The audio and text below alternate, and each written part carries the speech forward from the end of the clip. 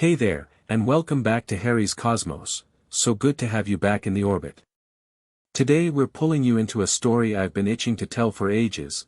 What if Harry Potter and Hermione Granger became the Black Heirs? Or what if where a dead man's will rewrites two young lives, a 600-year-old house decides who its family really is, and the war ahead gets fought with stars, signets, and stubborn love.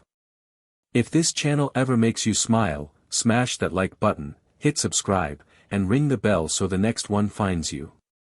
Grab a cup of something warm, settle in, let's begin. Chapter 1, The Reading of the Will. The owl came at breakfast, which was the wrong time for owls at number 4, Privet Drive. Harry heard Aunt Petunia's teacup clatter in its saucer before he saw the bird itself, a broad, ash-gray thing with a black ribbon tied around one leg. It circled the kitchen twice, as if judging the wallpaper, then landed on the toast rack with the kind of arrogance that only Gringotts owls had ever managed. Uncle Vernon, halfway through a sausage, made a noise that in a different life might have been a scream. "Get that creature, it's for me," Harry said, and he stood up before anyone could stop him. His hand shook a little when he untied the ribbon, not because he was afraid, but because the parchment was cold. Properly cold, like it had been kept somewhere deep. There was a black wax seal pressed into one corner, a shield quartered with stars and a great hound. He knew that crest. He had seen it above a door, on a tapestry, on a silver ring in a dead man's hand. He broke the seal. "Boy," Uncle Vernon said. "Quiet," Harry said, not loudly. Something in his voice made the kitchen very quiet indeed. "Mr. Potter, your presence is required at Gringotts Bank, London branch, at 11 o'clock on the morning of the 8th of July, for the reading and partial execution of the last will and testament of Sirius Orion Black, Lord of the most ancient and noble house of Black. Attendance is not optional. Transport shall be provided by a bank representative at the agreed hour. Do not arrive alone, your recognized magical guardian and any co-named beneficiary are compelled to attend with you. May your vaults remain full." Craignock, Inheritance Office, Gringotts. Harry read it twice. He read the third line, co-named beneficiary, a fourth time, very slowly, as if the words might rearrange themselves into something that hurt less or more. "Who's it from?" said Dudley, who had become briefly, cautiously, less awful since the Dementors on Magnolia Crescent. "My godfather's bank," Harry said, and the word godfather cracked in his mouth the way dry bread did. He folded the parchment along its original lines. "I need to go. Tomorrow. Early." Vernon's face went a shade of puce that Harry had grown fond of in a twisted way. "You will do nothing of the, I will," Harry said. There was a silence. Harry waited for it to fill up with shouting. It didn't. Vernon was looking at him as if he'd only just noticed something new about the shape of his nephew's jaw. It occurred to Harry, with a distant, surprised detachment, that he was holding a letter from a bank, and that the world outside this kitchen had been trying for weeks to tell him something he hadn't wanted to hear. Sirius was dead. The will had come. He was real, in it. "Fine," Vernon muttered. "Go. Don't come back with a tail or a trunk, or, I'll try not to," Harry said. The owl helped itself to a triangle of toast before it left. He wrote to Hermione that night because she was the only person he could bear to write to. He didn't tell her about the letter. He just said, "Come to the Leaky, 8 tomorrow morning, please, it's important, I'll explain when I see you."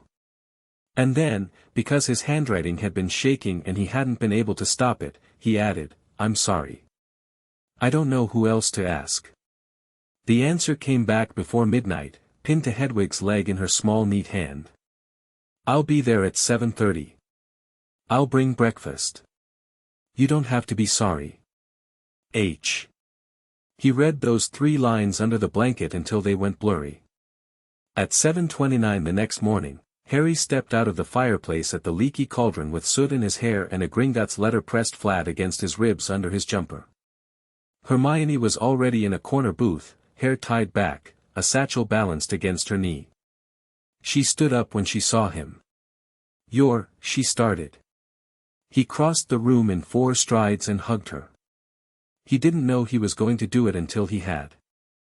She made a small noise of surprise, and then her arms came around his shoulders very tightly, and she didn't say anything for a long moment, and he didn't either. "I'm okay," he said finally, into her hair. I don't know what I am. Sorry. Stop apologizing." She didn't let go right away. "Sit down. Eat something." He sat. She slid a plate of toast and eggs across, and a cup of tea that she had clearly ordered 5 minutes before he arrived, because she had known he would be 5 minutes late. He ate 3 bites, remembered he had a letter in his jumper, and pulled it out. She read it with her head tilted, the way she read anything that was going to matter. By the end her mouth had opened a little. "Harry, the co-named bit," Harry said. "I know. It can't be Lupin, the letter would have gone to him first, they'd have said Guardian. It's, Sirius wrote his will after Christmas. He told me once he'd redone it. I didn't ask. I thought," he stopped. "I thought there'd be time." Hermione put the letter down and laid her fingers across its edge, very gently, as if it were an animal that might bite. "I got one too," she said. He stared at her. "Yesterday evening," she said. "I thought someone had made a mistake." She reached into her satchel and produced a twin of his parchment. Same black wax. Same words, but for the name at the top. "Miss Granger. I didn't write to you because I thought they'd realize and withdraw it, and I didn't want to." Her voice wavered once, because Hermione's voice almost never wavered and she hated it when it did. "I didn't want to give you another thing to be sad about." "Hermione. I know." He didn't reach across the table. She didn't reach across the table. They both, at exactly the same time, put their hands down flat and looked at each other over the toast and the letters. "Why would he?" Harry said, and stopped, because the answer had already arrived in his chest. "Because you were there," he thought. "Because at the Department of Mysteries you were the one who figured out the prophecy. Because he liked you. Because he thought if anything happened to him, I'd need someone." He wasn't going to say any of that out loud. He didn't have to. "All right," Hermione said, and she folded her letter back up. "We have," she glanced at the old clock above the bar, 3 hours and 6 minutes. "What do we know about black wills?" "Nothing." "I know less than nothing," Hermione said grimly. "Which is why I went to the wizarding section of Flourish and Blots last night and terrorized a clerk. I got 2 chapters into Pure Blood Inheritance, a practical guide, before I realized it was mostly a guide to being smug. But," and her eyes sharpened, and this was the look that he loved, actually loved, because it always meant he was about to stop being afraid of something, "but I learned that ancient and noble houses don't just leave money. They have a magical object called a signet, and he'd have had to name you as an heir, which is different from leaving you things in a will. You don't just get a vault. You get a name." "A name," Harry repeated. "The black name." "Assuming," Hermione hesitated. "Assuming the family magic accepts you." He sat very still. "That's a thing. That's a thing." She pulled a book out of her bag, which of course she had, and flipped it open to a page she had already marked. "The family magic is older than any one member. It recognizes blood, but it can also recognize intent. If the current head names you and ties you in properly before she took a small breath. Before he dies. Which he did. So. We'll see." Harry looked at his toast. He didn't feel hungry anymore. He felt, in fact, as if his insides were made of glass, and someone had just tapped the side of the jar to see what would happen. "Hermione." "Yes. I don't want to do this alone." "You won't," she said. Gringotts in summer smelled the way Gringotts always smelled, old metal, candle wax, and something underneath that was either dust or time. The line at the front counter was long. A goblin in a slate-gray coat met them at the doors instead, leaning on a silver-tipped cane. Heir Potter, he said. Heir Granger. Ian Craignock. Follow. Hermione's eyes flicked sideways at Harry on Heir and did a small acrobatic thing at Heir Granger. They followed Craignock past the main floor, down a corridor Harry had never been aware of, along a hallway lit by braziers that burned without smoke. At the end was a door with a shield carved into it, the same shield as the wax seal. Craignock touched the pommel of his cane to the lock. The door opened with a hiss, like a breath held too long and finally let go. The room beyond was round. The ceiling was high and domed, and it was painted, or enchanted, Harry couldn't tell, with a night sky that moved. Constellations turned slowly above their heads, Orion, Cassiopeia, Draco, Cygnus, Andromeda, and, right over the center, the dog star Sirius, bright and steady. There was a circular table of black stone in the middle of the room. 3 people were already seated. Remus Lupin was one of them, shabbier than Harry remembered, hollower around the eyes, his hands folded very carefully, as if he'd been holding them still for a long time. Next to him was a tall witch in a plain black robe with pale blonde hair pulled back from a narrow face. Narcissa Malfoy. Hermione's hand found Harry's wrist under the edge of the table and squeezed. Harry squeezed back. The third figure was a goblin even older than Craignock, seated at the head of the table. He inclined his head when they entered. Harry, Lupin said, quietly, and stood. He looked at Harry and his mouth tried to do several things at once. In the end he just rested a hand briefly on Harry's shoulder. You all right? Mostly. Good. Lupin's eyes went to Hermione. And you? Of course you. Of course her, Harry echoed, and Hermione almost laughed, which was a small victory Harry tucked away to look at later. The old goblin rapped a gavel of bone against the black stone. The hour has come, he said. Be seated. We proceed. They sat. Harry found himself across from Narcissa, which felt, instantly, like being across a river from something predatory and polite. She held his gaze for exactly the count of 3, and then inclined her head the precise width of a coin's edge. You are young, she said. You're observant, Harry said, and beside him Hermione made a small, delighted sound that she immediately suppressed. The goblin, the old one, who introduced himself as Ragnarok the Elder, keeper of inheritances, laid a scroll on the table. It unrolled itself. It was long. It kept unrolling.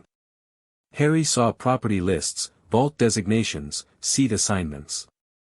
At the top were 4 words in a thick, reckless hand, and those 4 words were all that mattered. Sirius Orion Black. Will you hear the will? Ragnarok asked. Yes, Harry said. Narcissa said nothing at all.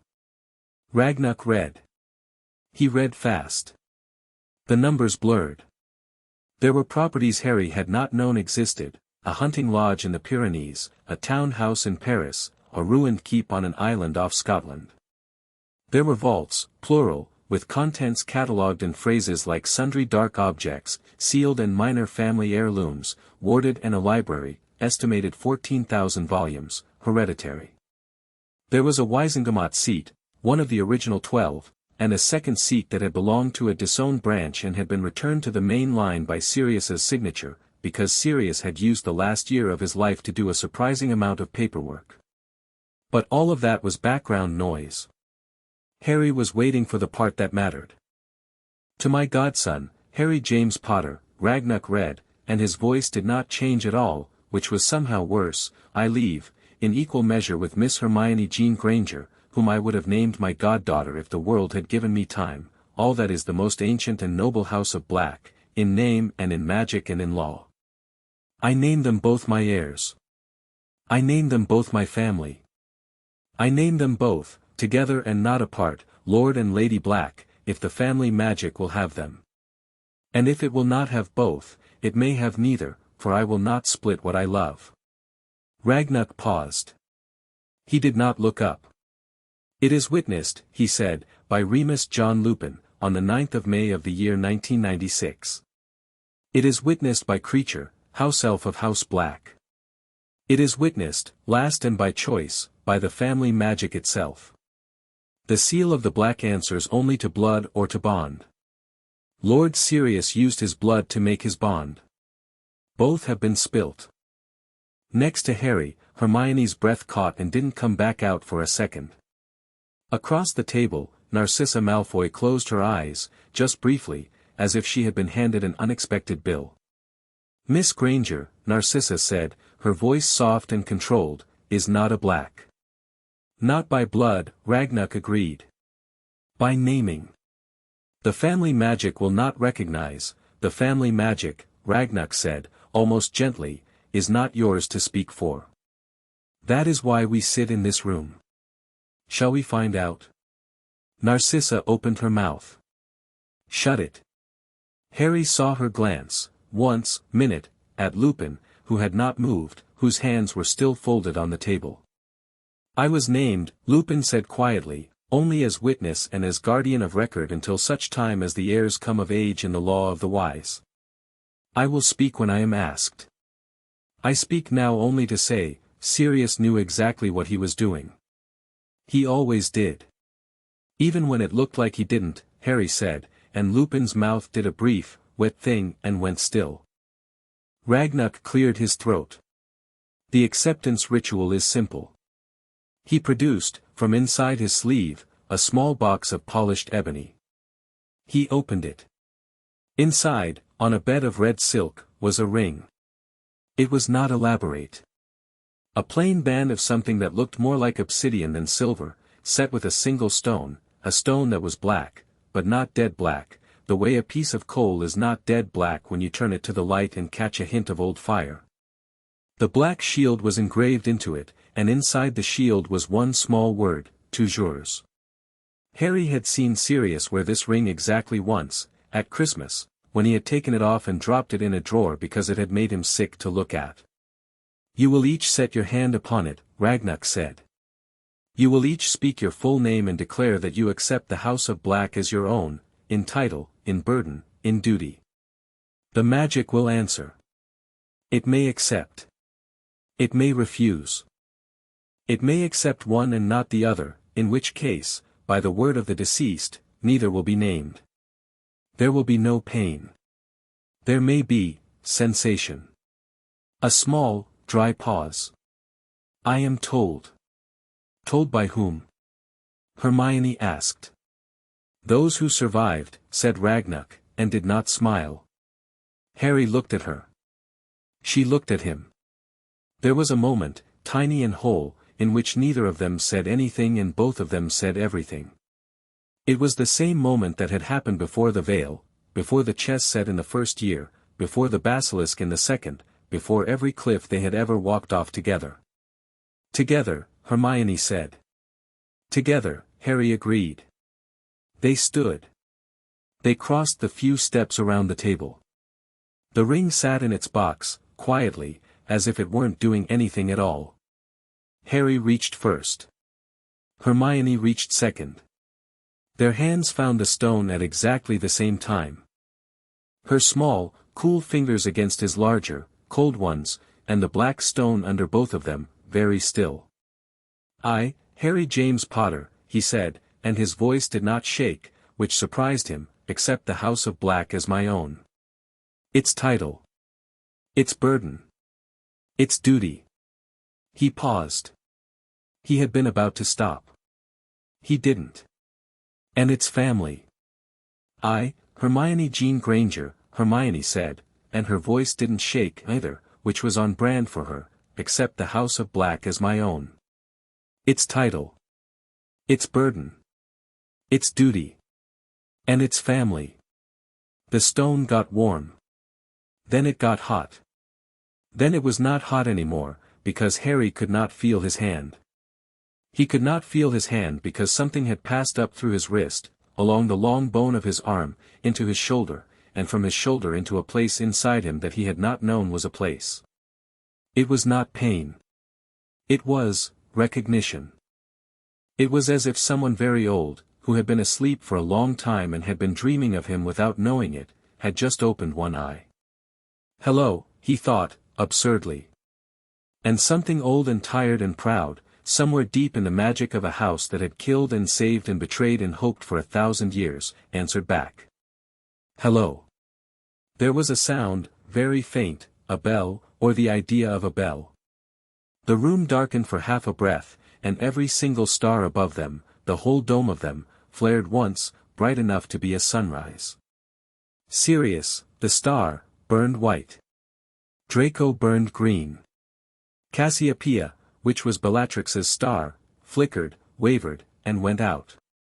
Narcissa Malfoy made a small, sharp sound like someone who had been stabbed and was trying not to say so. Above them, Andromeda, which was not a coincidence, lit, steady and clear.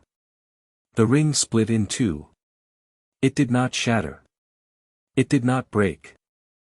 It simply, cleanly, produced a second version of itself, and where the first was a plain black band, the second was the same band with a thin thread of white running through it, like a vein of silver marking a choice. One fell softly onto Harry's palm. The other fell onto Hermione's. They were warm. They were, Harry realized, fitted, as if they had measured the bones of his hand while he was standing there, which, knowing black family magic, they probably had. Acceptance, Ragnarok said, without inflection. Both. Hermione said, distantly, oh. Harry said, yes.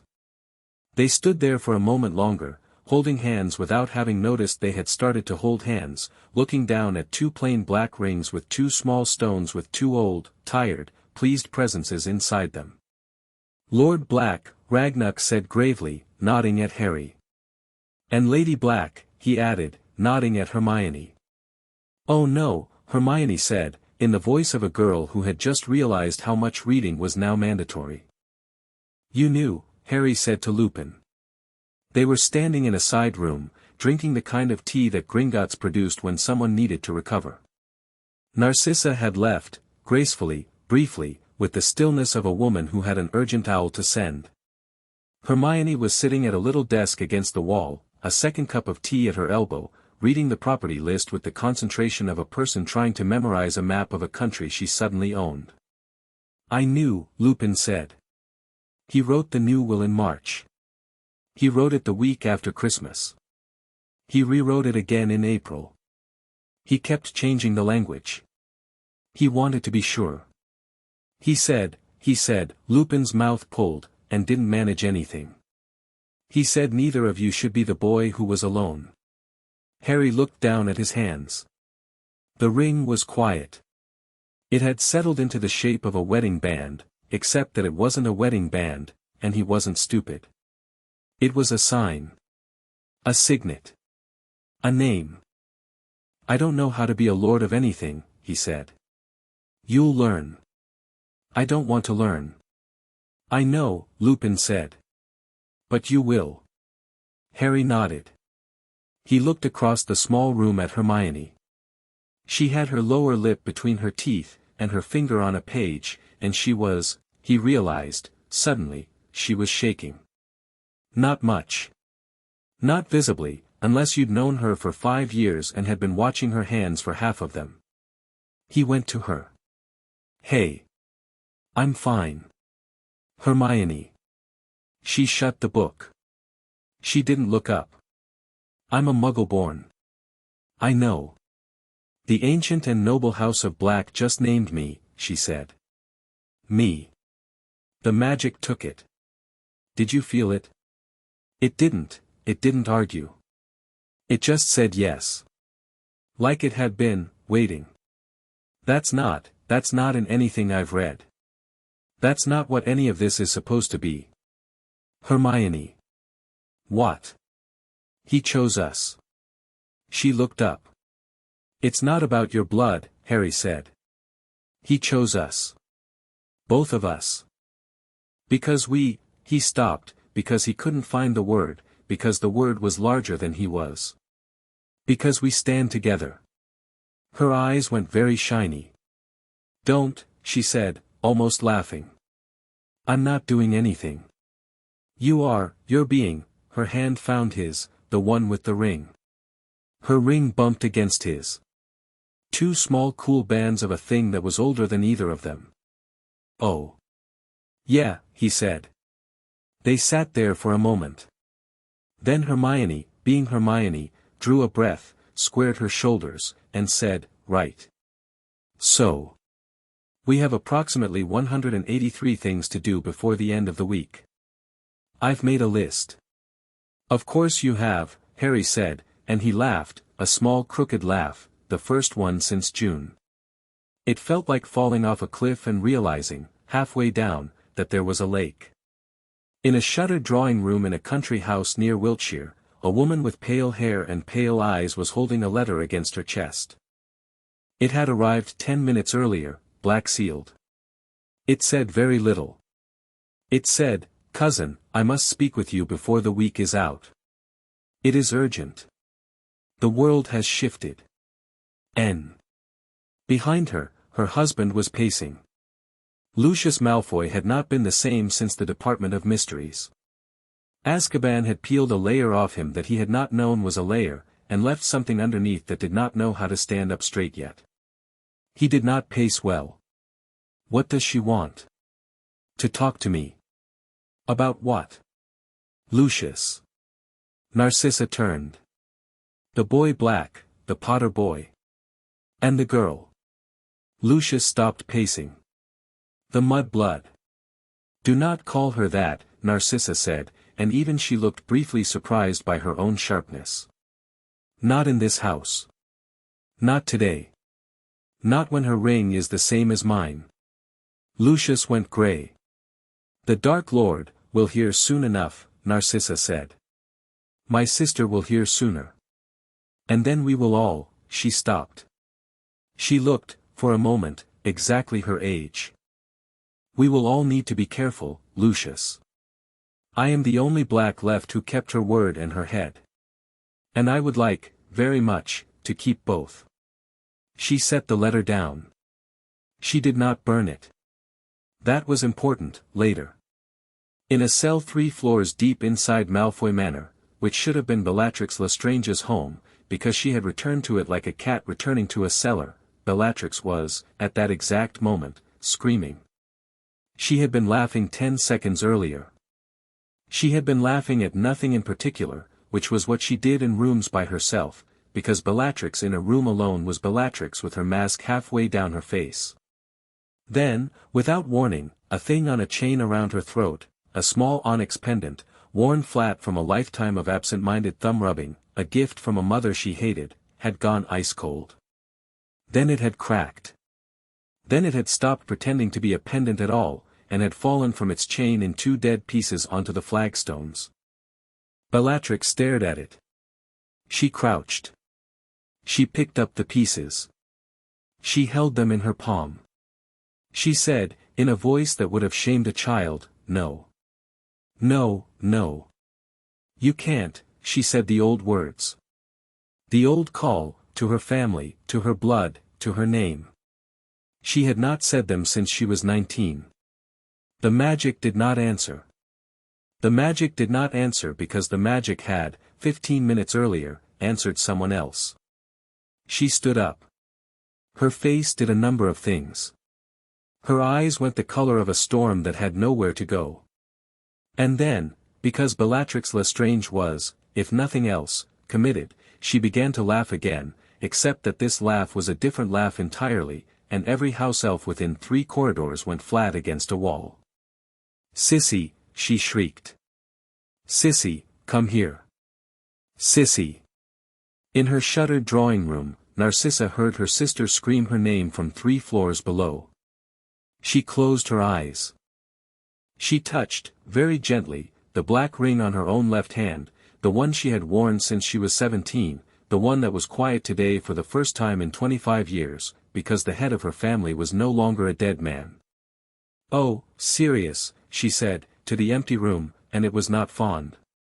It was something more complicated. "You absolute," she went to see what Bella wanted. They got Hermione's parents in a room at the Leaky by 6 that evening. Lupin had insisted. "You can't just come home with a ring and announce a family," he'd said, more gently than he might have. Your parents deserve to hear it from you. Both of you.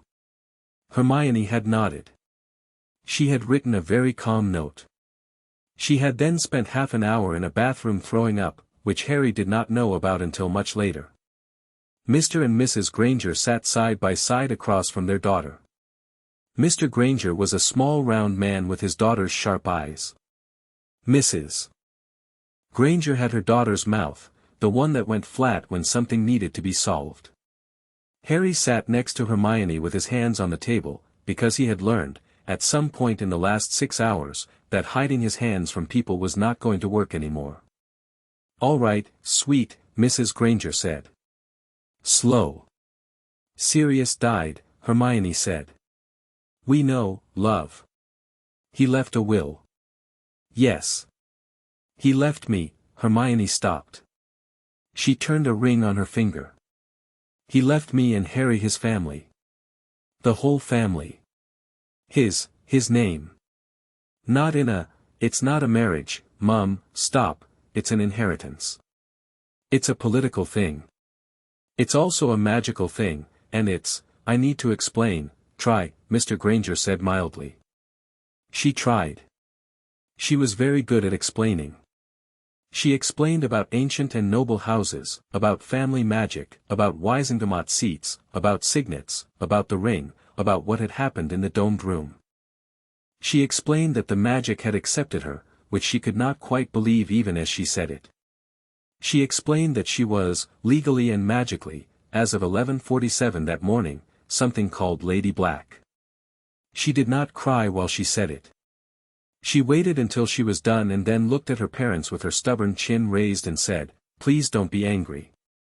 Mrs. Granger was quiet for a long moment. Then she reached across the table. She took her daughter's hand. She turned it over. She looked at the ring. "Hermione," she said. "Darling. When you were 7 you told us you were going to be the first person to map the inside of a dragon. When you were 9 you explained to your father the exact way the Treaty of Versailles had been a bad idea. When you were 11 a letter came on an owl and we said yes. Do you remember?" "Yes." "Do you remember what we said?" "You said you were proud of me. We said you were ours no matter whose world you walked into." Mrs. Granger smiled, and the smile was wet, but it held. "You are a little bit terrifying, Hermione Jean. You always have been. If a noble house of wizards wants to name you its lady, the only question in my head is whether they have any idea what they've got." "They don't," Harry said, and then flushed. "Sorry. They don't." Mrs. Granger looked at him. She looked at him for a long time, and he had the sense of being weighed by someone who was very good at it.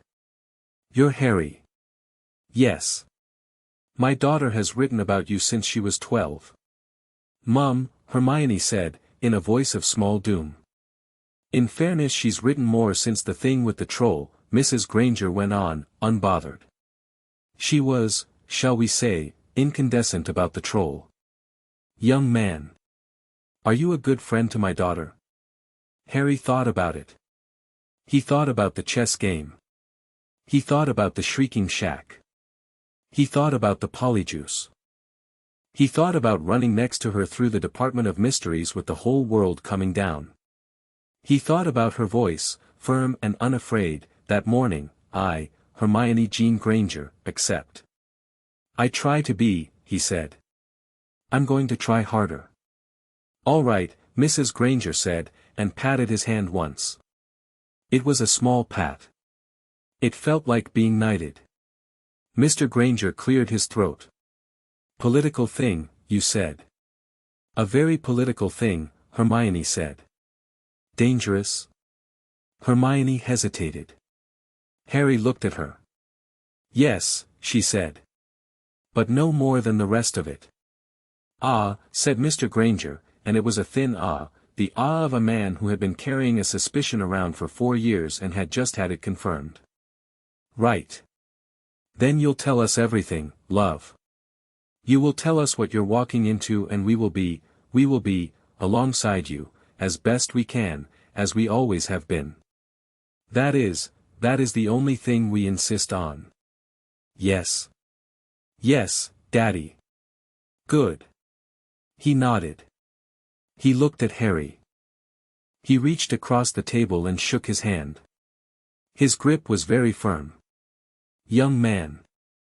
If she is, as my wife is suggesting, a sort of lady now, I trust you to not let anyone, including yourself, be stupid about her.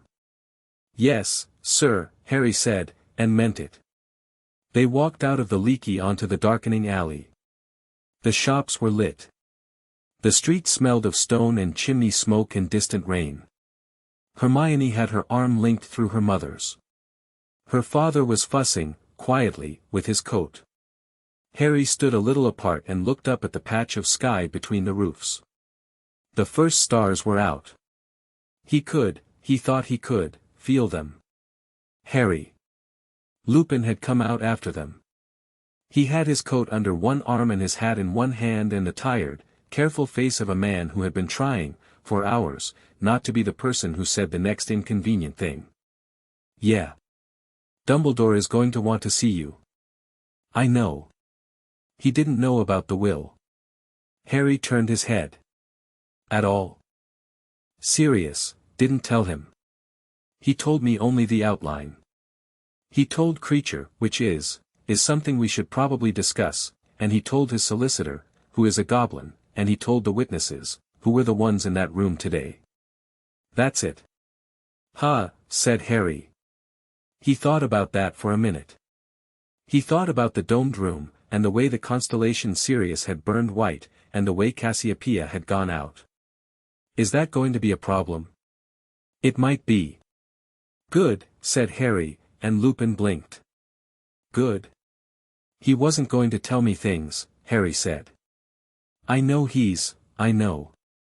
I know all the reasons. But Sirius gave me a thing he didn't give Dumbledore. That's fine. That's good. He looked at Lupin. Will you come to Grimmauld with us tomorrow? Hermione's parents are going to stay at the Leaky for a day or two, and I want to see the house properly. Not as a visitor. As the whatever I am. Lord of it, Lupin said. Don't. Get used to it, Harry. Remus. Lupin almost smiled. It was almost a smile, for the first time in weeks. I'll come. Good. And Harry, yeah. The thing about family magic. Lupin's voice dropped. It's not just a ring and a signet. You felt something today. Both of you. That's going to keep happening. The house knows you, now. The house will protect you. But the house also, it has memories. It has habits. It has a list of enemies going back 600 years. It doesn't know they're old. It thinks today is still the year of the Duel of the Three Oaks. You'll feel it. Things will tug. Stay together. Do you hear me? He looked between them. Whatever the house throws at you, whatever the name throws at you, stay together. Sirius built the will that way for a reason. We know, Hermione said, coming back up the street with her mother at her elbow, having heard the last of it. We'll stay together. Always, Harry said, without having meant to say it, and the ring on his finger went warm, very briefly, as if it had overheard him and approved. Above them, between two chimney pots, the dog star winked. That night, under the roof of the leaky cauldron, Harry lay awake in a small clean room and stared at the ceiling. The ring, on his finger, pulsed once. Twice. Like a heart that was not his but had decided, for reasons of its own, to beat in the same room as his. Through the wall, he could hear, faintly, because she always sat up late, Hermione turning a page. He smiled in the dark.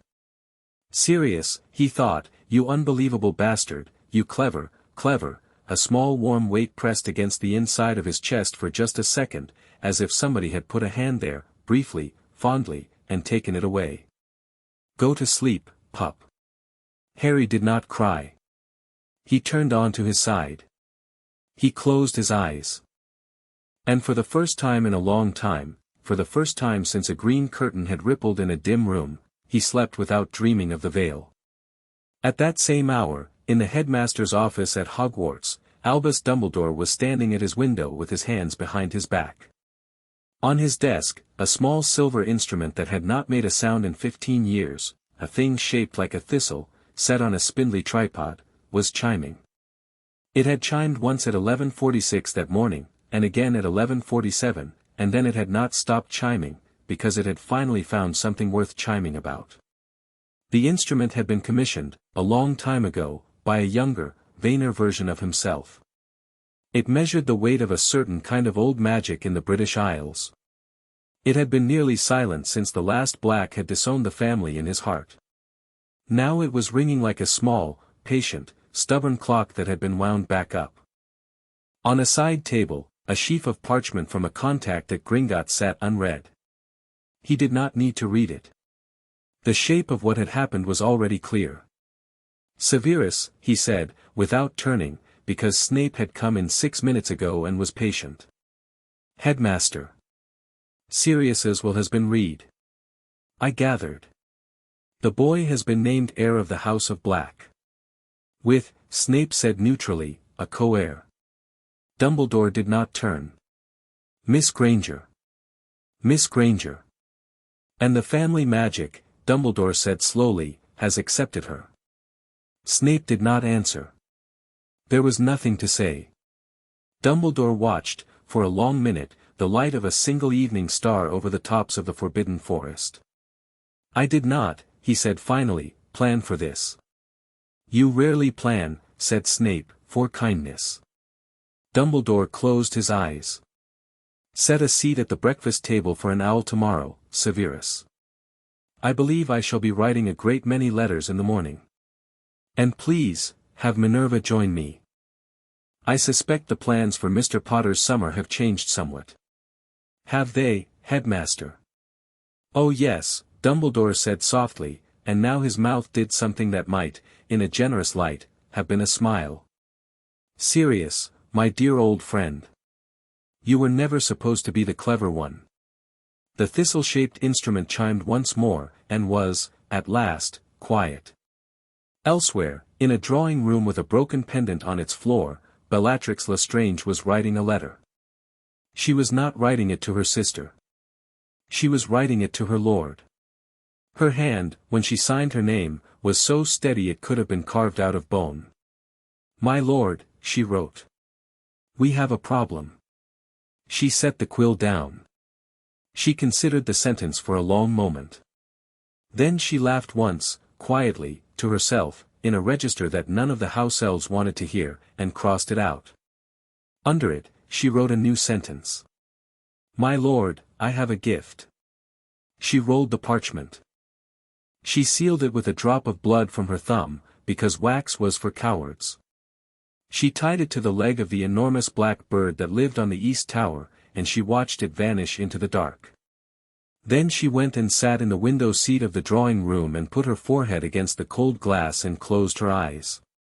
Because there was, under all the hate, a very quiet small thing that no one had heard in 20 years, not even her, and that very quiet small thing had, for a moment, at 11:47 that morning, understood that it had been disowned by something that had, until today, still belonged to it. She pressed her palm to the glass. Cousin, she whispered, to a man who was dead. Cousin. What have you done? Somewhere out in the night, a star winked at her, and did not answer. In a small clean room above the leaky cauldron, at 1 in the morning, a 16-year-old girl got out of her bed very quietly so as not to wake her parents in the next room. She padded across the floor on bare feet. She tapped, twice, very softly, on the wall. A moment later, from the other side, 2 soft taps came back. She smiled. She put her hand flat against the plaster. She felt, through it, very faintly, the pulse of a ring that was not on her hand but was close enough that the house magic of an old pub in an old alley could feel both of them sing to each other through a plaster wall. Together, she whispered, to a boy she could not see. Together, the boy said back, from his side, and neither of them could have heard it with ears, but both of them heard it. In her bed, Hermione lay down again, and put her hand on her chest, and waited until her heart slowed down. In his bed, Harry stared at the ceiling, and said, to no one, and to everyone he had ever loved, "All right," he said. "All right. Let's do this." The ring pulsed on his finger, once, in perfect time with something beating on the other side of a plaster wall, and a third beat, smaller and further away, that came from somewhere Harry could not quite place, as if a third person had stood up in the dark, somewhere in the country, and turned to face him. Maybe Narcissa. Maybe the old house on Grimmauld Place, which was, he understood now, waiting for him. Maybe a portrait somewhere. Maybe just the stars. Whatever it was, it answered. That was the thing.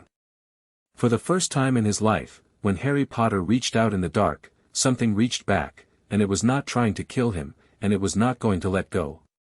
He slept. In the morning, there would be lawyers. There would be Dumbledore. There would be a house that hated everyone and would have to be taught otherwise. There would be a skinny old elf who had changed hands. There would be, eventually, a war. But that was tomorrow. Tonight there was a ring, and a girl through a wall, and a sky full of ancestors who had finally, chosen right. Chapter 1 End. Chapter 2, Number 12, Restored. They arrived at Grimmauld Place at 10 in the morning, which was, as it turned out, the wrong time to arrive at a house that had only ever known guests after dark. Lupin cracked in first, one of the handful of people alive who still knew how the Fidelius on number 12 was supposed to shake hands with a visitor.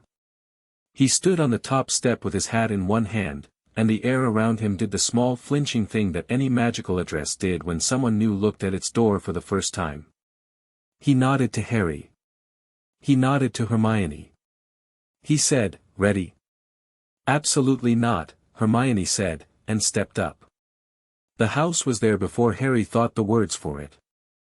It rose between the houses on either side the way a guilty cough rose out of a closed mouth, not so much appearing as arriving, stone and brick and the same dingy black paint on the door, the silver serpent knocker, the 12 scraped into the door like a dare. The ring on his finger went cold. Then very warm. "Hello, you," he said, to a house. The house, oddly, seemed to hear him. "It knows you," Lupin murmured. "I know," Harry said, because he did.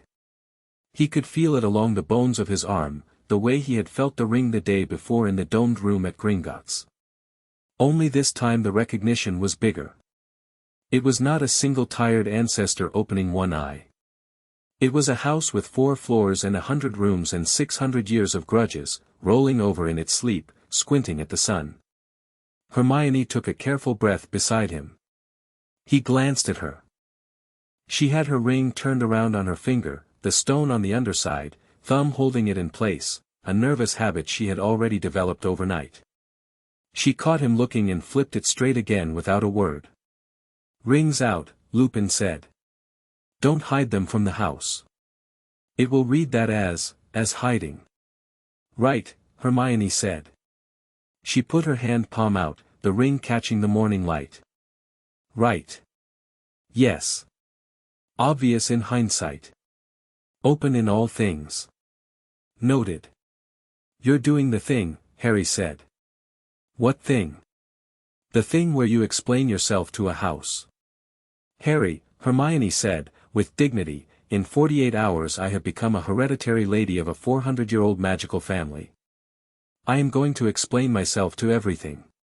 He grinned, briefly, and pushed the door. It opened without being touched. The hall was dim. It had always been dim, and it had always smelled of mildew and dust, and Harry had half expected the troll's leg umbrella stand to still be there, listing sideways where it had last fallen. But the air was different now, not cleaner, but attentive. Somewhere deep in the walls he could hear, very faintly, the small copper wire chime of old wards reorganizing themselves around 2 new presences. Mrs. Black's portrait's curtains were closed. That alone was a thing. In Harry's memory, those curtains had never been closed, not without an argument and a wand. That's new, Lupin said. She's afraid, Harry said, before he had thought about it. Hermione looked at him sharply. Afraid of what? Us, Harry said. He was watching the curtains. They were not moving. They were being held shut by something that was older than the portrait. The curtains twitched once, a polite, careful twitch, as if a person behind a door were clearing their throat. Come out, please, Harry said, and Lupin made a small alarmed noise. The curtains slid open. Walburga Black was not screaming. She was standing in her frame, hands folded at her waist, chin up. She was, Harry noticed, smaller than he remembered. Her painted eyes were the color of wet slate. Her mouth had been, in the past, a thing of permanent snarl. Today her mouth was simply, closed. Lord Black, she said. Harry blinked. Yes. And, Walburga said, after a pause that Harry suspected had cost her her whole morning, Lady Black. Hermione, to her credit, didn't flinch. Madam. Said Walburga. There was a long, cool silence. The portrait's painted hand moved, once, and smoothed an imaginary crease in her painted skirt. You will forgive me, Walburga said, if I reserve judgment until I have seen what you do. I have been disappointed before. Her eyes cut, briefly, to Lupin. Often. I'm sure, Harry said. I presume you have come to take possession. I've come to live here for the summer. And to learn it. He hesitated. And probably to change some of it. Change what? I don't know yet. Walburga studied him. Then she studied Hermione, for longer, and with a weight that made the portrait frame creak slightly. You are a Muggle-born. Yes. And yet the ring. Yes. Walburga's mouth did a thing that a more generous woman would have called a smile. Sirius. My idiot son. My, her voice caught, just once, and she mastered it before it could become anything human. My boy. Always did have a flair for the dramatic. She looked at Harry. You did not know him long. No. A pity. Yes. Do you love my house, Lord Black? Not yet. Excellent answer, Walburga said, and the curtains slid shut on their own, quietly, the way a door is closed in the house of a grown-up who is sparing you her feelings. Lupin was staring. What? Harry said. Nothing, said Lupin, in the voice of a man who had just watched his best friend's ghost win a posthumous argument. Creature came up from the kitchen 5 minutes later, clutching a small brass kettle as if it were a shield. He had never, in Harry's memory, come up from the kitchen. He had always been lured out of it like a stubborn rat from a hole, by shouting or by schedule. Today he emerged under his own power, kettle first, and stopped at the foot of the stairs and stared up at them as if they were a bad weather front. Master, Creature said. Hi, Creature, Harry said, and caught himself too late. Creature's face did a complicated thing. His ears, which Harry had not known could make expressions, did several things also. Master says, hi, to Creature, Creature said, experimentally, as if testing the sentence for poison. It did not explode. He set the kettle down with great care, as if it might. Creature, Harry said, this is Hermione. She's Lady Black. We, he looked at Hermione, who gave him the tiniest nod. We'd like your help this summer. Creature looked at Hermione. Hermione looked at Creature. Harry braced. The mud-blood, Creature began. No, Harry said, without heat, but with finality. Creature stopped. You don't call her that, Harry said. In this house or any house. I am asking you. Lord Black is asking you. Not to punish you. Just to, not. Creature looked down at his small bony hands. He worked his jaw. He looked, for a second, as if he had forgotten where to put his own face. It occurred to Harry, with a small and uncomfortable lurch, that Creature had not been asked to do anything, for anyone, in longer than Creature could probably remember. He had been ordered. He had been shouted at. He had been hexed. He had been ignored. He had not been asked. Creature bowed. It was a small, stiff, strange bow. Creature will call her lady, Creature said, and it came out almost gentle. Hermione made a small sound, barely a sound, that Harry recognized as the sound she made when she was trying very hard not to react to something that had surprised her emotionally. She recovered instantly. Creature, she said, and she knelt, actually knelt, on the dusty floor, so that her eyes were on a level with his. My friend Dobby at school talks about you sometimes. Creature does not know a Dobby. He knew your old mistress. He remembers her. He says you are the steadiest elf he ever met. Creature's whole face twitched. Steady, he repeated, cautiously. Steady, Hermione said. I don't need you to like me. I don't need you to be proud of me. But I am going to ask you to be steady for the next little while, because this house is full of things that are going to try to confuse us, and you know more of them than anyone. Will you help me? Will you help us? Creature looked at her for a long time. His eyes, which Harry had always thought of as small hot coals, were doing something that Harry was not prepared for. They were blinking. A lot. Lady, he said. Yes, lady. He bowed again. This time the bow did not creak. He picked up the kettle. He went to make tea. Hermione, still on her knees, put her forehead briefly on Harry's shoulder and said, so softly only he could hear it, I love him. I love him immediately. Stop me. I'll adopt him. Later, Harry said, and his voice, to his slight horror, shook once with a laugh. They did not explore the whole house that morning. There was no universe in which they would have exploited the whole house that morning. You did not simply walk into a building that had spent 18 months trying to pickle a teenager who slept in it, who spat doxies at you out of velvet curtains, who hid scrolls in dresser drawers that turned into cobras, and say right, let's crack it open. They took the drawing room first. Because Sirius had taught Harry that if you were going to take anything back from this house, you took the drawing room, because the drawing room was the house's best lie. They opened the curtains. The sun came in a long bar of gold and lit up an entire autumn's worth of dust. Hermione sneezed, loudly, twice, and said, with deep satisfaction, right. They moved the chairs. They stacked what Harry immediately named the sins, a china horse with a swastika drawn on its belly in ink, a silver teapot shaped like a crouching goblin, a framed embroidery declaring my word as black, on a table in the corner, under a dust sheet, to be evaluated later, because triage, Hermione said sternly, was a thing. They did not yet touch the tapestry. The tapestry hung on the far wall, enormous and dim, the black family tree. Harry had, last summer, found Sirius's own name on it burnt into a neat round hole. He did not want to see it today. There would be a better day. They took down a cursed mirror. They threw a box of teething rings into the fireplace. Creature had, unprompted, identified them as cursed, and actually said the word cursed with a little growl, which was something Harry filed away as a data point about Creature's morality. They opened a desk drawer and a dead beetle the size of a cat tried to crawl out. Hermione killed it with an incendio that she did not apologize for.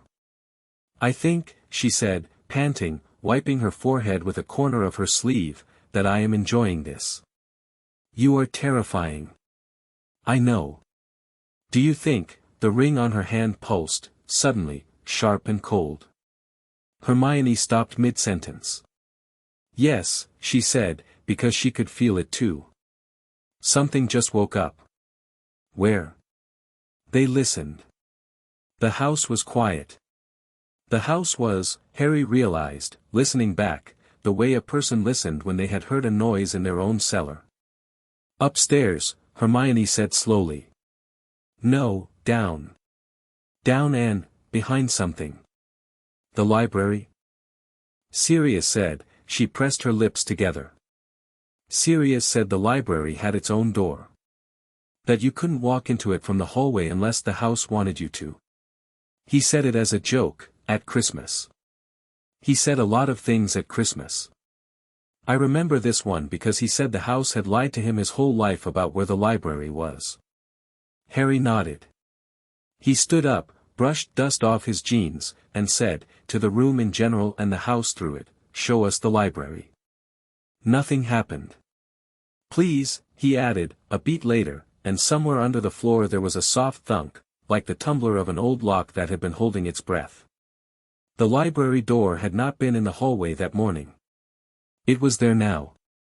It was at the end of the first-floor corridor, between a portrait of a scowling wizard in a red velvet robe and a small marble-topped table that Harry was almost sure had been a desk when they came upstairs. The door was plain oak. Its handle was worn. There was no sign. There was no plaque. The wood had a little round dent at shoulder height, where a hand had, over centuries, pressed to push it open. Ready? Hermione whispered. Yeah. They pushed. Harry had been in the library at Hogwarts. The library at Hogwarts was a cathedral of books, long and tall and wide, a place designed to impress and to humble. The Black Family Library was not designed to impress. The Black Family Library was designed to hoard. The room went down. Not up.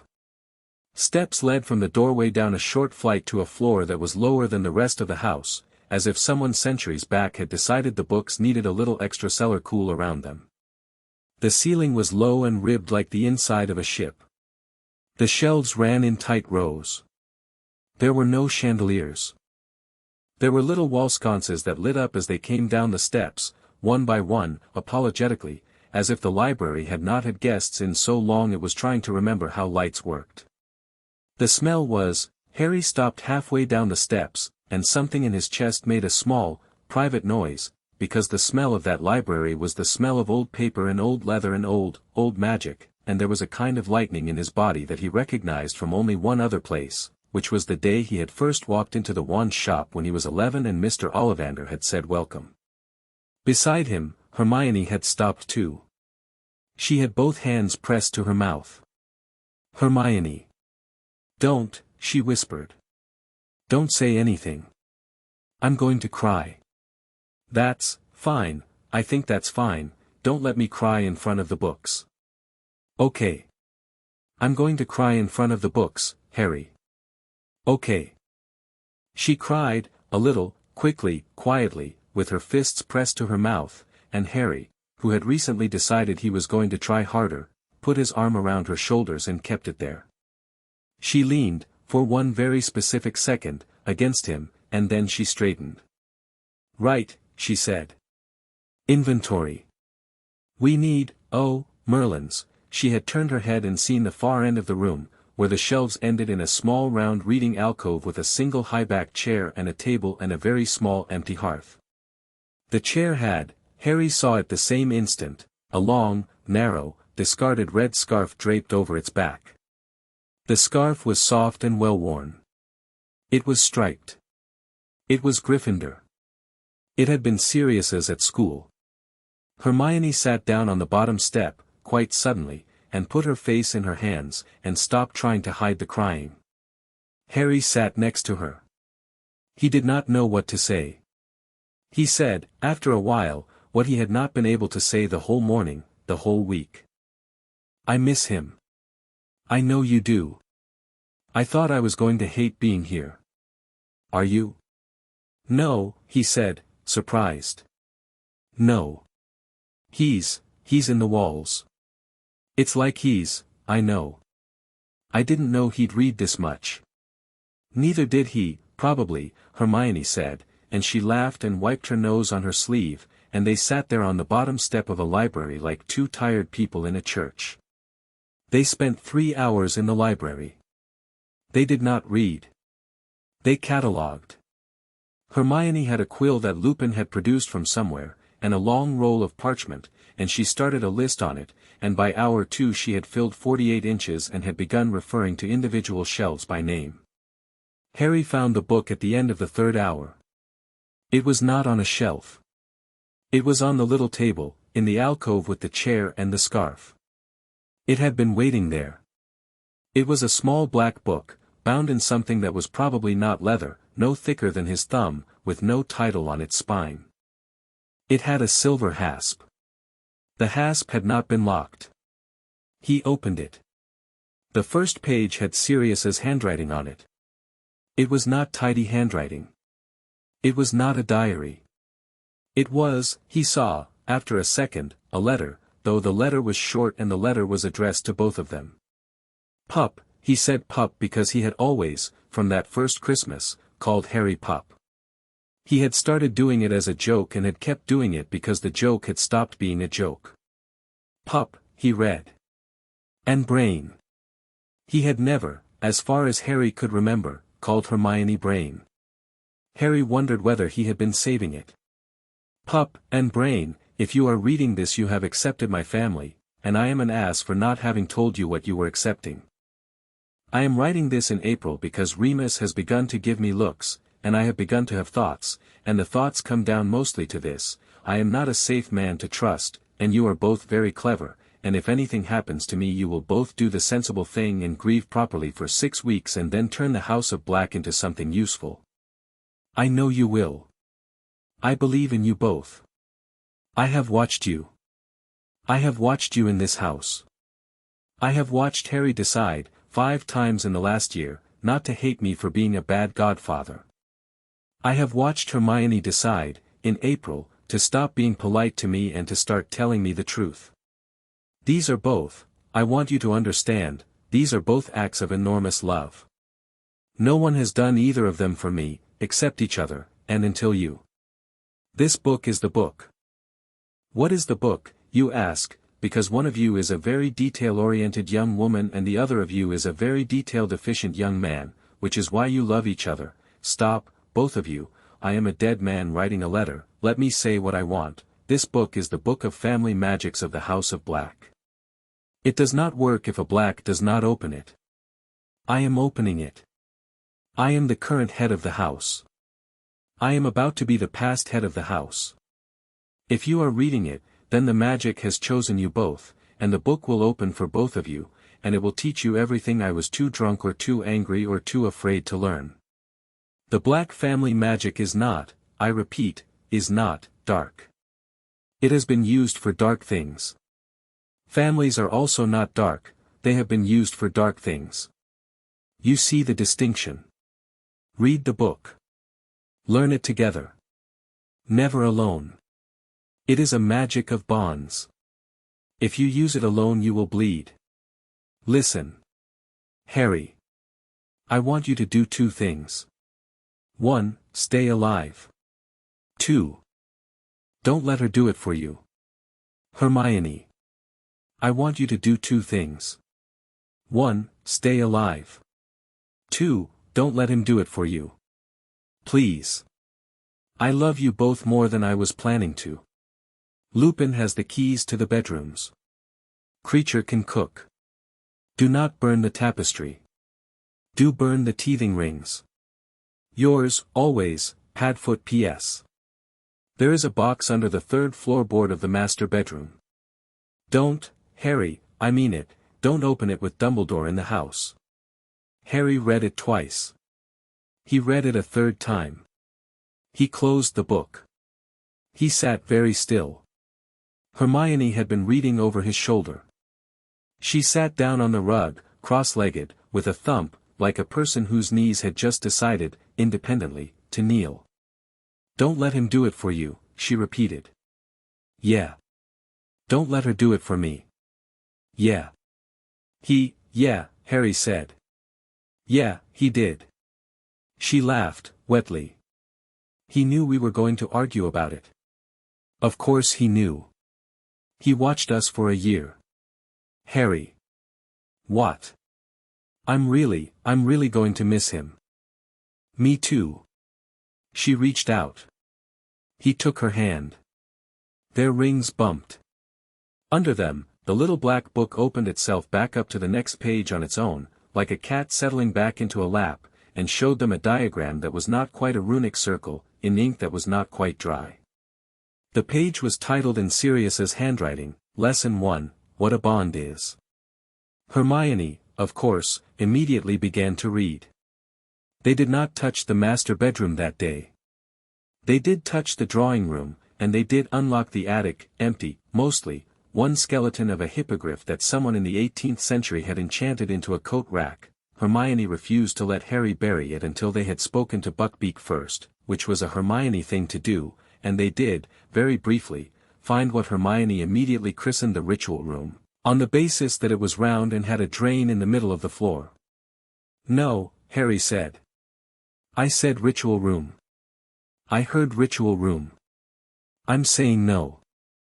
We don't have to, we're going to have to. Yes, she said. But not today. Good. He closed the door. He closed it firmly. Somewhere in the walls, he felt, not approval exactly, but something like a dog settling down to wait. Lupin stayed until dinner. He made them all egg sandwiches, which he did with great concentration, like a man performing a ritual of his own. He asked, at the end of the meal, has it told you things yet? The house? Harry said. The house. Harry considered. It's not telling me things so much as showing me where it put them. Lupin nodded slowly. That's how it starts. How does it finish? I don't know, Lupin said, honestly, and took a long drink of tea. Nobody since Arcturus Black has carried both the signet and the family magic properly. And Arcturus was not a talker. Arcturus. Your great-great-great-uncle, or something in that neighborhood, said Lupin, to Hermione, in the soft deadpan of a man who knew very well he was being cheeky. Hermione closed her eyes and pressed her knuckles against her forehead. I have a great-great-great-uncle, she said, to the table. Lots of them, Harry said, helpfully. Harry. Some of them were horrible. I know. We inherited, horrible people. I know. We inherited a house that has at least 3 rooms I don't want to name. I know. We inherited a signet that lets us sit in the Wisengamot, Lupin supplied. Wisengamot. We inherited votes, Harry. We inherited votes. In a government. That has been, yes, said Harry, quietly. Yes, Hermione. Is this not insane? We're being exactly what he wanted us to be, Harry said. Which is, terrified. In charge. Together. She stared at him. She was, he noticed with some distant part of his brain, very beautiful when she was terrified, which was an unhelpful thing to think, but there it was. Okay, she said. Okay. Okay. Dumbledore came at 4 o'clock. He did not knock. He did not need to. The Fidelius let him past because Sirius, 4 years earlier, had signed the thing over as a co-secret keeper, and Dumbledore, not having been taken off that list by the new Lord Black, was still one of the 7 people in the world who could think his way up the steps. He was standing in the drawing room when Harry came down from the bathroom, hair still wet at the ends. He was, Harry noticed with a cold small lurch that was new to him, standing where Sirius had liked to stand, not exactly in his place, but close enough that the house knew. The house was making a small, unhappy, almost subvocal noise around the baseboards. Creature, somewhere, was growling. This was the first time Harry had ever heard Creature growl. Professor. Harry. Sir, I shan't stay long. Dumbledore did not turn. He was looking at the tapestry. I saw an owl from Amelia. I thought I would come and see the house. To congratulate you. And he hesitated. His voice, Harry noticed, was doing a thing it did not usually do, it was choosing its words. And to apologize, Harry, if I may. Harry had been expecting many things. He had not been expecting that. Sir. I did not know about the will. Dumbledore turned now. He looked old. He looked old in a way that Harry had not quite seen, except perhaps on the night after the Department of Mysteries, when he had sat in his office and told Harry things that had broken both of them a little. Sirius did not speak of it to me.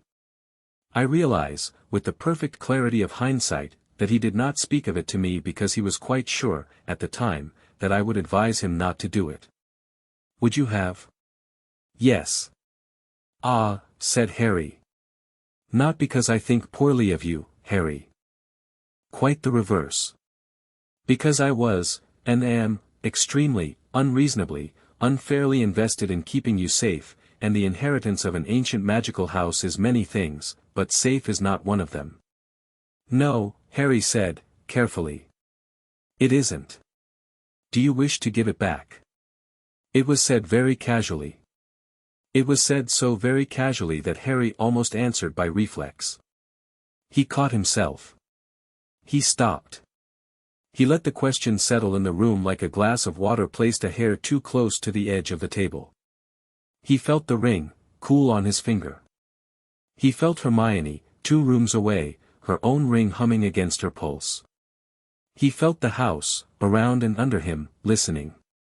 No, he said. No, sir. Dumbledore's old blue eyes did not change. He only nodded, once, as if he had been expecting exactly that answer and had needed, for his own sake, to ask it anyway. Then I shall support you, he said. Sir. I shall support you, Harry. Both of you. I shall not manage you. I cannot. He smiled, very briefly, and it was a real smile, though small. The family magic of the House of Black is not mine to manage. I would only add one thing, if I may. Sir. Do not let them divide you from Miss Granger. The House of Black has always fallen when it was alone. Never when it was two. I know, Harry said. I see you do. He stood there for another moment. Then, with great gentleness, he reached out and laid his fingertips, just his fingertips, briefly, on Harry's shoulder. It was a grandfather's touch. It was, Harry realized, with a lurch, the first time Dumbledore had ever touched him on purpose. Ever. In 5 years. I am sorry, Dumbledore said. About Sirius. I know, sir. I am very sorry, Harry, about a great many things. I know. Dumbledore's hand left his shoulder. He inclined his head to Hermione, who had come down the stairs halfway through and was standing, silently, against the wall. Lady Black. Professor. Summer studies? Yes, sir. I will not ask what they are. His eyes twinkled, just once. But I will send you a list, if I may, of certain titles in my own library that I believe would complement. Some of them are on matters that an ordinary bookseller would not handle. Please do, Hermione said. Good day, said Dumbledore, and the house opened the door for him with, Harry was quite sure of this, a very slightly excessive bang. They stood there for a minute after he left. He's afraid of us, Hermione said, thoughtfully. No, Harry said. He's afraid for us. Which is different. A little. A lot, said Harry, and she looked at him, and they did not say any more, because they didn't have to. That night, because Hermione was Hermione, they did the first lesson. The book was on the floor between them in the ritual room. Hermione had conceded, Harry had conceded, it was the right room. The drain in the middle of the floor, Sirius's book had noted matter-of-factly, was not for blood but for candle wax. Some of the older rituals used a great deal of candle wax. Good to know. File away. Move on.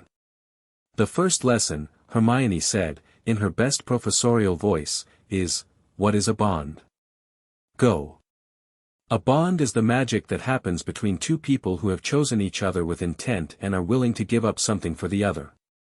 The black family magic is a magic of bonds. Historically, it has been used in 3 ways.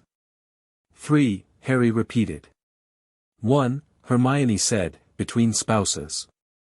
2, between parent and child, when the parent has chosen the child deliberately, which is why adopted children of the House of Black often had the same rights as blood children.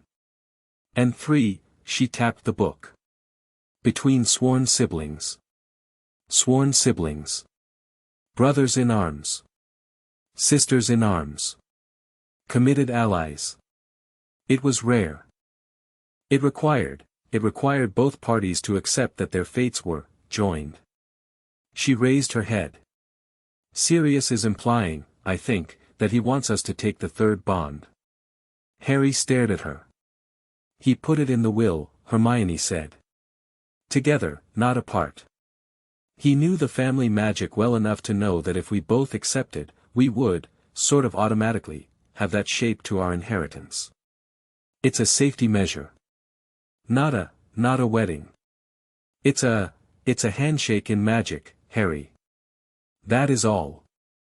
Okay, Harry said. She looked at him. Is it? Is what? Okay.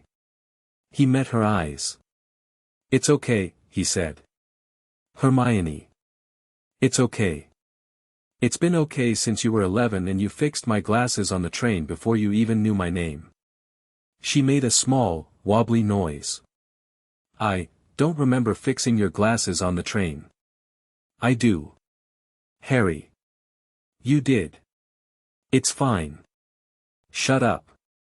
Read the ritual. She read the ritual. It was very small. It was a single phrase that had to be said by both of them, simultaneously, with their hands clasped around one another's wrists. It was not complicated.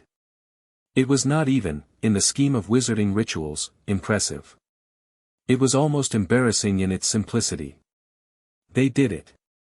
The house, the whole house, all 4 floors, every warped windowpane, every brass door handle, every inch of attic, took a single breath in, and let it out. The wall sconces flickered. In the master bedroom, 3 floors up, a floorboard that had been loose since Harry's last visit suddenly was not loose anymore. In the kitchen, Creature sat down, abruptly, on a stool, and put one hand to his bony chest and said, "Oh," in a very small voice. And on the wall of the drawing room, at the exact center of the blackened hole in the tapestry where Sirius's name had been burnt out, a new, neat sigil of gold burned itself in, a knot, 2 lines through a circle, clean and small, just below and to the side of Sirius's ruined name. 2 names came in around the sigil, on new threads of silver and gold. Harry James Potter Black. Hermione Jean Granger Black. Hermione made a small noise. Harry did not speak. He sat there on his knees, her wrist in his hand, her hand around his wrist, and he looked at the tapestry, and he said, to the room, to the house, to the dead man he could feel 3 inches away on his left, "Thanks, Padfoot." The house, around them, made the sound a dog made when it was settling down with its nose on its paws. At midnight, Harry was sitting in the drawing room with the book on his knees when he heard the owl. It was a ministry owl. It wore a small silver badge on its chest. It came in through the window, which had not been open, and dropped a long thin envelope on the coffee table in front of him and left. Harry picked it up. The outside of the envelope was addressed in green ink. It had a ministry seal. Lord Harry James Potter Black and Lady Hermione Jean Granger Black No. 12, Grimmauld Place. He opened it. Lord and Lady Black, pursuant to the recognition of your inheritance, and by the authority of the Wizengamot, you are hereby summoned to the opening session of the summer term, to be held on the 15th instant, at which time your seats shall be formally installed. Failure to attend shall be interpreted as withdrawal. We look forward to greeting our newest members. Amelia Bones, Chief of the Wizengamot Session. Harry read it twice. Below it, in a different, thinner, more familiar handwriting, because Amelia Bones, for some reason, had written in her own hand, and she had apparently had a private moment with the wax seal, there was a postscript. Your godfather named me trustee of your Gringotts seats for exactly this purpose. He owed me dinner. I will collect from you both, on his behalf, with interest. Be on time. Amelia Harry stared at it. Hermione, he called. Yes, came from the next room. We have a date. There was a pause. Then, Harry, if you are flirting with me at midnight, I am going to hex you. Ministry, Harry said. The 15th. We have to take our seats. A longer pause. Hermione appeared in the doorway. Her hair was pulled up and her jaw was set and her eyes were doing the thing where she was already 8 moves ahead. 7 days, she said. I need 7 days. I need every book on Gringotts procedure you have. I need a tailor. I need to meet Lupin's political contact. I need to know the name of every member of that body and their public voting record for the past decade. Will 7 days be enough? It will have to be. We will be new. We will be young. We will be unelected. We will have 1 minute on the floor, and I am not spending it tripping on a robe. No, said Harry, and he laughed, and it was, he realized, the second day in a row he had laughed. No, ma'am. Lady Black. Shut up, Lord Black. Across London, at that very hour, Narcissa Malfoy was knocking on her sister's door. Bellatrix opened it. Bellatrix's hair was not done. Bellatrix's robe was open at the throat. Bellatrix looked, for a startled half-second, as if she had been waiting her whole life for someone to knock on her door at midnight, only now it was the wrong someone. Sister, said Narcissa. Sister, said Bellatrix, with a smile like a long knife that had been sharpened while she was thinking about something else. May I come in? You may. Narcissa came in. She shut the door behind her. She did not sit down. Sissy. Bella, what did he say? Who? You know who. When you wrote to him last night. When you sent the bird. Bellatrix's smile did not drop. Her eyes narrowed a fraction. He said, sister mine, that it was fascinating. He said that the House of Black has passed, by a dead man's hand, to 2 children, one of whom is my blood enemy and one of whom is not even a witch by birth. He said that this is, opportunity.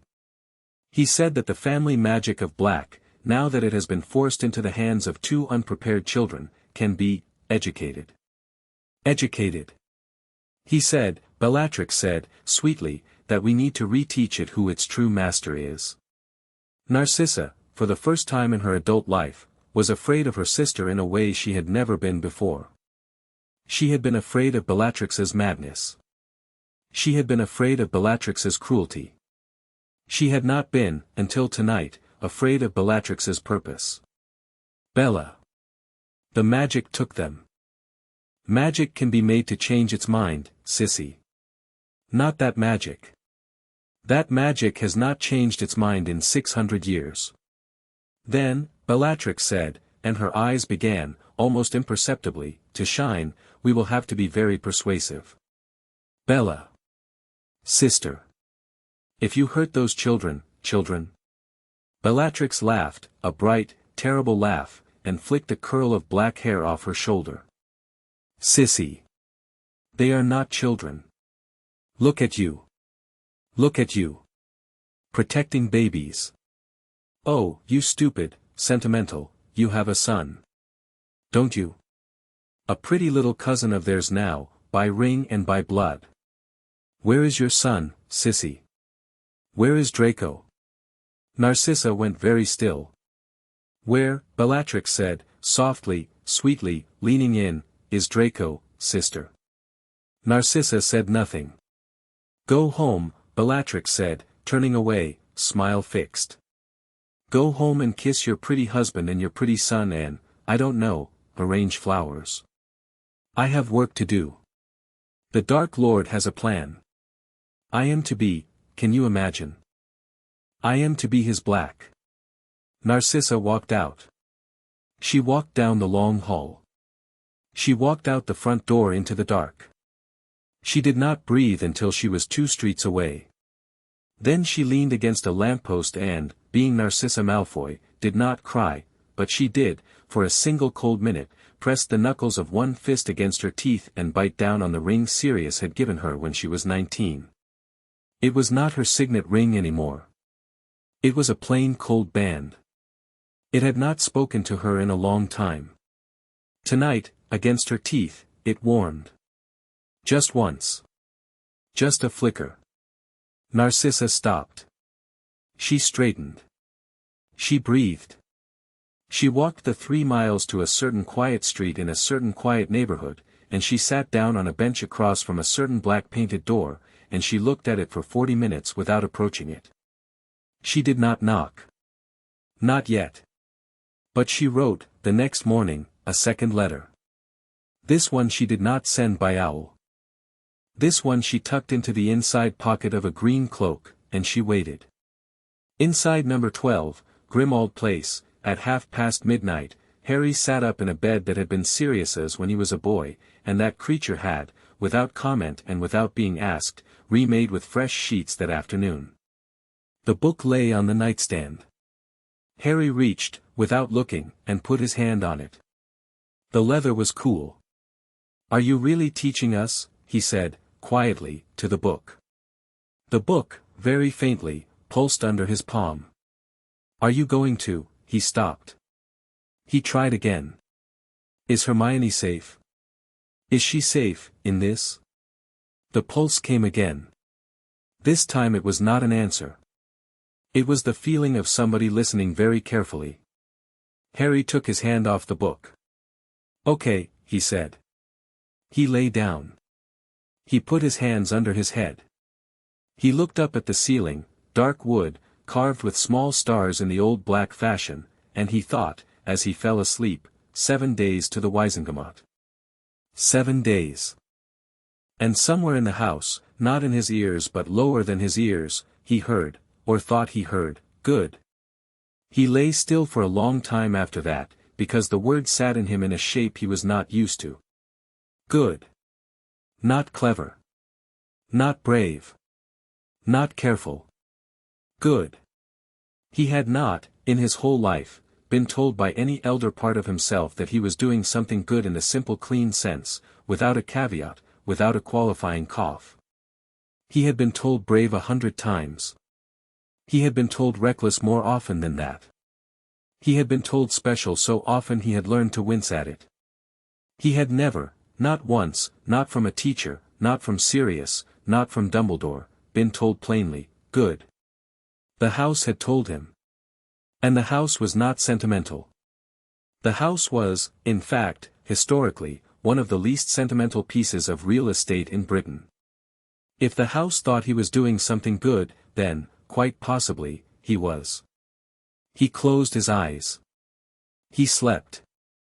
Somewhere above him, another person closed her eyes at exactly the same moment, and somewhere in the stones between them, for the first time in almost 30 years, the house was not a prison.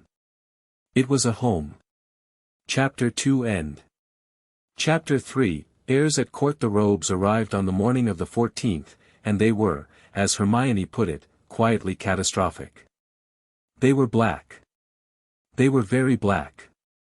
They were the specific, precise, ancestral black that Madame Malkin reserved for houses that had been paying her family for 6 generations. They had a silver clasp at the collar shaped like a hound. They had a narrow band of green stitched into the inside of the left sleeve, because the Black family had, at some point in the 14th century, claimed an affinity for the constellation Draco, and the stitching was, apparently, a thing they did about that. There were 2 sets.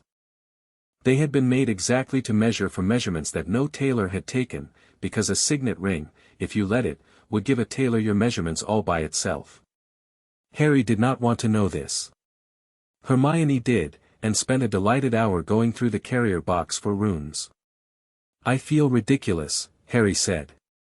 "You look," Hermione said, turning him by the shoulders to face the long hall mirror, "like a black."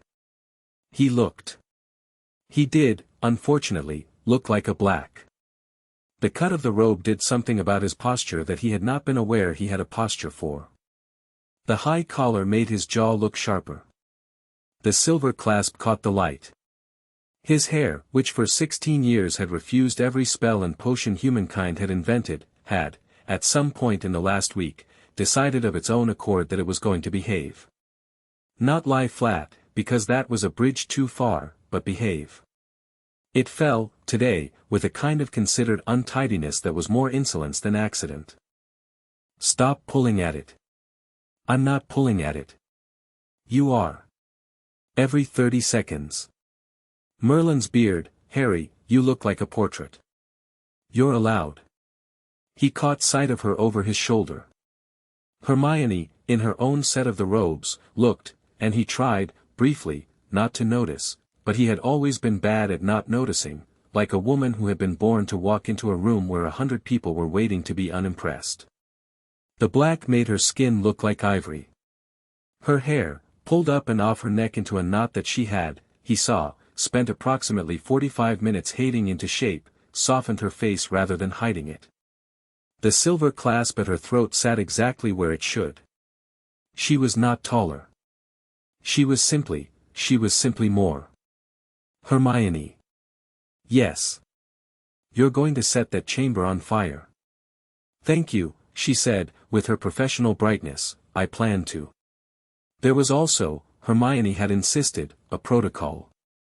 She had compiled the protocol over 4 nights and 3 mornings, in a small green notebook she had stolen from her mother, and the protocol was, Harry had read it, obediently, on the evening of the 13th, impressively thorough. You did not sit until the chief was seated. You did not speak until the chief had recognized you. You did not refer to fellow members by their first names on the floor, even if you went to school with their son. You did not, and this was in double underline, you did not look at Lucius Malfoy when you first walked in. You looked at Amelia Bones. You looked at Madame Marchbanks. You looked at the ceiling if you had to. You did not give Lucius Malfoy the first look of your first day. Harry had read that line 3 times and had, very quietly, added OK to the margin. The thing that matters, Hermione had said, tapping the notebook with the tip of her wand, is that we walk in as 2 members, not as 2 children. If they decide we are children, we are done. We will be managed. We will be patted. We will be told what to think. If they decide we are members, we will be fought. That is preferable. You can beat a fight. You cannot beat being patted on the head. Hermione. Yes. You have been thinking about this for a week. I have been thinking about this since the troll. He had laughed, and kissed the top of her head, and immediately turned and walked into a wall. Neither of them had commented on the kiss. The house had felt, for a few seconds, very smug. The ring on his finger had gone briefly, rudely warm. He had not slept well that night. Lupin picked them up at 10. He had, Creature informed them ominously, been in the kitchen since 8, drinking tea and not eating toast, which was, in Creature's theology, the worst sign a human could give. Lupin was wearing his own robes, not black robes, nothing like them, but clean and pressed, with a deliberate sprig of rowan pinned at the collar. His face was tired. His eyes were not. Ready? No, said Harry. Good, said Lupin. They went. The Wisengamot chamber was beneath the atrium of the ministry, 3 floors down, and Harry had been in it precisely once, on the worst day of his life, and he had been 8 feet tall in his own mind that day because anger had been carrying him. He was not angry today. He was pale. He stopped just inside the door. Breathe, Hermione said, under her breath. Once. In. Out. Again. He breathed. I was sitting over there, he said. Last year. In the chair. For the Dementors. Harry. Yes. You're not in the chair this time. He looked at her. You're up there. He looked up.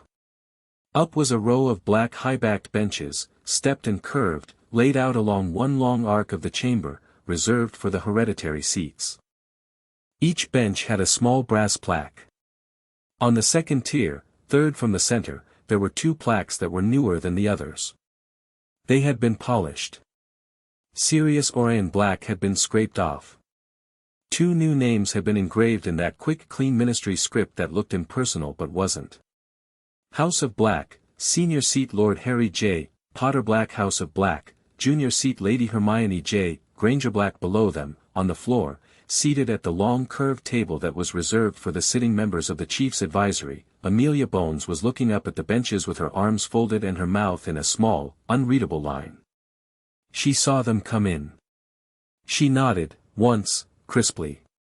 It was not a friendly nod. It was something better.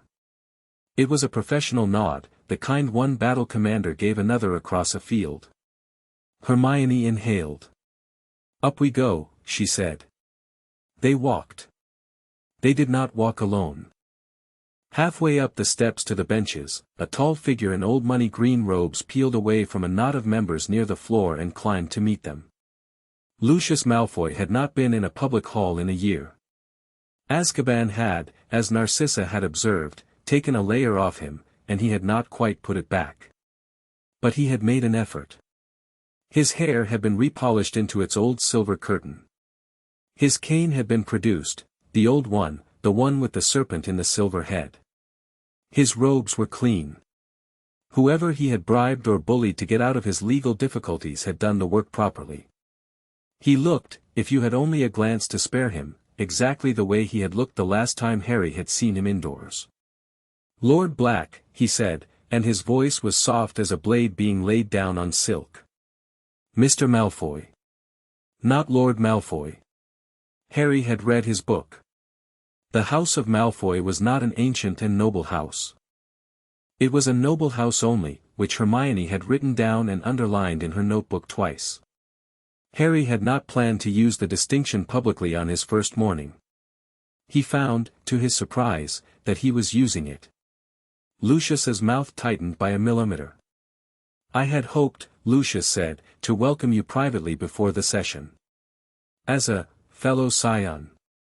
Kind of you. One hears the most extraordinary things." Lucius's eyes tracked, almost politely, over Hermione, and returned to Harry. "About the circumstances of the late Lord Black's choices." "Yes. It would be remiss of me not to mention," Lucius said, leaning in a quarter-inch, "that there exists, within the ancient law, a procedure by which an inheritance of so irregular a kind may be re-examined by petition of the senior remaining blood. I speak only of the law. Of course. In the event you should find the burdens of office, let me stop you." Harry did not raise his voice. He did not lean in. He had, in fact, not moved. But the ring on his finger, unbidden, went cold, and at the same moment, the ring on Hermione's finger, touching his wrist where her hand had come to rest, went warm. The family magic, he realized, was triangulating. It was measuring the temperature of the man in front of them. It did not like it. "Mr. Malfoy," Harry said, very quietly. "Our inheritance is not irregular. It is witnessed. It is signed.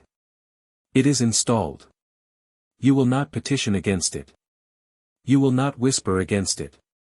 You will not imply against it. You will sit in your seat. You will vote your vote.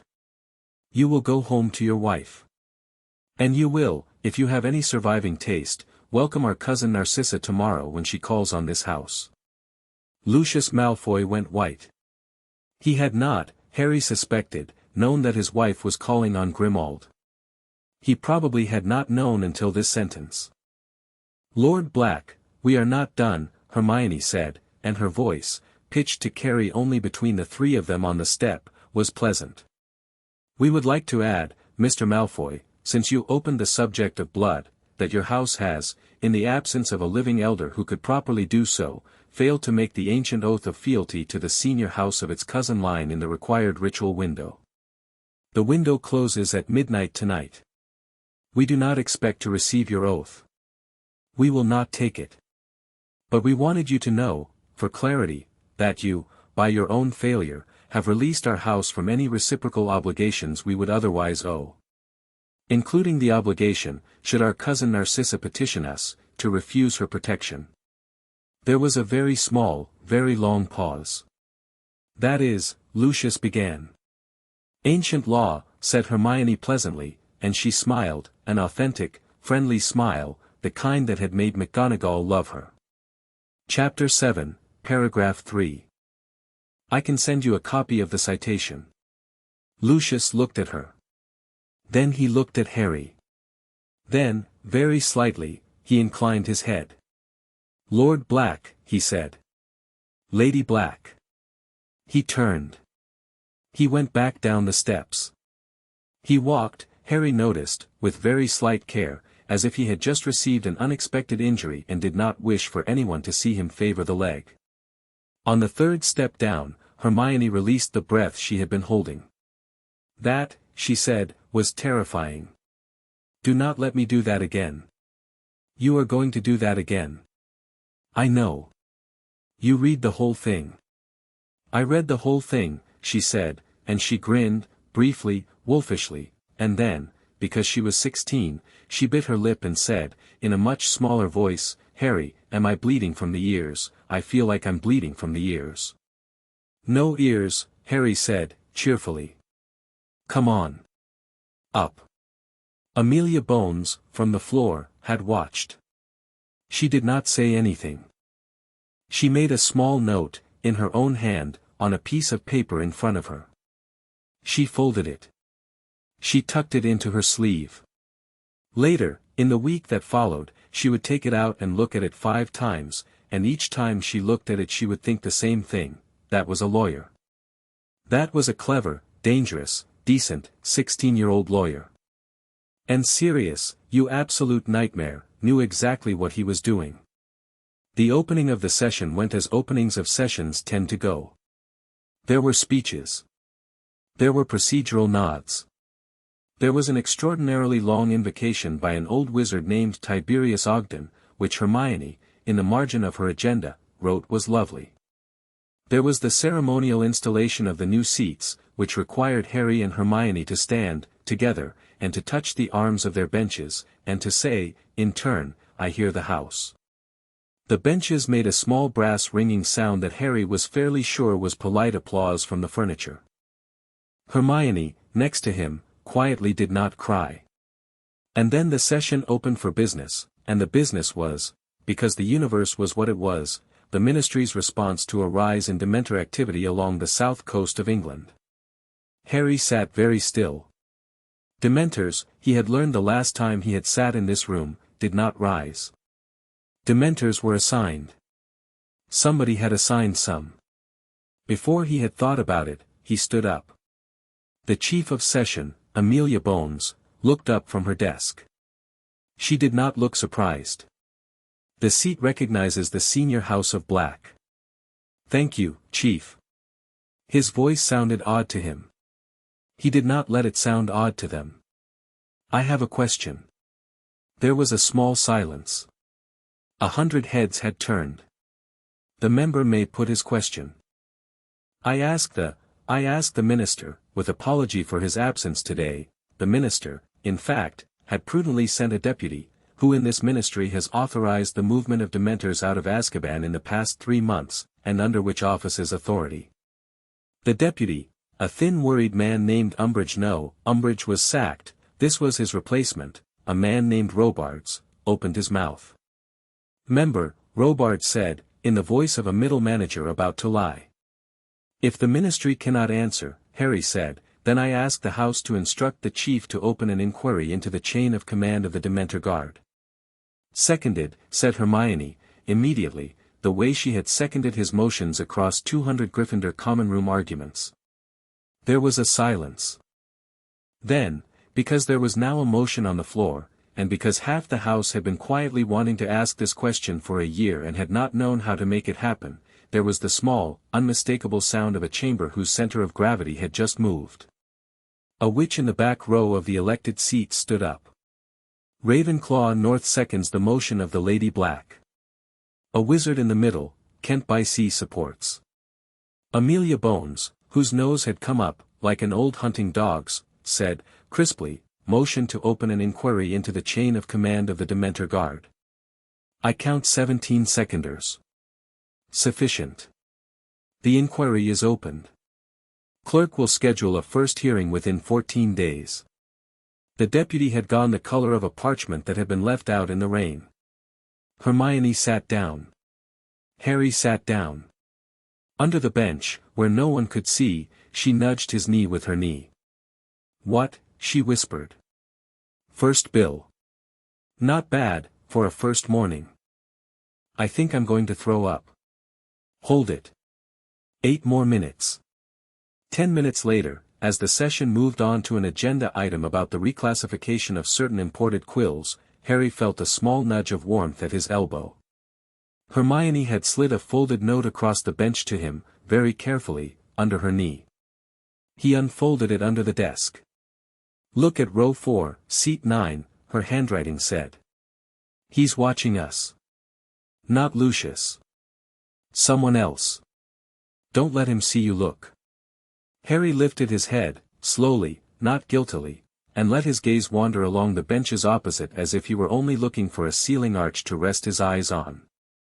Row 4, seat 9. A man in plain dark red robes with a neat pointed beard and a signet ring on his left hand. Harry did not recognize him. The man was, indeed, watching them, not openly, not with interest, but with the steady, patient attention of a person who had come to the session to study 2 specific members and was prepared to do nothing else all day if he had to. Harry flicked his eyes down to the note again. Not, Hermione had written underneath, in smaller letters. Theo's father. He missed the Department of Mysteries because he was in Switzerland. He came home 2 weeks ago. He has a seat and he never uses it. He came in for us. Harry folded the note. He put it in his pocket. He did not look back at Theodore Knott's father for the rest of the session. He did, however, throughout the next 3 agenda items, feel, very faintly, the weight of an older, patient gaze resting, occasionally, on the back of his head. When Amelia Bones called for adjournment, Harry stood up, and as he stood up, he let his hand brush, on purpose, with the slightest deliberate drag, along the top of the bench, so that the signet ring on his finger caught, briefly, every eye that had been watching him. He did not linger. He did not show off. He simply walked down the steps. On the floor, Theodore Knott's father had already left. We're going to hear from him, Hermione murmured, as they reached the central aisle. He'll write. Maybe tomorrow. He won't come himself. What will he say? He will offer, something. I don't know what. And we'll see. The session adjourned at 1. They were mobbed on the way out. Mobbed was a strong word, Harry thought later, but it was the word. A dozen members wanted a handshake. 2 journalists stood in the corridor, one of them, inevitably, in acid green robes with her notebook already in her teeth. Rita Skeeter slithered sideways across the marble to intercept them. Her nails were cherry red this week. Her hair was aggressively blonde. Her smile was the smile of a person who had been waiting 1.5 years for a specific conversation. Lord Black. Lady Black. A few quick Ks, Miss Skeeter, Hermione said. Tie-ins for the, Miss Skeeter, Hermione said again, and she smiled. The smile was, Harry noticed, half amused, half alarmed, the smile that Hermione used on Hermione's second worst enemies, after she had finished with her first worst. It was not a kind smile. It was a polite smile. It was the smile of a girl who had, for 2 years, kept a certain beetle in a jar. Yes. Skeeter said, already a little pale. Are you still, Hermione said, pleasantly, an unregistered animagus, Miss Skeeter, or have you registered in the last fortnight? There was a silence. Excuse me, Skeeter said. I will take that as a no, Hermione said. My advice to you, professionally, and it is entirely professional, Miss Skeeter. I have nothing but respect for the Prophet, of course, is that if you are considering printing anything about me or Lord Black that is not strictly factual and sourced, you might want to consider, first, a visit to the Beetle Registration Bureau on the second floor, which closes, I believe, at 4. Otherwise, well. The smile widened a fraction. I have friends who still keep jars. Skeeter, in a truly impressive display of professional training, recovered in less than a second. Charming. Thank you. Skeeter turned, not quite fled, but turned briskly, and vanished into the crowd. Harry realized he had been holding his breath. Hermione. Don't look at me like that. I'm not. You are. Don't. You just, I know. You just threatened a Daily Prophet journalist with an illegal jar. Harry. Yes. I missed the jar. They made it outside. They made it out into the pale, grey afternoon of Muggle London, through the red telephone box and onto the pavement, where Lupin was waiting with a thermos of tea. Well, he said, mildly. We opened a ministry inquiry before lunch, Harry said. We terrified Lucius Malfoy, Hermione said. And Rita Skeeter. Mostly Rita. Lupin exhaled a laugh that was more relief than amusement. All right. Yes. That's about on pace, knowing the two of you. Well done. Drink something. They drank. The tea was hot and strong and a little too milky, the way Lupin always made it. The three of them stood there on the pavement in their fine clean robes like people who had just walked out of a theater where a play they did not quite remember watching had just finished. Remus, Hermione said. Yes. When we opened the Dementor motion, yes. I saw your face. You looked pained. Lupin was quiet for a long moment. It's complicated, he said, finally.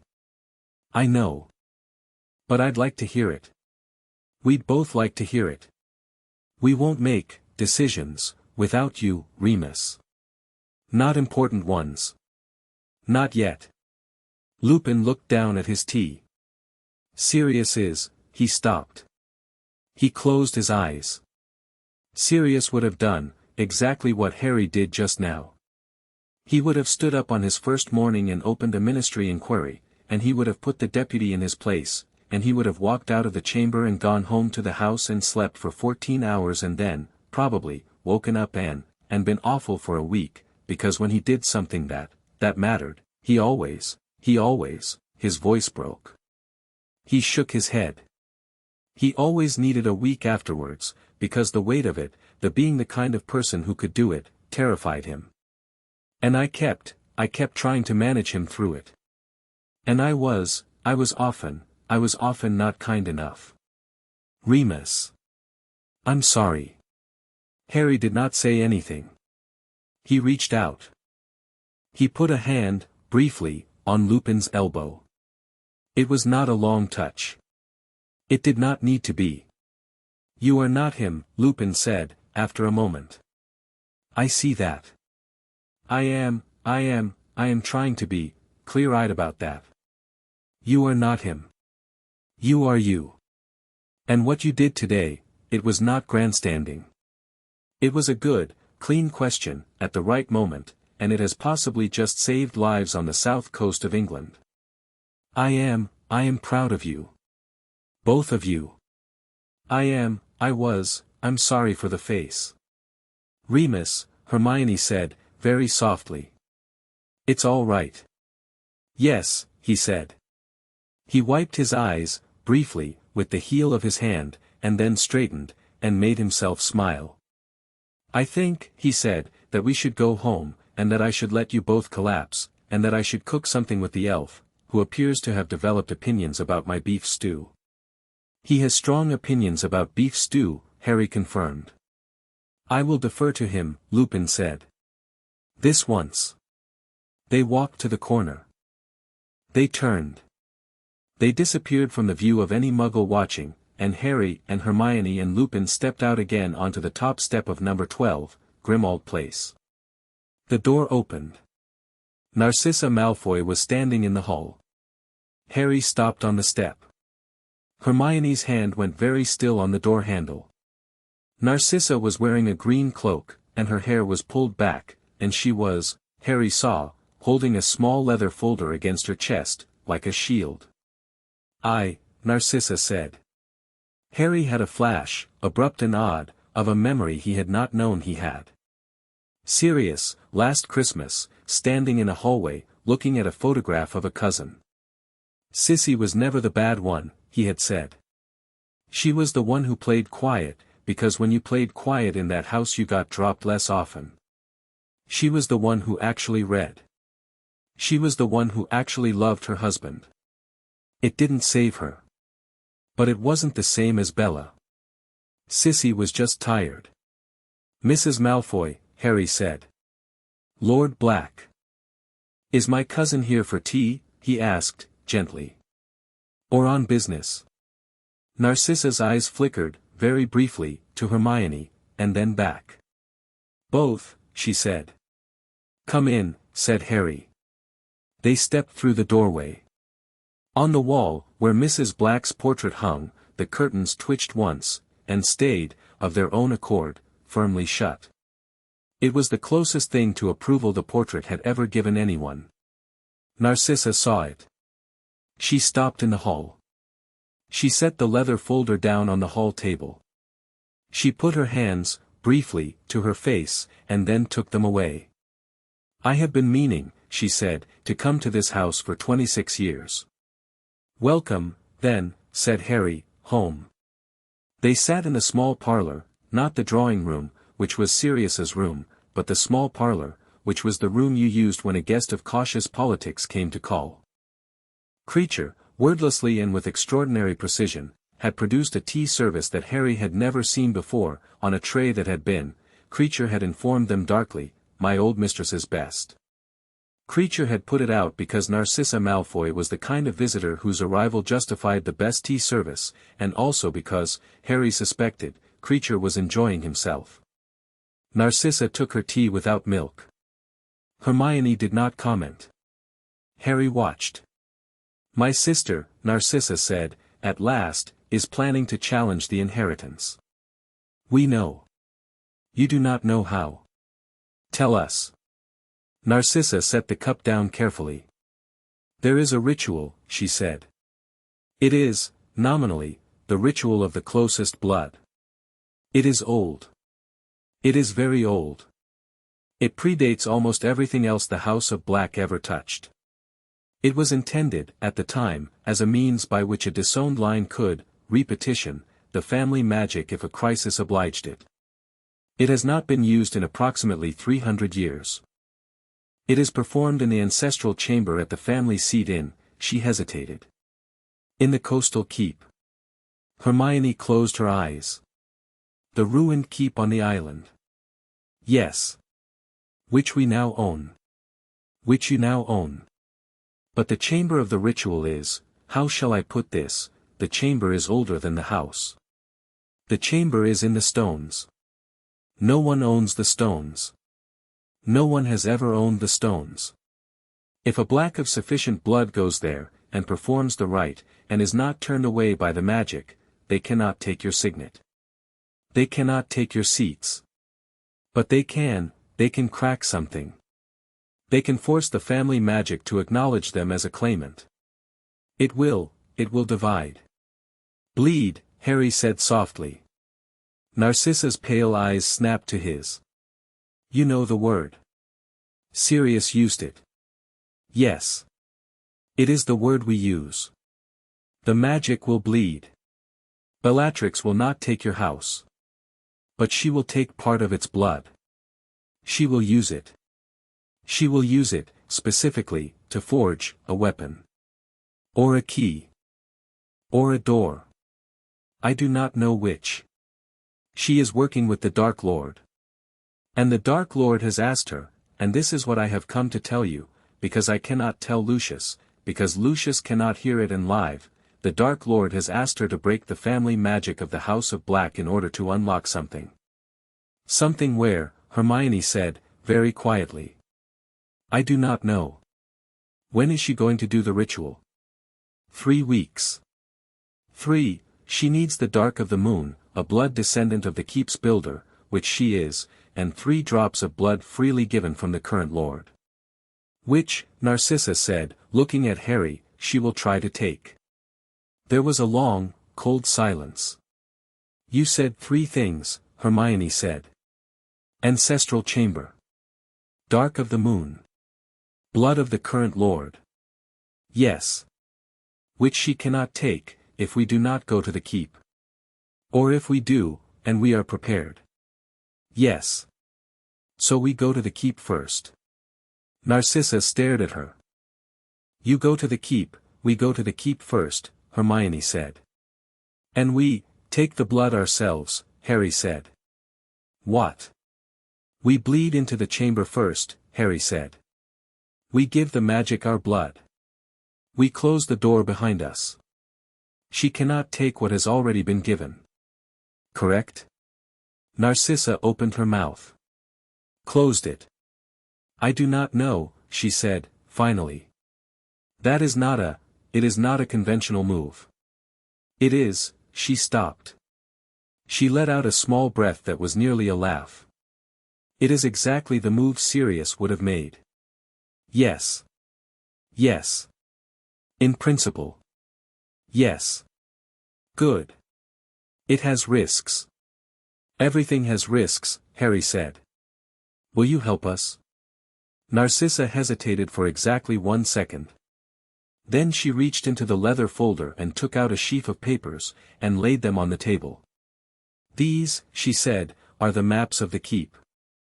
These are the ritual words, from my grandfather's journal. These are the sigils that must be painted on the walls. And this, she laid down a small silver key on the top of the pile, is the key to the secondary vault of the Black family at Gringotts, which my aunt kept when she disowned Sirius, and which was, by rights, never hers. I am returning it to you. I am asking, in exchange, only one thing. What? Narcissa looked at her teacup. Protect my son, she said, very quietly. When the time comes. I will not ask for Lucius. Lucius has made his choices. But my son he is 16, and he is afraid, and he is my boy, and I will not, let my sister eat him on an altar for her lord. If you can. If you have room in your house. He does not have to be a black. He has to be alive. Harry looked at Hermione. Hermione looked at Harry. Between them, in the silence, the 2 rings went warm at exactly the same moment, not hot, not cold, warm the way a hand was warm, and something inside Harry that had, for most of his life, been very good at saying no, said yes. We will, he said. Narcissa closed her eyes. Her hands, in her lap, had not stopped trembling for a very long time, and only now, here, quietly, did they still. Just a little. Thank you, she said. She left at 6. Lupin walked her to the corner, which was a courtesy, and saw her safely apparate. Hermione and Harry sat together on the sofa in the small parlor for a long moment afterwards, not saying anything, both staring at the spread of papers. 3 weeks, Hermione said. 3 weeks. And a ritual to do, and a keep to fortify, and a school year to prepare for, and a ministry inquiry to shepherd, and, oh. She made a small, nervous laugh. And the school year. Harry. Hogwarts starts in 7 weeks. I know. They're going to put us in the same dormitory. No. Wait. They can't. They're going to, Hermione, he said, gently, because she was spiraling, in the particular Hermione way that meant she had taken on more than any one head could hold in a single hour. Stop. Breathe. One problem at a time. Yes. Keep first. Keep first. Malfoy second. Malfoy second. School, eventually.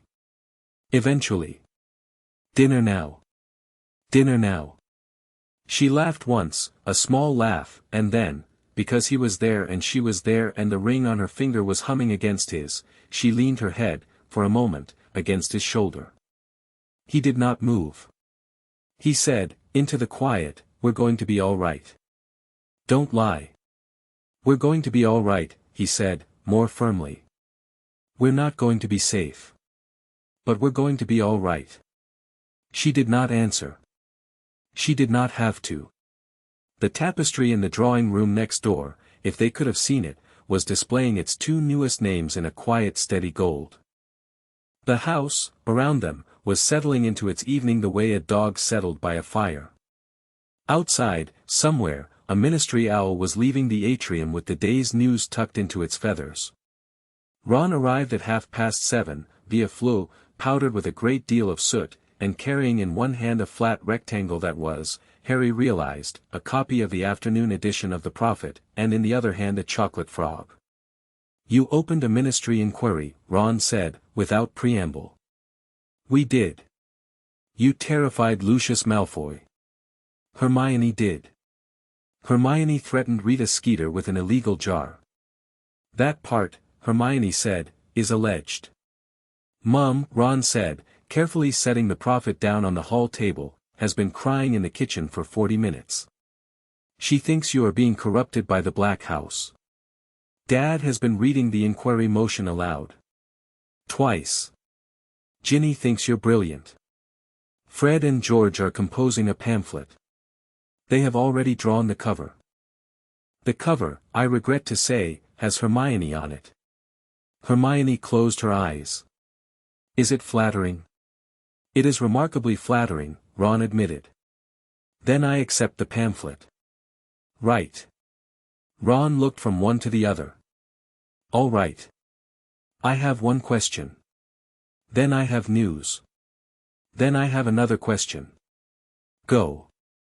Question 1.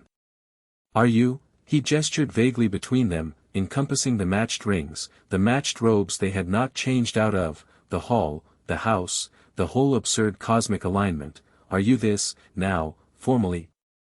"We are co-heirs," Harry said. "Amenchem. We are co-members of the Wisengamot." "Amenchem.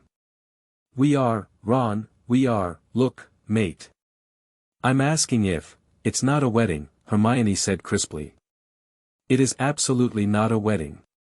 "Stop. We are 16. It is an inheritance. It is a political arrangement. It is not a," she stopped. She caught Harry's eye. "It is a friendship, Ron. That is all. We are, friends, who are, ruling a house. Together." "Okay," Ron said, slowly. "Okay. And the rings? Inheritance rings. They match. They match because we accepted the inheritance together. Okay. Ron. I'm just asking." He held up his hands. Look, mate. Seamus showed me the Prophet at lunch. I have had 4 hours I have had 4 hours. Mum says I'm not to bring it up. Mum is crying. I thought I'd come and just, ask. You know. Harry looked at him. Harry, to his surprise, realized he had been bracing for an explosion from Ron, the old explosion, the one from the Triwizard, the one where Ron had needed, instead of asking, to be angry first and to apologize second. This was not that. "Ron," he said. "I'm glad you came. I'm really glad you came." Yeah. Yeah. Amenchem. Also I want to say, the second question, whatever it is, the second question, Ron said, is, what do you need me to do? There was a silence. What? Hermione said. You heard me. What do you need me to do? I'm shit at wills. I'm worse at Wisengamot's. But I know how to pack. I know how to stand behind you in a duel. I know the passwords to every Weasley house. If you need somewhere to hide, you have 6 of them, plus the burrow, plus Bill's cottage, which he hasn't told Mum about yet. If you need help moving furniture, I'm in. If you need a second wand in a room, I'm in. I read the inquiry motion twice. I'm in. Okay. Also, I brought you a chocolate frog because I'm told Mrs. Malfoy came by today and I thought you might need one. He thrust the frog out at Hermione. Also, I know I'm doing this wrong. Just, tell me. What do you need? Hermione took the frog. She took a breath. Her eyes went shiny. Ron Weasley, she said, softly, don't make me cry. Mum's already crying, you might as well. Ron, Harry said, and his voice came out thick, come here. Ron came. The three of them stood for a minute in the hall of number 12 Grimmauld Place, forehead to forehead, Ron's long arms around both of them, and Harry thought, distantly, gratefully, with a kind of surprise, that there were more people in the world than he had thought who were on his side, and that this was, perhaps, the first thing about being named an heir of something old and great and bloody that was, without any ambiguity at all, good. Okay, Ron said, after a moment. He stepped back. He rubbed his nose on the back of his hand. Right. What's the plan? The plan, said Hermione, crisply, is a coastal keep, a blood ritual, a coup attempt from a known murderess, and a chocolate frog. Oh, excellent. Normal week, then. Ron. I'll put the frog in the kitchen. Creature, appearing at Harry's elbow as if summoned by the word kitchen, made a small disapproving noise. Creature will take the frog, Blood Traitor Weasley. Ron looked down. Creature looked up. There was a small, balanced moment. Blood Traitor with a chocolate frog, Ron said carefully. Yes, Creature said, grudgingly. A Weasley with manners. My old mistress is rolling in her grave. Creature will take the frog. Cheers, mate. Creature took the frog. He bore it, with great dignity, toward the kitchen, where Harry suspected, without evidence, it was going to be added to a small display of other gifts the house had received this week and that Creature was, for reasons of his own, preserving. Tomorrow, the Prophet's front page, surprisingly, would not be about Rita Skeeter's usual stew of gossip. Tomorrow, the Prophet's front page would be a headline that read New Black Heirs Open Inquiry into Dementor Command, and under it, an unexpectedly respectful photograph of two 16-year-olds in black robes, standing together, not smiling, shoulder to shoulder. The photograph would be printed on the front pages of 80,000 breakfast tables. In the cellar of a country house in Wiltshire, Bellatrix Lestrange would read her copy of the paper at breakfast, and she would laugh, and she would tear the photograph out, and she would pin it to a board, and she would begin a list. She would, at the top of the list, write one word, keep. After Ron left, and after Creature had gone through the entire ground floor with a soft cloth because he claimed the house had absorbed the Weasley, and after Lupin had said a quiet, tired good night and gone up to the guest room with the cat that had begun hanging around him, Harry sat on the floor of the drawing room and opened Narcissa's folder. Hermione sat across from him, legs crossed, hands in her lap, hair falling out of its pin and into her face. She had kicked off her shoes. The black robes were draped over the back of a chair. She was in her ordinary jumper. She looked, Harry thought, 16 again, for the first time since morning. He spread the maps on the rug. The keep on the island looked, on paper, like a stone hand curled around itself. One round tower. A broken curtain wall. A spiral stair that went down, not up, into the rock. At the very bottom of the stair, in a neat sharp ink drawing, a circular chamber with nothing in it but a six-pointed knot on the floor and a single drain at the center, exactly like the ritual room in Grimmauld, only twice the size and 1,000 years older. Chamber of the First Stone, Hermione read aloud, from the inscription on the margin. Built 1127 by Arcturus the Elder, not to be confused with our great-great-great. Dedicated to the oath between two first cousins who took joint command of the house when their fathers killed each other. Oh, lovely family. Lovely. This is the room Bellatrix wants. Yes. And we have to get there before her. Yes. And bleed into it. Yes. Harry pressed his fingertips against the knot at the center of the map. The ink, under his fingers, warmed slightly, recognizing the ring. A small line of silver lit along the edge of the knot and faded. The house, somewhere, made a small pleased sound. "All right," he said, softly. "All right. So we go. We go. Together. Together. Obviously. Hermione." "What?" "Thank you." "For what?" "For all of it. The notebook. The jar thing. Ron. Narcissa. The everything." She looked up at him. "Harry," she said. "You don't say thank you for being your friend. It's the whole point. I know. I know you know. I'm going to keep saying it though. I know you will." She reached across the map, and for a moment her hand rested, very lightly, on top of his. 2 rings. 2 quiet stones. 1 plan.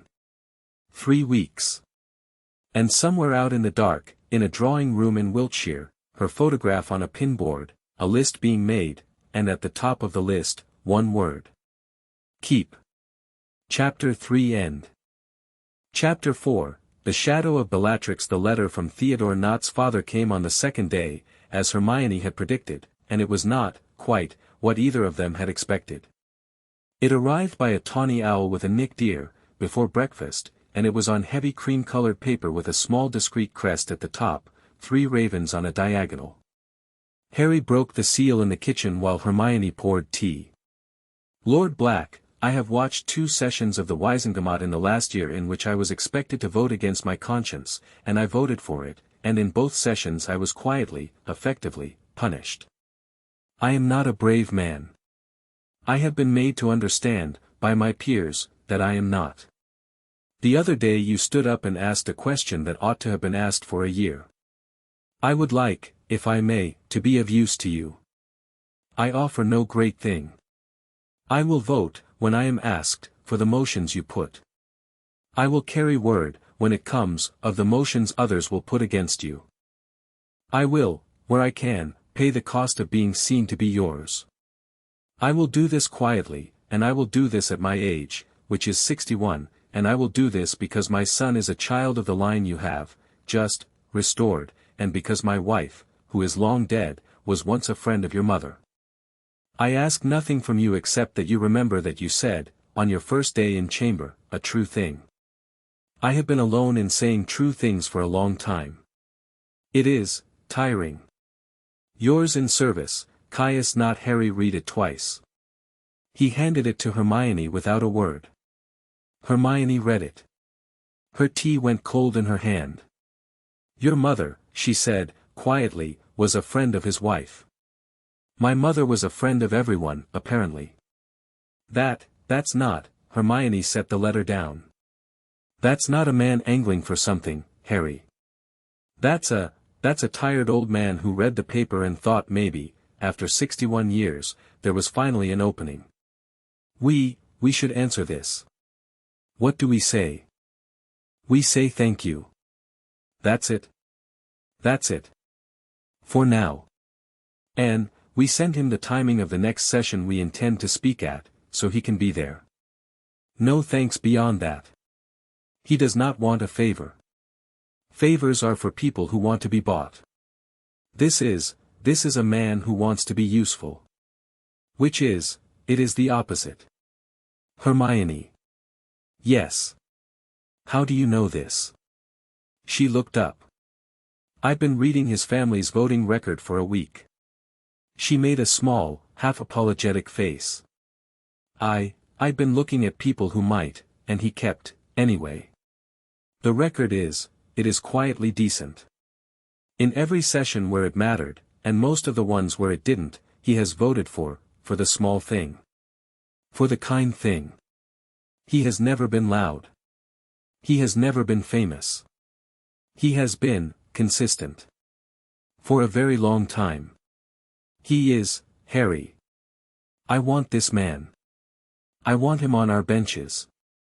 You want him. I want him. Hermione flushed faintly. You know what I mean, I know what you mean, Harry said. We'll write to him tonight. Bellatrix's first counter-move came that afternoon, in the Prophet. It was a small move. It was a clever move. It was the kind of move, Hermione said grimly, that told you she had help. Whoever had placed the article in the second section of the paper, not the front page, where the Dementor inquiry was now running on day 3 of coverage, had done it with tactical care. The headline was, "A Question of Legitimacy, An Old Family's Strange Bequest." The byline, of course, was Rita Skeeter. Neither of them had quite dared to hope that their threat would hold. Skeeter had not printed scandal. She had printed something quieter and worse, which was doubt. The article was mild. It was painstakingly sourced. It did not insult Hermione. It did not quite even criticize Sirius. It merely laid out, at length, the historical oddity of a Muggle-born being named as a co-heir of an ancient and noble house, cited 2 obscure ministry precedents, and raised the question of whether the family magic could truly be said to have accepted such a naming. It quoted an anonymous Wisengamot member.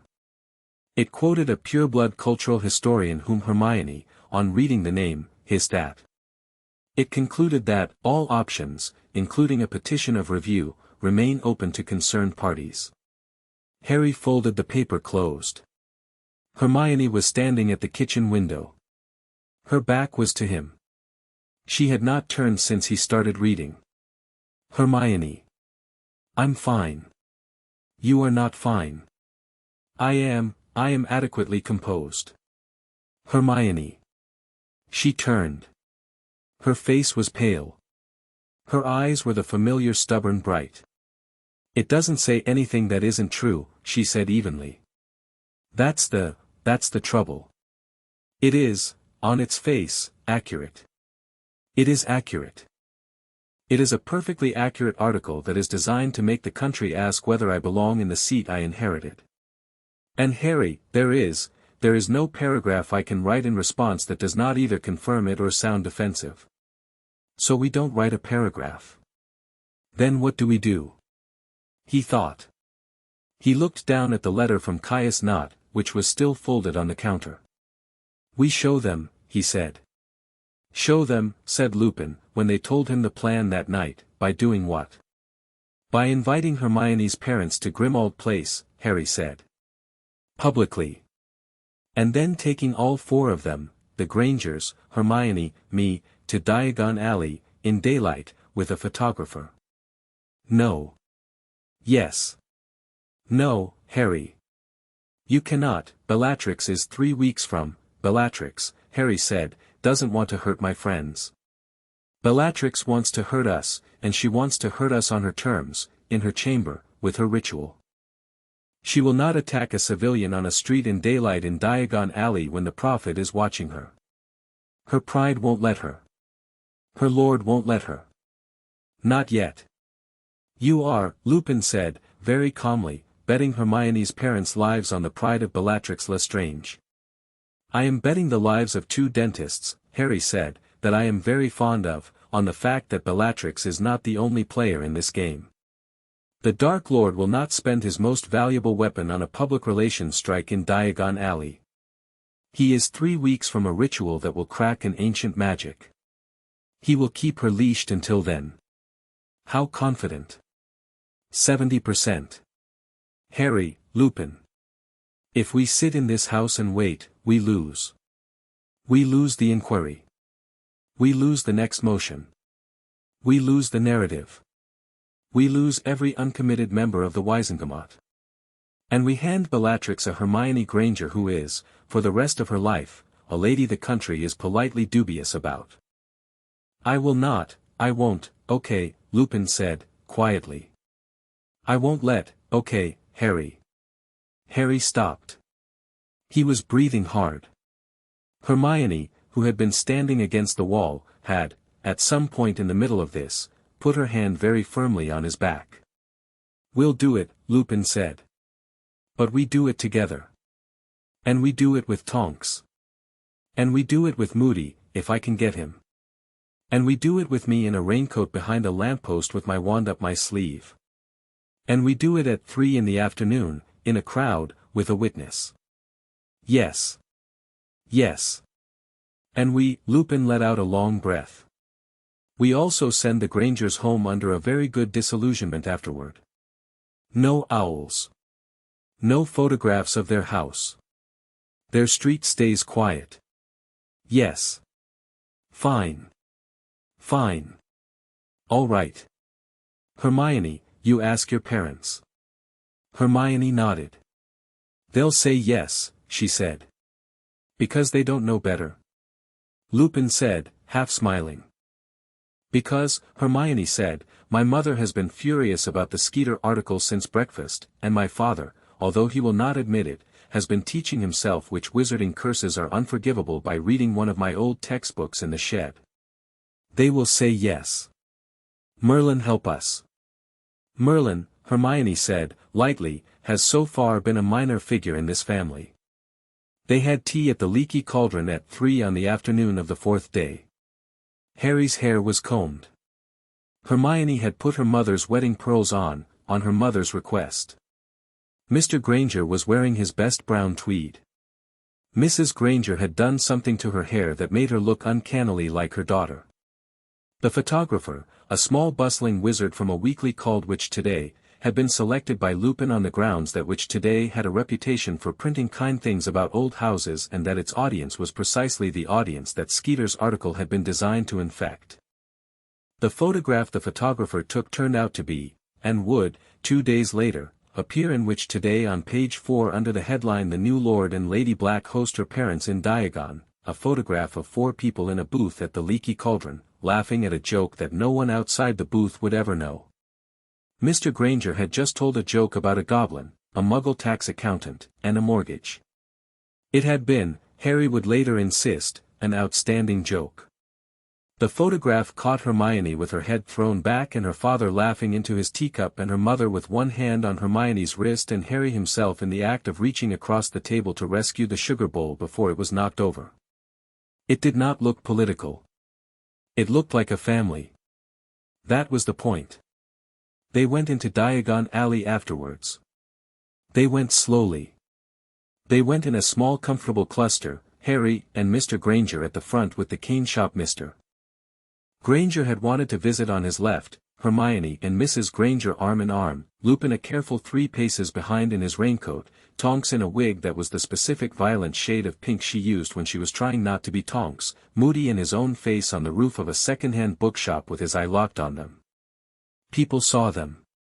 People stared. People, some people, whispered. A witch with a basket of leeks stopped dead in the middle of the street and looked at Mrs. Granger as if someone had just told her that the Muggle world was a myth and a Muggle had walked in and disproved it. Someone, Harry did not see who, called out, Lady Black, in a voice that was not hostile, but not friendly either, and Hermione turned, and smiled, and raised her hand, and waved, and went on. You're doing that on purpose, Mrs. Granger murmured. I am, Mum. It's working, love. I know. They stopped at Florian Fortescue's. They ate ice cream, Mr. Granger tried a scoop of something called Dragon's Breath and went quite red in the face, to the delight of a small crowd of first-years watching from the next table. They went into Flourish and Blots. Mr. Granger bought, of all things, a children's primer on dragonology because he wanted to have a hope of following her dinner conversation, at least. Mrs. Granger bought Hermione a small enameled pin shaped like an otter, which I had made for her last Christmas and never got around to giving you, dear, so take it now because I will embarrass myself if I have to save it for another 6 months. Hermione cried. Hermione cried in public, in Flourish and Blots, on her mother's shoulder. The photographer, who had been hired to take 1 photograph, took exactly 1 more. It appeared, later, as the cover of Which Today, under the caption Home is Where the House Is. Rita Skeeter's article was quietly, entirely, finally, dead by breakfast on Sunday. The attack came on the way out. Harry had, in fact, been waiting for it, not expecting it, waiting for it, the way you wait for a headache you have anticipated. He realized later, almost glad when it arrived, in the sense that an anticipated thing is, when it at last happens, a release. They had left Diagon by the route Lupin had planned, through the leaky, out into Charing Cross Road, 300 yards to an alley marked Glayston Court where a taxi was waiting to take Mr. and Mrs. Granger safely to a hotel, a different hotel from the one Lupin had announced to anyone paying attention earlier in the day. Tonks had gone ahead to the taxi. Lupin was 2 paces behind. Moody, Harry was fairly sure, was still technically on a roof. Halfway down Glayston Court, a man came out of a doorway to Harry's left. He was thin. He wore a black coat. His face was familiar. It took Harry a second, an entire second, while his hand was already moving to his wand, to place him. He had been in the pack of Death Eaters in the Department of Mysteries. Rookwood. Rookwood, specifically. Rookwood had a wand already in his hand. Rookwood's wand was pointed at Mrs. Granger. Hermione, Harry said, without his voice, a thing that lived in his chest and came out along the link between their rings, and Hermione moved before he had finished saying it, a single step, not forward but sideways, so that her shoulder was between Rookwood's wand and her mother's sternum. The movement was small. It was very fast. It was not brave. It was a reflex. Hermione had, in that specific half-second, not had time to be brave. She had only had time to be Hermione. Harry's wand came up. Lupin's wand came up. Moody, who had apparently come down off the roof at some point in the last 120 seconds because Moody, was at the other end of the alley with his wand already in hand and his magical eye rolling. Rookwood grinned. Lord Black. Mr. Rookwood. I carry, Rookwood said, pleasantly, a message from your aunt. She's not my, Harry started. She considers herself family, Rookwood said. That is her privilege. I have been asked to convey the message in blood. I have been given, he added, a choice of blood. The message is the same either way. Get, Harry said, the wand off the muggle. I'm sorry, Lord Black. I've been given specific instructions. Rookwood fired. He was very fast. He was famous for being very fast. The curse he fired was a very old one. Harry, who had been reading Black family books every night for a week, recognized it in the exact instant it left Rookwood's wand because it was not a bolt of light but a thin, dark line, like a crack in the air, and the books had described it with the words the bone break of Lugos. Hermione was between the wand and her mother. The ring on Hermione's finger went, all at once, blazing hot. The ring on Harry's finger went, all at once, blazing cold. The family magic of the House of Black, which had been watching them for nearly a fortnight and had been waiting, patiently, without interference, to see who they were going to become, decided, at that moment, on its own, to be of use. A shield bloomed out of Hermione's ring. It was not the shield Hermione had been taught at Hogwarts. It was older. It was a broad, opaque, silver-edged plate of something that looked, Harry thought distantly, like the surface of a pond frozen in a hurry, black in the middle, ringed with a pale rim. Rookwood's curse hit it and went through it in the way a dropped plate went through a soap bubble, which is to say not at all. It stopped 2 inches from Hermione's breastbone. The soap bubble shivered. The curse went white, and then silver, and then a color that Harry had no name for, and was gone. Hermione did not flinch. Mrs. Granger, behind her, let out a small, sharp, professional noise, the noise of a woman whose body had just done the math on a near miss and had informed her, instantly, that there would be a reckoning later in a bathroom, and said, very clearly, dear. Mum, Hermione said. Move. 3 steps back, please. Now. Mrs. Granger moved. Mr. Granger, who had, at the first flash, done an extraordinary thing, which was to step in front of his wife without thinking about it, was moved, gently, by Lupin, to the side of the alley. Mr. Granger's hands were shaking. His mouth was set.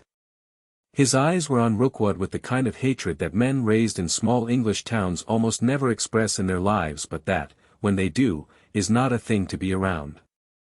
Harry raised his wand. The ring on his finger was still cold, but the cold had shifted in a way he did not know how to describe. It was not sorrow. It was not fear. It was the cold of a blade that had been drawn and was waiting. The family magic had decided on a defense for Hermione. It had decided on something else for him. "Rookwood," Harry said. "Lord, you pointed a wand at my mother's sister," Harry said, and only later did he realize that he had said, without thinking, the sentence in the precise grammar Sirius used to use, the grammar of the Black family at the height of its pride. "She is under my house. Her husband is under my house. Her daughter is my blood by magic. You have made 3 mistakes in 30 seconds. Stop. Drop the wand." Rookwood lifted his wand higher. Harry's wand, which had been holly and phoenix feather, his 11-year-old wand, the wand he had held through every fight of his life, did something he had never felt it do. It went warm in his hand. The holly. The family magic of the House of Black was flowing down his arm, through his palm, into the wood, and the wood, which had for 5 years been choosing his fights with him, did not resist. Harry's wand, in that alley, in that moment, was not only his wand. It was, for one long-held second, the wand of a house. It was a sword whose first edge was old. He did not say a spell. He did not know the spell he needed. He simply exhaled. The air in front of him compressed. Rookwood flew. He flew backwards, 10 feet, 12, and hit the bricks of the alley wall with a sound that was not quite the sound of bone but was in the same family of sounds. He slid down the wall. His wand, which had left his hand at some point during the flight, clattered on the cobblestones and rolled. Lupin, who had always been faster than people gave him credit for, crossed the alley in 3 strides, kicked the wand into a grate and knelt, his own wand out, by Rookwood's throat. "Alive," Lupin said, after a second. "Good," said Harry, distantly. He was looking at his own wand. It was glowing, faintly, at the tip. It stopped glowing as he watched. "Harry," Hermione said. He looked up. "I'm all right," he said. She was not asking. She had been going to. She nodded. She did not reach for him, not yet. Her mother had not moved from the 3 steps back where she had been told to move. Her father, across the alley, was breathing very carefully through his nose. The ring on Hermione's finger was cooling. The shield was gone. There was no sign, on Hermione's black coat, that anything had happened at all, except for a small round spot on her lapel, exactly where Rookwood's curse had died, that, Harry saw now, had been burned through the fabric. A small, neat, cauterized circle. It had not reached her skin. "Dad," Hermione said. "Yes. I need you and Mum in that taxi." "Yes. I love you." "I know, love. Go." She did not hug him. She did not stop moving. She was, in that moment, not a girl in a coat with her mother's pearls on. She was Lady Black of a House of Black that had just bled for her, and she knew, with absolute clarity, that if she stopped moving she would be a girl again, and she could not be a girl for another 30 seconds. Lupin was already moving Rookwood into a coil of ropes. Tonks had come up at a run. Mr. and Mrs. Granger, with a silence that Harry would always be grateful for, went to the taxi. Tonks got in with them. "We'll take him to the ministry," Lupin said quietly. Discreetly. "Not to a cell they can, not to Azkaban, not yet. Amelia's office. The inquiry is still live. We use this." "Yes," Harry said. "Are you?" "I'm all right, Remus." "Your wand, I know." Lupin looked at him for a moment longer. Then he nodded. He and Moody took Rookwood. They left. Harry and Hermione stood in the alley. The afternoon was still afternoon. Down the end of the alley, the traffic of Charing Cross Road went on, exactly as before. Somewhere a church bell struck the quarter hour. Hermione turned. She looked at Harry. I know. Your wand. I know. You didn't cast. I know. Harry. What? Your mother's sister. He blinked. What? You said. In the grammar of the house. Your mother's sister. That's, Harry, you were defending my mother. With the ring. You called her, he had not realized he had said it until she repeated it. He opened his mouth. He closed it. The ring on his finger had cooled, entirely, and sat now quiet on his hand, the stone black, the silver thread in the band catching the afternoon light. Hermione. Yes. When the family magic did, what it did. Yes. It recognized her. Yes. Your mother. Your father. Yes, Harry. It extended. It recognized, your parents. Not just us. It made them, part, I know. I felt it. It's allowed. In the book. Sirius's book. The house can extend its protection to chosen kin. He wrote it down. I read that bit last night. It requires, both the Lord and the Lady to do it. Simultaneously. Without speaking. It happens, when the house chooses. Not when we do. We didn't, but it did. Yes. They stood there for a second. Then Hermione, with great dignity, said, Harry, I am going to sit down. She sat down. On the cobbles. With her back against the alley wall, right where they were. Harry sat down next to her. They sat there for the length of 2 church bells, in their fine black coats, with the ring on each left hand and the small burned spot on Hermione's lapel, and they did not speak, and Harry thought, dimly, gratefully, exhausted, that was my aunt I defended. That was my uncle in the taxi. Those are my people now. That is, something. The house, 3 miles away on a quiet street in Islington, was also, at exactly that moment, quietly adjusting its wards. Not to make them stronger. To make them kinder. A pair of dentists in a London taxi, on their way back to Crawley, had just been added to a ward list that dated from the 14th century. Number 12, Grimmauld Place knew them now. If they ever needed it, it would open for them. They sat in the small parlour, after the taxi, after Lupin's clipped owl saying Rookwood delivered, Amelia takes the hearing tomorrow, and Hermione stopped holding on. Not dramatically. The way a wall, mortared well, finally settles. She set her teacup down. She put her hands flat on her knees. She looked at them. Harry. I'm here.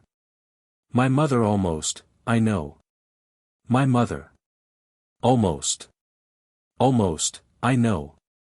He had slid over on the sofa already.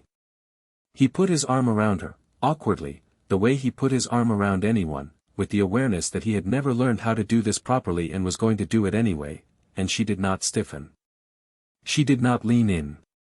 She stayed upright.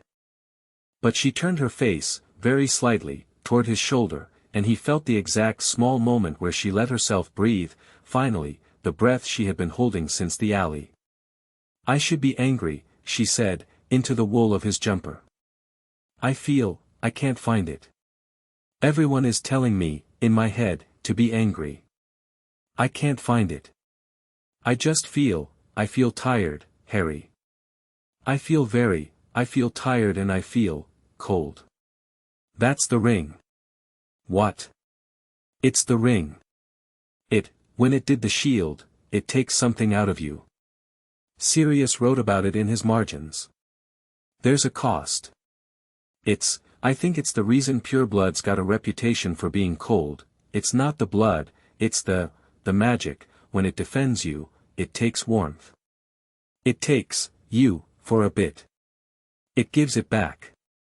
It's like the ring is its own small person, and it borrowed from you. Oh. It'll be back by morning. Oh. She closed her eyes. That's almost worse. Isn't it? Why? Because it means it chose. It chose on its own. I didn't think. It thought. Yes. It decided it was going to keep her alive. Yes. Harry. Yes. I'm grateful to a ring. That is the thing, Harry said, and he laughed once, weakly, that the Black family has been most famous for, historically, of all of its mannerisms, being desperately, embarrassingly, ancestrally grateful to rings. You are in very good company. She laughed, wetly. They sat like that for a long while.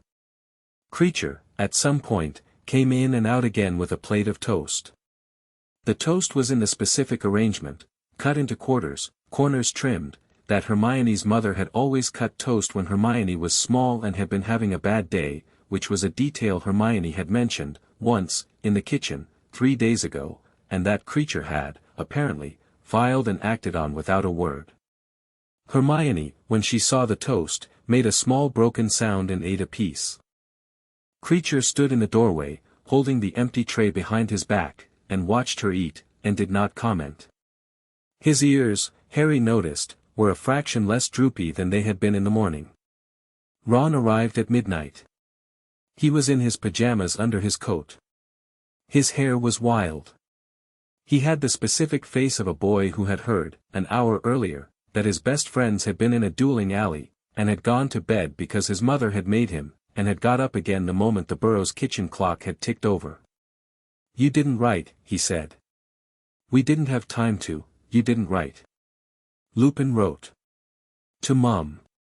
Ginny told me. You could have, he stopped. He pushed his hair off his forehead. Sorry. Sorry. You're all right. I can see you're all right. Ron. Yes. We're all right. I know. Sit down. He sat. He sat next to Hermione. He did not hug her. He held out his hand. Hermione looked down at it, and up at him, and she put her hand in his, and Ron Weasley, who had, on different occasions, cheated her at chess, called her names, and once broken her heart at a dance, squeezed it, and did not let go for a long minute. Your mum, he said. She's all right. The ring caught it. The ring caught it. Ron shook his head. That's good. That's a good ring. He looked at Harry. And you threw a bloke into a wall without saying a spell. Apparently. Mate. I know. Mate. I know. Can you do it again? Harry thought about it. He thought about the cold in his wand, and the way the family magic had come down his arm, and the way his wand had, for one extraordinary second, not felt like it was only his. He thought about the specific emptiness, afterward, in the middle of his chest, where something had been spent. I don't know, he said, honestly. I think it happens when the house decides. Not when I decide. But I think if I needed it, if we needed it, it would come. Yeah. Right. Ron nodded. Right. Good. Okay. Then I have a plan.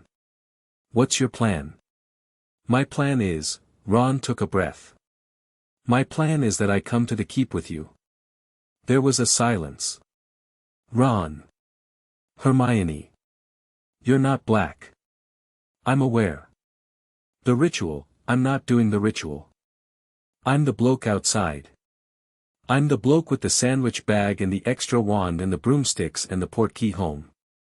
I'm the bloke who holds the bag, Hermione. I'm good at that. I was good at it the first year. I was good at it every year. Look. He was red to the roots of his hair. I'm not going to say anything that's going to embarrass me. I'm just going to say, I'm your bloke, all right. You have your rings, and your house, and your stars. Fine. Great. Blow my head up with how great it is. Just, let me hold the bag. I'll wait outside the chamber. I'll hold the sandwich bag. Please. Hermione looked at him. Harry looked at him. Harry, after a second, laughed. It was not a cruel laugh. It was a warm laugh, with a certain private relief in it, because what Ron had just offered, the sandwich bag, the bloke outside, was exactly what Ron had been, for every important thing, for 5 years, and the fact that he was still offering it, in his pajamas, at midnight, in a black family drawing room, after a week of being asked to watch his best friends inherit a country, was the single best thing any of them had heard in a while. You're holding the bag, Harry said. Thank you, mate. Also, Hermione said, blowing her nose in a handkerchief of creatures, you're bringing your own sandwich. Obviously. The second Gringotts session, which they had been scheduled to speak at 3 days later, went the way sessions went when a seat had done something useful at the previous one. They walked in. They did not speak. They voted, with Caius Nott, who sat 3 rows over with his arms folded and a small nod of acknowledgement on their way in, for a motion to extend the Dementor inquiry, and the motion passed. They walked out. Amelia Bones, on the way, caught Harry's sleeve. Lord Black. Chief. A word. They stepped aside. Amelia was a short, sturdy woman with a monocle and the eyes of someone who had not, in her adult life, once been surprised by a criminal. Your cousin, she said carefully. Mrs. Malfoy. Harry tensed. She will, on Friday, file a formal, quietly filed, via my office, in sealed envelope, a letter of intent. Regarding her son. To request, in the event of her husband's continued difficulties, that the heirship of the House of Malfoy, for her son, be held in custody. Her eyes flickered. By the House of Black. Harry stared at her. You aren't supposed to tell us this, Hermione said. I am not. Why are you telling us? Amelia smiled. It was not a warm smile. It was, Harry recognized it, an Amelia Bones smile, the smile of a professional who had decided, a week earlier, that she was going to risk some of her pension on 2 16-year-olds in black robes. Because Sirius was my friend, she said, and because she is doing this quickly and quietly for the right reasons, and because I suspect you would rather not be surprised by it in a public session. That is all. I have said nothing. Do not say I said it. Thank you, Chief. Lord Black. She left. They stood for a moment. Her son, Hermione said, slowly. Her son. We may, Hermione said, in the next month, be in charge, legally, of Draco Malfoy. Yes. Oh God. Yes. Harry. Yes. This has become incredibly complicated. Yes. I am getting another notebook. That evening, Lupin called an order meeting. It was not, strictly, an order of the Phoenix meeting. The order had, since Sirius's death, since the reading of the will, since the arrival of the Black Heirs and the quietly reshuffled ward lists and the new brass plaques on Grimauld's drawing room tapestry, entered a strange semi-dormant phase. Dumbledore had not called the order together since Sirius had died.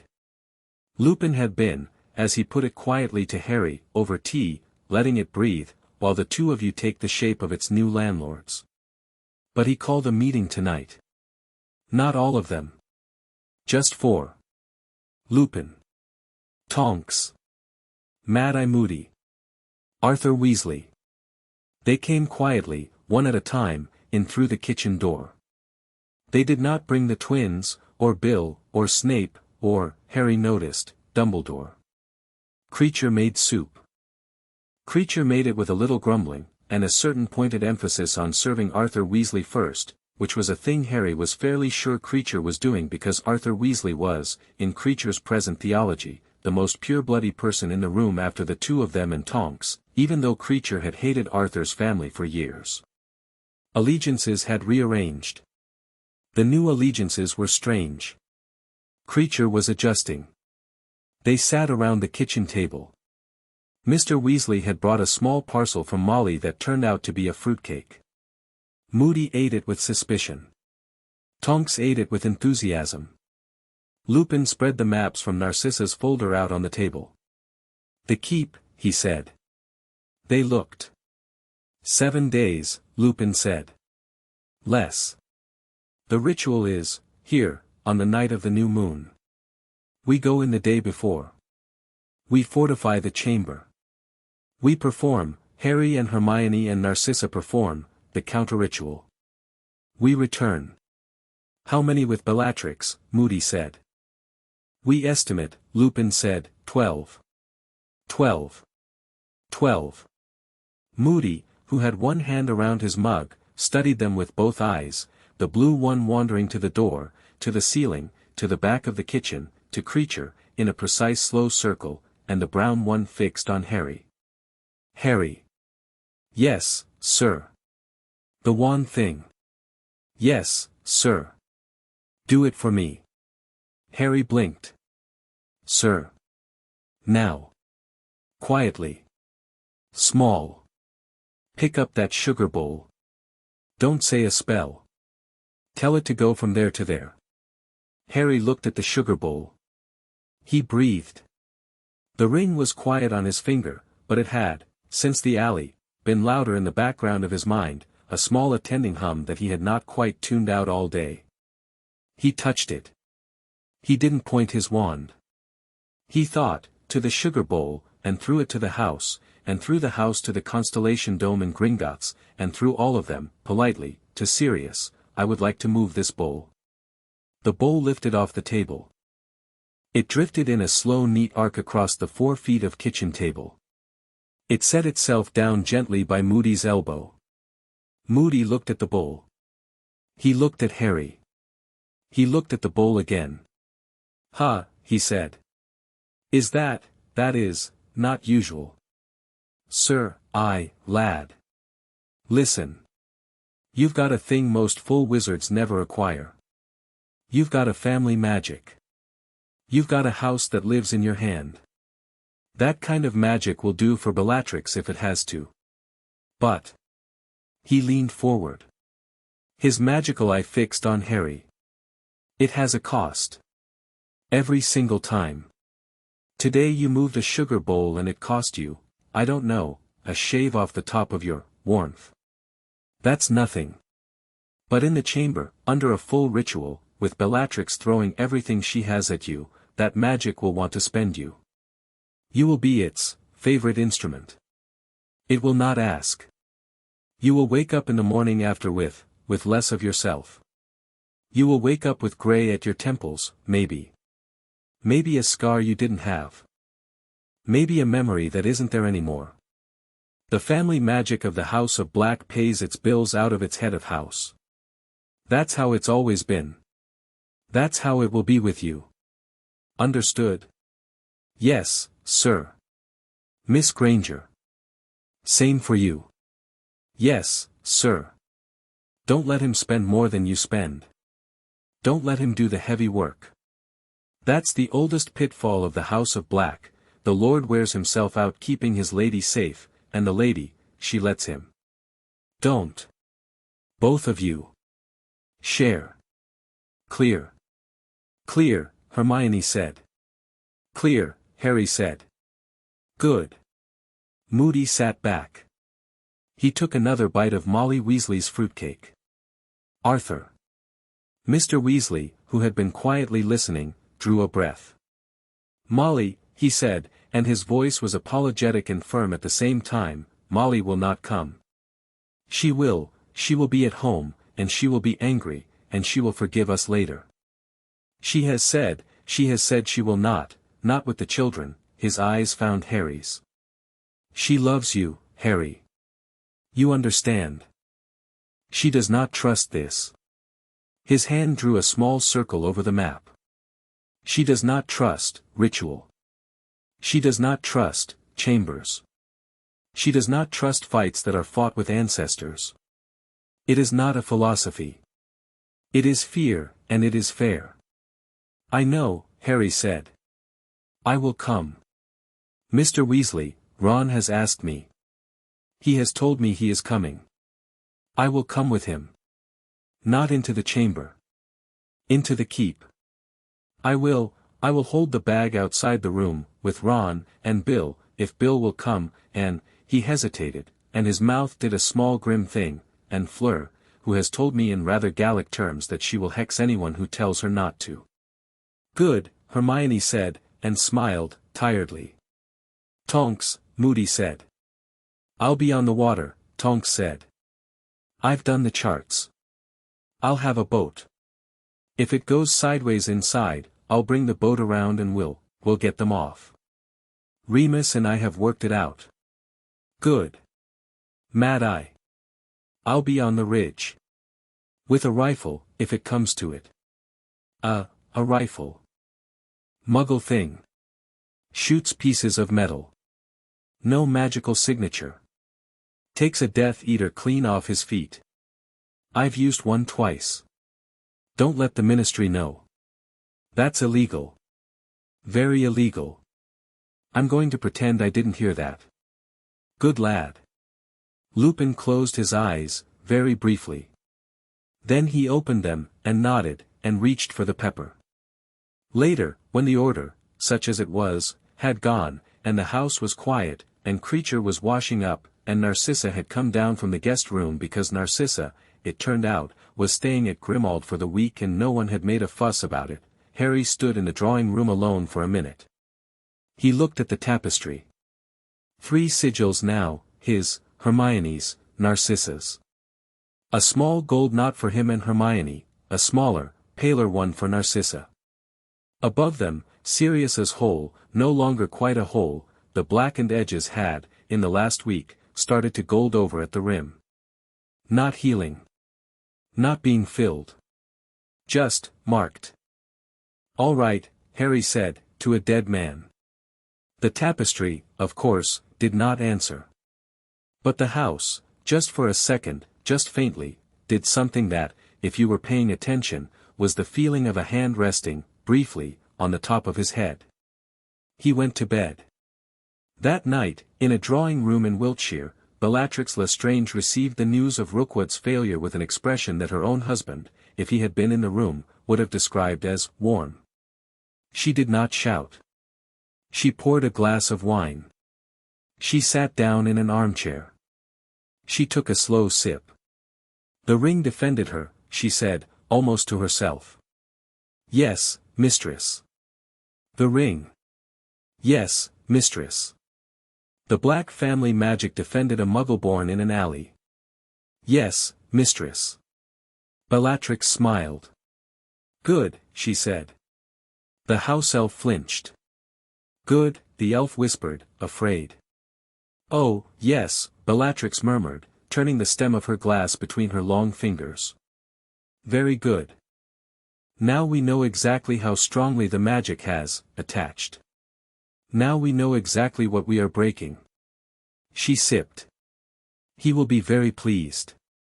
He will be very pleased indeed. She rose. She crossed to the desk in the corner. She pulled out a sheet of thick parchment and began to write, in a quick spidery hand, what looked, to the terrified elf watching, like a shopping list. Ingredients. Dates. Names. The last word on the list was, very neatly, Father. Narcissa Malfoy came to Grimmauld that night, at 11, in a cloak that was not green this time but a plain matte black, with a scarf pulled up over her hair. She did not knock. Harry opened the door before she could. She's going to bring in your father, Narcissa said, stepping in. I know. She was forbidden. I know. Cygnus is alive, Lord Black. Alive, And dying, but alive. Bellatrix there is a place, I know. I saw. You felt her write the word. Yes, Hermione said, coming down the stairs. Narcissa stopped. She looked at them both for a long moment. There was something in her face that Harry had never seen on an adult before, not respect exactly, but a kind of startled adjustment, the way a woman who has spent a lifetime calculating the weight of people realizes a pair of them have, in a fortnight, acquired a new weight. You felt it from here, Narcissa said. The house did. We did. Yes. Then, Narcissa sat down, heavily, on the hall bench, and the bench, which had not once in 2 weeks made a welcoming sound for anyone who was not Harry, Hermione, or Remus, creaked in a way that was, if you were paying attention, a kind of nod. Then we have, less time than we thought. 2 weeks. All right. Less. All right. I will come with you. Harry blinked. What? To the keep. When you go. I will come with you. She raised her chin. You cannot do this without a third black. The ritual requires, a witness of the blood. Sirius named only 2 of you as heirs. You cannot witness yourselves. It must be a third. It must be a black. Bellatrix was counting, she was counting on being that witness, and doing it in reverse, in the old way. You need a black of your house to stand in her place. That is me. She paused. And I am tired, Lord Black. Of everyone else. Harry looked at her. He looked at Hermione. Hermione nodded, once, decisively. Welcome home, Harry said, quietly, for the second time in a week, to a woman he had grown up being told was his enemy. Narcissa Malfoy closed her eyes. She did not cry. But her breathing took a moment to get right. Somewhere in the drawing room, on the tapestry, a third small sigil, gold, smaller than the first 2, lit itself next to her name. Not a reclaiming. Not a full one. A smaller thing. A visiting thing. A side door. It was enough. Chapter 4 End. Chapter 5, The Heirs Gambit. The Horcrux came to them. They did not have to hunt for it. That was the terrible, almost funny thing about being Lord and Lady Black in the last 6 days before a new moon, Harry thought later, staring at a ceiling at 3 in the morning, you did not need, as Sirius had joked once, to look for anything. The house found things for you. The house looked up from its long sleep, sniffed once, and handed you a thing you hadn't asked for, and said here. Creature brought the cup, in the end. He brought it into the kitchen at 7:30 in the morning, shuffling, his face set. He put it on the table. He stepped back. He stood with his bony hands folded at his waist, chin up, for all the world like a small loyal butler offering testimony in a courtroom. Master, he said. Mistress. Cousin Mistress. Narcissa, who had not yet fully mastered being called cousin mistress by a house elf of the senior line, made a small coughing noise into her teacup. Creature has been meaning, he went on, Creature has been meaning to bring the master this since the master came. Creature has been, Creature did not know, Creature did not, he swallowed. He looked up at Harry, and his eyes, which had a week ago been coals, were glassy with something very like grief. Creature's old master, Master Regulus, asked Creature to destroy this thing. Creature failed. Creature has kept it. Creature has known it has been wrong. The thing is wrong. The house has been sicker because of it. Master has been making the house well. Creature did not want to tell Master, because Creature was ashamed. Creature brings it to Master now. Creature is sorry. The cup sat on the kitchen table. It was small. It was gold. It had a badger on it, worn almost smooth. It looked exactly like what Harry had expected Hufflepuff's cup to look like, which was, he realized, because Dumbledore had mentioned it once, briefly, last year in the Office of Descriptions and Possible Horcruxes. Hermione said, very quietly, "Oh. That," Narcissa said, "is a very old piece of school plate." "That," Harry said, "is a Horcrux." Narcissa looked up sharply. "A what?" Harry stopped. He looked at Hermione. Hermione looked at him. They had, the two of them, decided in the first week of July that Narcissa did not need to know everything about the war. They had decided it had not been fair to decide that, exactly, but that the secret of the Horcruxes was not theirs to give away, because it was, when it came down to it, the only thing that stood between Voldemort and a conclusive ending. But here Narcissa was. And here the cup was. And there was, Harry suddenly realized, no way they were going to destroy the cup in Grimmauld in the next 72 hours without Narcissa noticing and asking questions, and telling her now, here, at breakfast, on the morning the cup had come up out of the cupboard, it was simpler. "I trust you, cousin," he said. Narcissa went very still.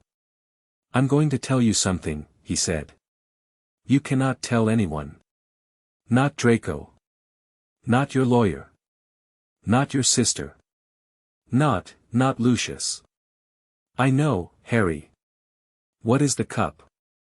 "The Dark Lord," Hermione said, leaning forward, "has split his soul into 7 pieces, and hidden them in 7 objects, and each object must be destroyed before he can die." Narcissa did not answer for a long moment. She picked up her teacup. She put it down again without drinking. She looked at Creature. She looked at the Hufflepuff cup. 7, she said. "Yes. So that is why he is, yes." "Oh," she said. "Oh." She closed her eyes for a very long second. "All right," she said, when she opened them. "All right. I need to breathe. Once. There." She breathed. She opened her eyes. "All right. What have we destroyed so far?" 2. The diary. A ring. Which ring? A gaunt ring. Last year. Dumbledore, before school. I noticed he had begun to limp. She nodded slowly. "Yes. All right. So. 2 of 7. This is number 3. Is it?" "Yes. For more after this." "Yes. Do you know where?" Hermione counted them off on her fingers. "Slytherin's locket. Which is somewhere. Possibly in this house. We have searched. We think it was taken, last summer, during the clean-out. We think the order may have accidentally, Mundungus," Harry said grimly. "Mundungus," Hermione agreed. "A diadem we think is at Hogwarts. Somewhere. Nagini, the snake." And, said Harry, evenly. Hermione looked at him. "And him. Himself. Without meaning to. Possibly. She closed her mouth. "Dumbledore," said, Narcissa's eyes went to Harry's scar. She did not say anything. She did not have to. Her pale eyes went, for the first time since Harry had met her, a little wet, and then she mastered her face with the ruthlessness of a woman who had grown up being told not to make scenes. "All right," she said. "Then we destroy the cup. Today. Here. Before the keep." "Yes." "How?" "Basilisk venom." "I beg your long story," said Harry. "Second year." Yes. Of course. You. Basilisk venom. Of course. Do you have some? One fong. In my trunk. Of course. She sat back. Of course you do. They destroyed the cup in the ritual room at 11. They did it quickly. They did it because delay was, at this point in July, a thing none of them could afford. Hermione laid the cup in the center of the drain. Harry knelt. He held the fong in a cloth. He looked at the cup. He heard it speak, in the low hissing voice that his first year had taught him to distinguish from all others. The cup told him he was small. The cup told him he was unloved. The cup told him, specifically, that Hermione was only staying because of the ring, and that, the day the ring was taken off, she would, very politely, very kindly, go home. Harry laughed. He laughed once, sharp and short, and he drove the fong down into the side of the cup, and the cup screamed, a thin hot scream that, for a second, was a voice they had all heard before, and then went quiet, and then spilled a thin black fluid that drained away through the stone, and was over. There was a silence. That was, underwhelming, Narcissa said. The last one, said Hermione, tried very hard to kill us. Oh. They're very fond of trying to kill people who are in love, said Harry, absently, and then, realizing what he had said, half a second too late, went scarlet. Hermione became very interested in the cuff of her sleeve. Narcissa, with a level of tact that was uncommon in her line, did not say a word. Creature stood by the wall and watched the black fluid drain out. When it was entirely gone, he set his jaw and said, in a voice that creaked like a door that had not been opened in 30 years, "Creature is sorry, Master Regulus." Narcissa, who had known Regulus, who had danced with him at his cousin's wedding in 1976, at a moment in her life when she had thought, briefly, that all of them might be all right, put her hand on Creature's bony shoulder. "He heard you, elf," she said softly. He heard. Creature, for the first time in his long hard life, leaned into a witch's hand. They left for the keep at dawn on the 6th day. They went by Portkey, a small worn rosary of Narcissa's grandmother's, which responded to her touch and not to anyone else's, to a crag on the west coast of Scotland, a place of cold wet rock and a single gull. The keep was visible from the crag, 2 miles out on the sea, black against the grey water, a squat round tower on a small black island, with the broken curtain wall tumbling into the surf. Tonks was already there with the boat. She had been there since the night before.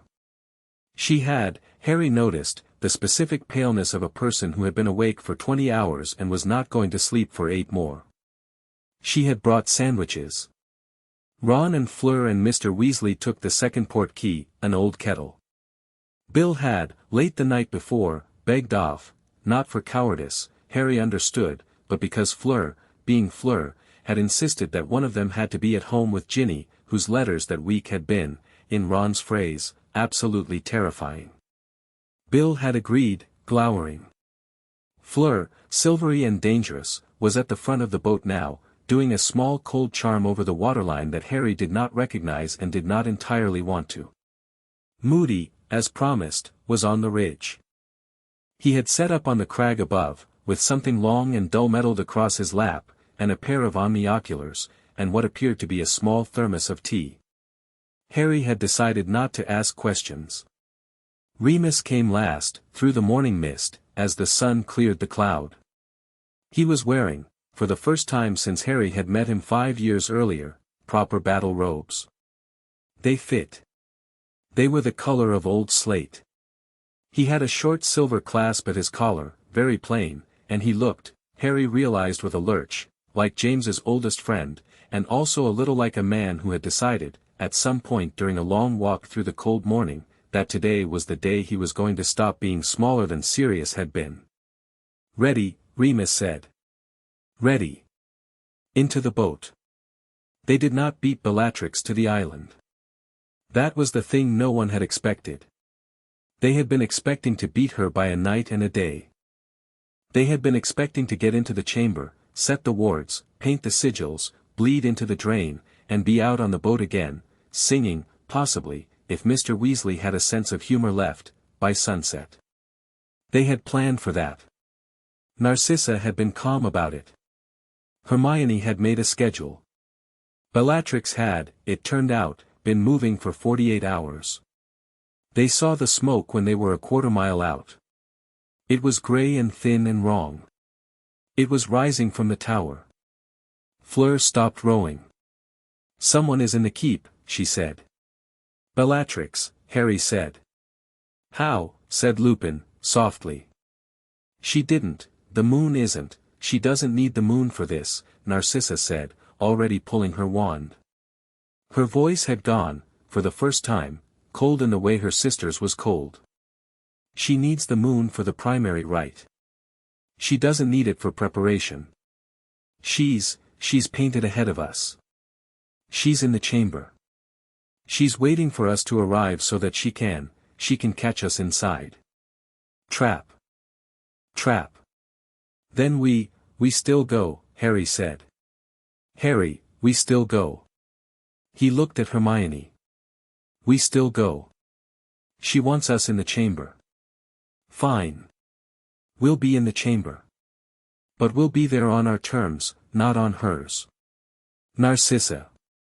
Can you show us a way in that she won't be expecting? Narcissa was already unrolling a map. A different map. A map that had not been in the folder.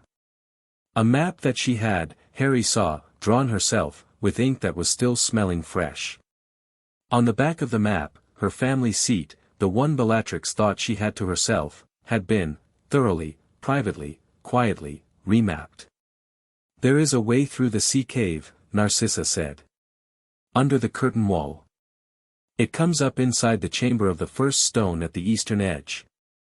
It is not pleasant. It is, wet. And cold. And dark. But she cannot watch it. She does not know it exists. My mother showed it to me when I was 7, because my mother, unlike Bella's mother, was occasionally kind. Then we go in the cave. Then we go in the cave. And we leave Ron and I, Mr. Weasley said firmly, will draw them on the main stair. We go up the front. We make a great deal of noise. Fleur. I make Z noise, Fleur said crisply, with an enthusiasm you will find excessive. We'll hold the front, Mr. Weasley said. You come up through the cave. You reach the chamber. You bleed. Then we all leave. Agreed? Agreed. Ron, my love, said Fleur, turning to Ron, you keep close to me. I let no one put a scratch on this hair. Ron, who had not been able to speak to Fleur for 2 years, said, yes ma'am, in a voice several octaves deeper than usual. The sea cave was everything Narcissa had promised. It was wet. It was cold. It was very, very dark. Harry, Hermione, Lupin, and Narcissa slid into the water where the rocks met the boat, and went under, and came up inside a pocket of air at the mouth of a tunnel whose floor went up into the island at a steep wet angle. They crawled. They climbed. Hermione's ring, when she held it out at arm's length, made exactly enough light to see 4 feet of the next step. Lupin behind her, Harry in front, Narcissa last. Her pale hair was dark with salt water, her eyes had not changed expression since the boat, they went up through the rock. In the chamber above them, dim through the stone, they began to be able to hear Bellatrix sing. She was singing. It was an old melody. It was not in any language Harry had heard, but Hermione stopped once on the stair, her face white, and whispered, that is pre-Latin. Bellatrix was painting. They could hear the brush. They could hear the scrape of a knife sharpening a sigil on stone. They could hear her low, pleased laugh between stanzas. They kept going. They came up through a grate in the floor of the chamber. The grate was in the shadow of a pillar at the eastern wall. Narcissa had, with the careful professional pride of a woman who had plotted this for weeks, picked the moment for them. Bellatrix was, at that second, turned toward the other end of the chamber, bent over her paint pot, her back to the pillar. The chamber was circular, as the map had promised, low-vaulted, lit by 6 black candles on iron stands. The center of the floor was the 6-pointed knot that Harry had first traced with his fingertip on the map 2 weeks ago. Bellatrix had painted, around the knot, a second circle, a ring of sigils in dark red, almost black, that were, Harry could feel at 30 feet, wrong. Not evil. Wrong. The way a lie could be wrong without yet being said. 4 of the 12 Death Eaters Narcissa had warned them about were visible. They were at the edges. They were not, Harry noticed, paying enough attention to the pillar. Bellatrix had, perhaps, not told them there was a grate. Harry touched Hermione's wrist. He touched Lupin's sleeve. He pointed. Narcissa, behind them, nodded. Above them, muffled by 2 floors of stone, there was suddenly, with the exact timing that Mr. Weasley had promised, a very loud, very explosion of blue fire against the main stair. 4 Death Eater heads snapped up. 2 of the 4 were ordered to the stairs by an annoyed, singing voice. They went. Bellatrix, now with only 2 men with her in the chamber, returned to her painting, humming. Harry lifted up out of the grate like a man rising from a bath, soundlessly, and put the chamber between himself and Bellatrix in 3 steps. Hermione came after him. Lupin came after her. Narcissa came last. None of them made a sound. They crossed the chamber in a small cold arc of practiced silence, and Hermione's ring put out the light in the nearest candle as she passed it, and Lupin, who was the best of them at a quiet stun, had taken out the first guard before the man had even finished inhaling, and Narcissa, smiling the specific small polite smile she usually smiled at her sister's husbands, took out the second with a curse Harry did not recognize and did not care to. Bellatrix, on her knees, brush in hand, froze. "Sissy," she said, without looking. "Bella. You brought them." "I brought them." Bellatrix laughed. It was a long laugh.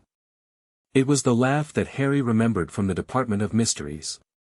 It was the laugh of a woman who was, inside her own head, standing on a stage in front of a cheering crowd that she had never, in her life, stopped hearing. She stood up. "Good," she said, turning. "Good. Good. I was afraid you wouldn't come. I was afraid you'd be sensible. My little Potter. My little mud-blood. My little, treacherous, sister. You have," she looked at Narcissa with eyes of shining pity. "You have disappointed me, Sissy." "I disappointed myself first," Narcissa said, calmly. "Put down the brush, Bella. Step out of the circle." I will not say it twice." "Sissy, put it down." "Sissy, put it down," said Narcissa, and it was not, quite, a shout. Narcissa did not have a voice for shouting, but it was a thing that came out of her chest in a register that Harry had not known she had, and the ring on her finger, modest as it was, flared. Bellatrix's mouth curled. She threw the brush. Not at Narcissa. At the circle. The brush hit the half-finished sigil that she had been painting at the outer rim. The sigil completed itself, not with Bellatrix's hand, but with the wet red paint finishing its own line, and the chamber, all at once, lit. The 6 candles went out. Something else lit them. The sigils on the floor, the ones she had finished, and the ones she had not, which the brush had now finished for her, rose off the stone, all at once, in a low breathing red glow. The circle was not dormant. The circle had been armed, it turned out, the moment it was complete. The fact that Bellatrix did not have the 3 drops of Harry's blood yet was, it seemed, not the only way the circle could work. "Oh," Hermione said, softly. Bellatrix grinned. She lifted her wand. "Now," she said, "the fun begins." Creature came up through the grate in the floor. No one had told him to come. No one had known he had come. He had, apparently, attached himself to the party at some point when they had slid off the boat into the cold water, and he had, being an elf, done it without any of them noticing, because elves did that. He came up through the grate behind Narcissa. He had in his hand, for reasons that Harry would not understand until 3 minutes later, a small glass vial. The vial contained a dark fluid. It was, Harry realized, the last of the basilisk venom. Creature did not look at Harry. He did not look at Hermione. He did not look at Narcissa. He looked at Bellatrix. And Bellatrix, who had, in her long brilliant life, made a habit of being the most important person in any room she was in, did not, for a full half-second, look at him. Creature, small and wet and bent, crossed the chamber. "Mistress," he said, at the edge of the circle. Bellatrix looked down, startled. "Elf, Creature," said Creature, firmly, drawing himself up to his full 3-foot height, "has a message from Regulus." "What?" "Creature has a message from Regulus. Creature has been carrying it since 1979. Mistress did not know. Creature knew. Creature has remembered." Regulus said. Creature's voice cracked. Regulus said, if ever Creature found himself in a room with the Dark Lord's servant, Creature was to give her this. Creature has. Regulus is sorry. He threw the vial. It was a terrible throw. It was a house elf's throw. It was also, because Creature had thrown 1,000 things in 80 years, absolutely on target. The vial arced across the chamber. It struck the lip of the circle, the outermost sigil. It broke. The basilisk venom, half a vial of it, spilled onto the painted circle. The circle screamed. So did Bellatrix. She screamed because the circle had just ruined itself under her feet. She screamed because the sigils, half-eaten now by the venom, had started to pulse in reverse. She screamed because the circle's demand, which had been to break the Black family magic and turn it against its new heirs, was suddenly, in its broken state, asking for a sacrifice of blood of its maker, instead. Bellatrix understood. "Elf," she shrieked. "Filthy, elf," her wand came up. Narcissa was faster, but not fast enough. Lupin was fast, but Lupin was 8 feet behind. Harry's wand came up. Harry's ring went cold. The family magic, as it had in the alley, took a breath and turned toward Creature, but the circle, which had just been offered exactly the wrong blood, reached for Bellatrix. It got her wrist. Bellatrix's wand flared, fired, and missed, by an inch, by 2, and the curse passed Creature's head and struck the pillar behind him. But the moment had been enough. The circle, Bellatrix's own trap, had locked around her. Its pulse dropped into a fast red rhythm. Its sigils climbed her leg like vines. She thrashed. She spat. She did not, in fact, die. The circle did not want her dead, it wanted her paid, but she was pinned, one leg to the knee in a net of her own ritual, unable to raise her wand arm without snapping her own wrist against the sigils. Creature stood where he had stood. He did not move. He was holding his small hands flat against his chest, as if he had just carried something very heavy a very long way, and had put it down, and was considering what to do with the rest of his day. "Master Regulus," he said, "is pleased today." Creature, his little legs buckled. Harry caught him before he hit the stone. Harry was not close enough. Harry was 15 feet away. Harry did not, to his own complete bewilderment, entirely remember how he crossed the gap, except that the family magic took him, for the second time in his life, and moved him. He did not lose warmth for it this time. He lost something else. He would not, for a long time afterward, be able to say exactly what. A second of a memory, perhaps, or a small specific love he had been carrying. He did not notice the loss. Creature, in Harry's arms, was small. Creature was very small. "Creature," Harry said. "Master." "Creature. What did you?" Creature brought the vial. "Creature, you weren't supposed." Creature saved the house. "Creature is tired, master." "Creature. Stay. Stay. Stay." Creature's eyes had gone far. Creature was, Harry realized, not even looking at him. Creature was looking at a patch of empty air above Harry's shoulder. Harry turned, helplessly, to look at the same patch. He saw nothing. He felt, distantly, briefly, 2 hands resting, one on each of his shoulders. Sirius had always held people that way, one hand on the top of each shoulder, and then the gentle shake. One of the hands, Harry knew without question, was Sirius's. The other, he realized, was Regulus's. "Master Regulus," Creature whispered. "Master Regulus is here. Master Regulus has come for Creature." "Creature," Harry said, because he could not find a bigger word. "Go. Go. We'll be all right. Go."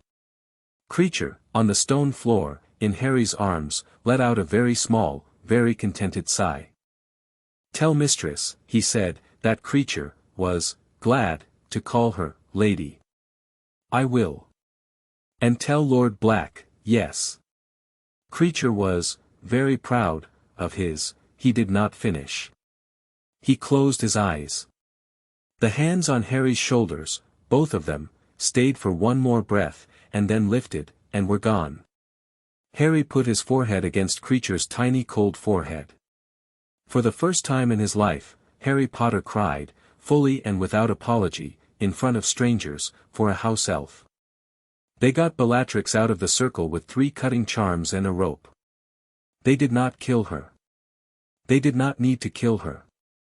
The circle, drinking the last of the basilisk venom, had, in the 30 seconds of Creature's death, unraveled itself, and Bellatrix had gone down hard on the stone, and Narcissa, of all of them, had been the one to bind her sister, wrist to ankle, with a rope she had carried inside her coat all morning, and that was made of a thing that Harry would later learn was the braided hair of the black women of 3 generations of Narcissa's direct line.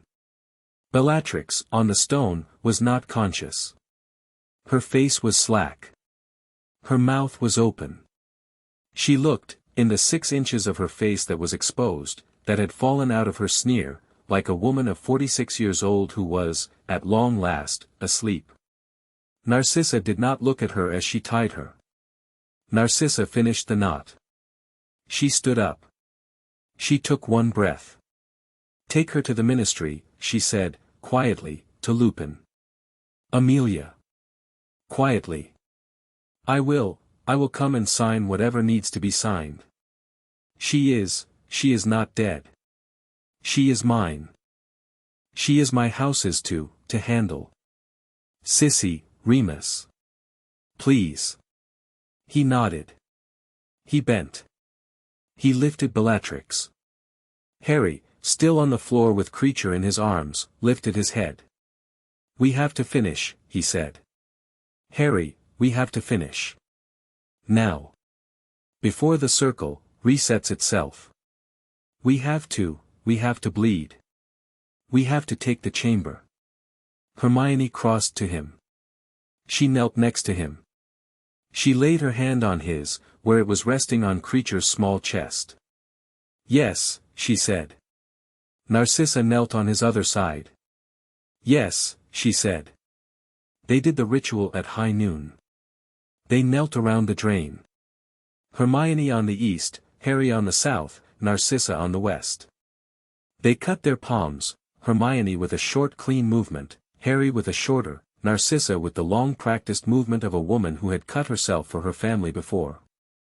They pressed their hands to the center of the knot. Their blood ran together. It ran down the drain. The chamber, the old chamber, took one long breath in. Then it took them. Not physically. But it knew them, the way a house knew its own, and it knew them together, and it redesignated itself.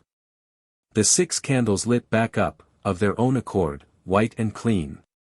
The sigils on the floor faded to a neutral stone color. The chamber was no longer a weapon. It was, again, only a chamber. The 3 of them sat back on their heels. For a long time, no one spoke. Then Narcissa, very softly, said, "Welcome, cousins." And the chamber, cold, indifferent, 1,000 years old, warmed, just for a second, under Harry's knees, exactly the way a grandmother's quilt warmed under a child's. They came out into the daylight at 12:30. Ron was on the curtain wall with his wand out and a scorch mark on his cheek and a grin that was partly hysteria. Fleur was redoing her hair. Mr. Weasley had a long scratch along the back of one hand and was arguing, mildly, with taunts about whether he was allowed to stand on an uneven wall. Moody was picking his way down from the ridge with the long metal thing over his shoulder. Lupin was already in the boat with Bellatrix, who had been stunned to a degree that Harry privately suspected was illegal. Narcissa stepped off the rocks onto the boat. She turned back. She reached a hand to Harry. To Hermione. Harry looked down at his ring. He looked up at the sky, which was a pale clear blue, and at the sea, which had gone still. He looked at Hermione. Hermione's eyes were shining. Her palm was still wet with her own blood. Her hair was salt-stuck to her temples. Her mother's pearls had come undone at some point in the morning and were, miraculously, still around her neck. "We won," she said. "We won. One's enough for today." "Yeah," he said. "Yeah. Today."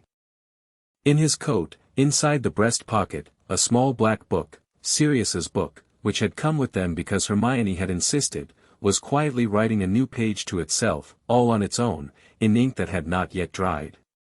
The page had a single line on it. Lesson 2, What a House Does for Its Own. The boat ride back was, for all of them, the longest silence of their lives. Fleur was at the oars. She did not speak. She did not allow anyone to help her. She pulled, with the slow, steady, unsentimental rhythm of a woman who had at some point in her childhood rowed a great deal, and she watched Harry, who was at the bow, and she let him be quiet. Hermione sat next to Harry, close enough to touch, not touching.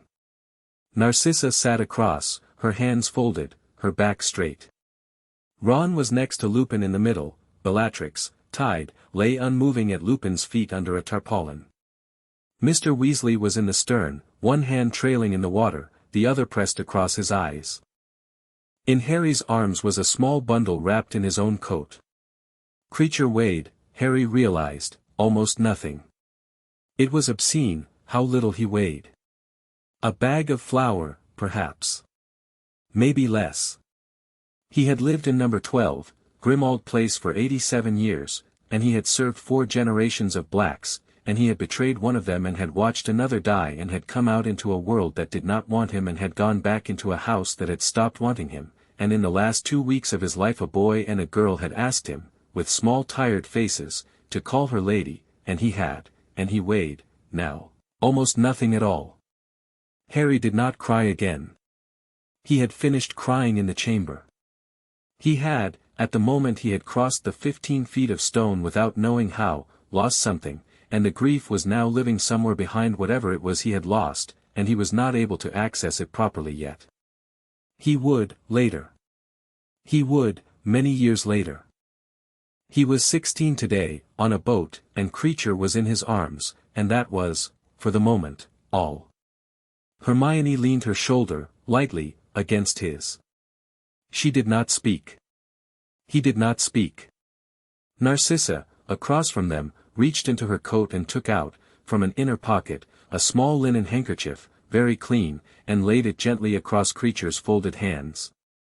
It was stitched, Harry saw, with the black crest. He had not known Narcissa carried one. "My mother gave it to me," Narcissa said, quietly, as if apologizing for something, "when I married." "He would have liked that," Harry said. "Yes." She did not say anything else. They buried him at Grimmauld, at the back of the small walled garden, under the yew tree. Creature had, according to a margin note in Sirius's book, once remarked that he liked the yew tree because it reminded him of the one at Hogsmeade where Regulus had once taken him to see the shrieking shack at night, as a small private joke between them that nobody but the two of them had ever known. Hermione had remembered the margin note. Hermione remembered everything.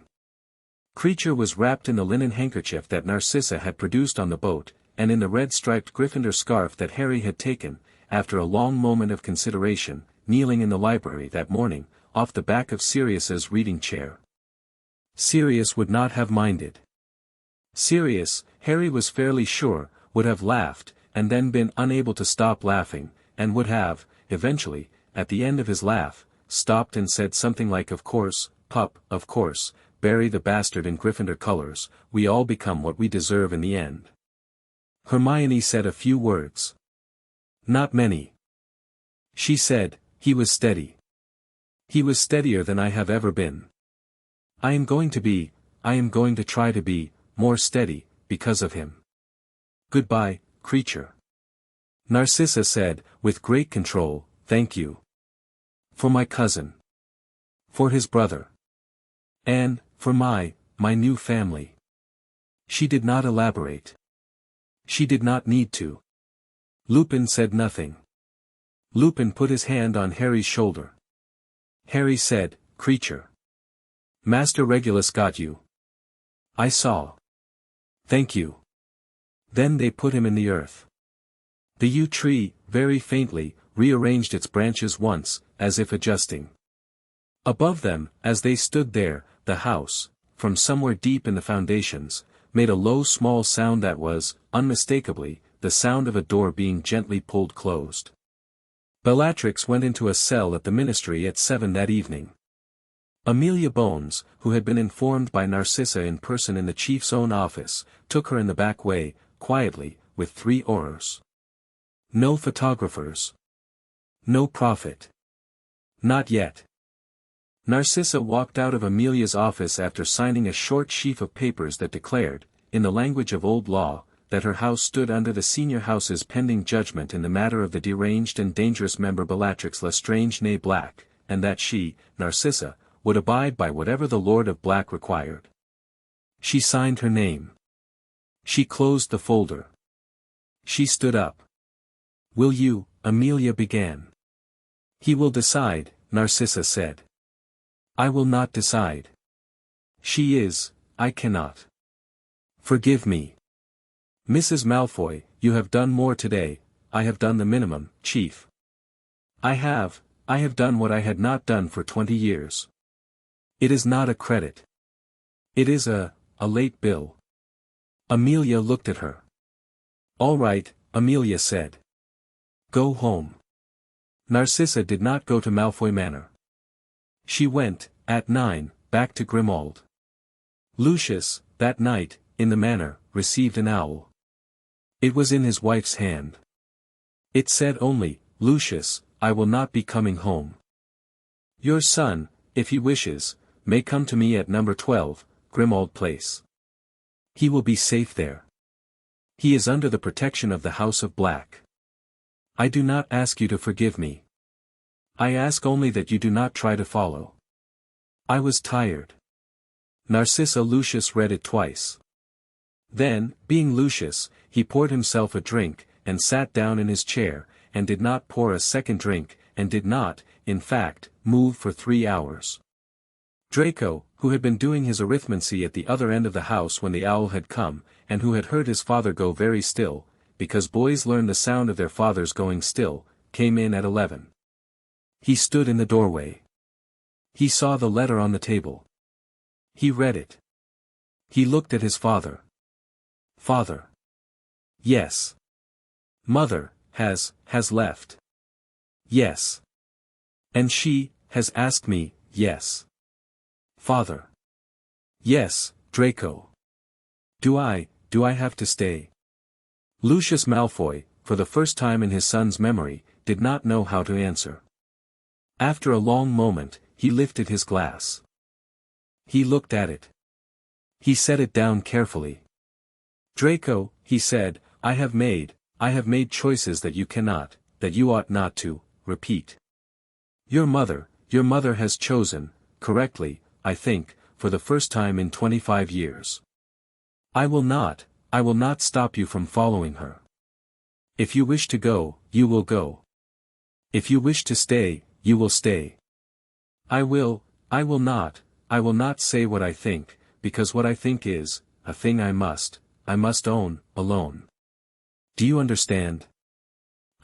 Yes. Your mother is at number 12, Grimmauld Place. Yes. That is the home, of Harry Potter, and his, Hermione Granger. Yes. They are black. Yes. They will not hurt you. Draco's mouth did a small, unsteady thing. No, sir. Well then. Father, Lucius did not say goodbye. Lucius held up his glass, and for the first time in his son's memory, he let his face be, briefly, open as it had been on the day, 16 years earlier, when a nurse at St. Mungo's had put a bundle into his arms and told him it was a boy. Draco, he said, and his voice cracked, Draco. Go. Draco went. He was at number 12, Grimmauld Place, at midnight, with one small trunk and a pale, pinched, relieved face. His mother met him at the door. She did not speak. She did not have to. She simply put her arms around him, for the first time in 3 years, and held him, and he let her, and the door shut behind them, and Mrs. Black's portrait did not, for the first time in 140 years, have anything to say about the presence of a frightened boy in a black school coat in her front hall. Harry and Hermione watched from the top of the stairs. They did not interrupt. When Narcissa took Draco to the upstairs bedroom that had been, at some point last week, quietly prepared for him, Creature, it turned out, had been preparing that bedroom too, in his last days, without being asked, Harry took Hermione's hand at the top of the stairs and squeezed it, once. "We have 3 blacks," she said. "We have 4, counting Sirius. 4. And Lupin. Lupin counts. Lupin counts. We have," she said, quietly, "a family. We have," he said, quietly, "a family." They stood there. Below them, the hall went dark. The lamps, one by one, put themselves out. The house, old, 600-year-old house, settled down on its foundations like a tired, patient dog, and slept. The ministry, in the morning, was, according to the prophet, in an uproar. Bellatrix Lestrange had been recaptured. Not by Aurors, technically. Not by order. Not by Dumbledore. She had, according to the front-page article, been delivered, alive, bound, and stunned, to the ministry by the senior House of Black in the person of Lord Harry Potter Black, who had been, the prophet could confirm, engaged in the lawful and ancestral recovery of a member of his line who had gone rogue under the influence of the Dark Lord. The phrasing had been supplied by Amelia Bones. The photograph on the front page had been supplied by, as far as Harry could determine, Moody, who had taken it from his ridge with a small mugglish camera that had, as far as anyone could tell, been loaded not with film but with some kind of very old potion. The photograph showed 3 figures on a black island under a noon sky. Harry at the center, Hermione to his right, Narcissa to his left, their hands joined in the specific 3-way grip the chamber had finally asked of them. Behind them, the sea. Above them, even in daylight, for some reason the photograph caught, one single star. The dog star. Sirius, burning at noon. The caption, in very small letters, read, "The House of Black regroups." Ron read the caption aloud at the breakfast table. Narcissa, who was buttering toast for Draco, who had come down in one of Harry's old jumpers because he had not brought enough warm clothes, paused mid-movement. "It is true," she said, "that I look, well." "Sissy," said Lupin, around a mouthful of toast, "you look like a portrait." "Thank you, Remus." "You're welcome, Sissy." Draco, bless him, Harry thought, because he was trying, small boy, for the first time in his life, to exist in a room he had no rank in, reached for the jam, and knocked over the butter, and turned a panicked red. Hermione, without saying anything, moved the butter dish aside, slid a clean knife into his hand, handed him the jam pot, and said, "Mum cuts the toast in quarters, if you want." Draco blinked. "Your mum." My muggle mum. She cuts toast in quarters. If you trim the corners off. Hermione paused. "It's a comfort thing." Creature figured it out. "You can, have some. Today. If you like." Thank you. Granger. Hermione. Thank you. Hermione. You're welcome. Malfoy. Draco. Draco. There was a silence at the breakfast table. Draco, staring at his toast, looked up. His eyes, for a second, met Hermione's. "Your mum," he said, softly. "Her name. What is it?" "Jean." "Jean. Thank you, Jean. For the toast thing." Hermione's eyes went wet. She did not let them go over. "I'll tell her you thanked her. Please."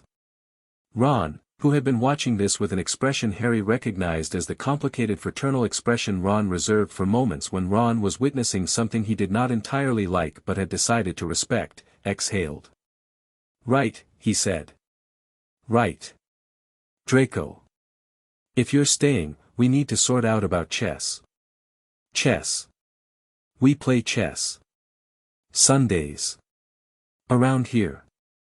I will warn you, I am a murderer, at chess.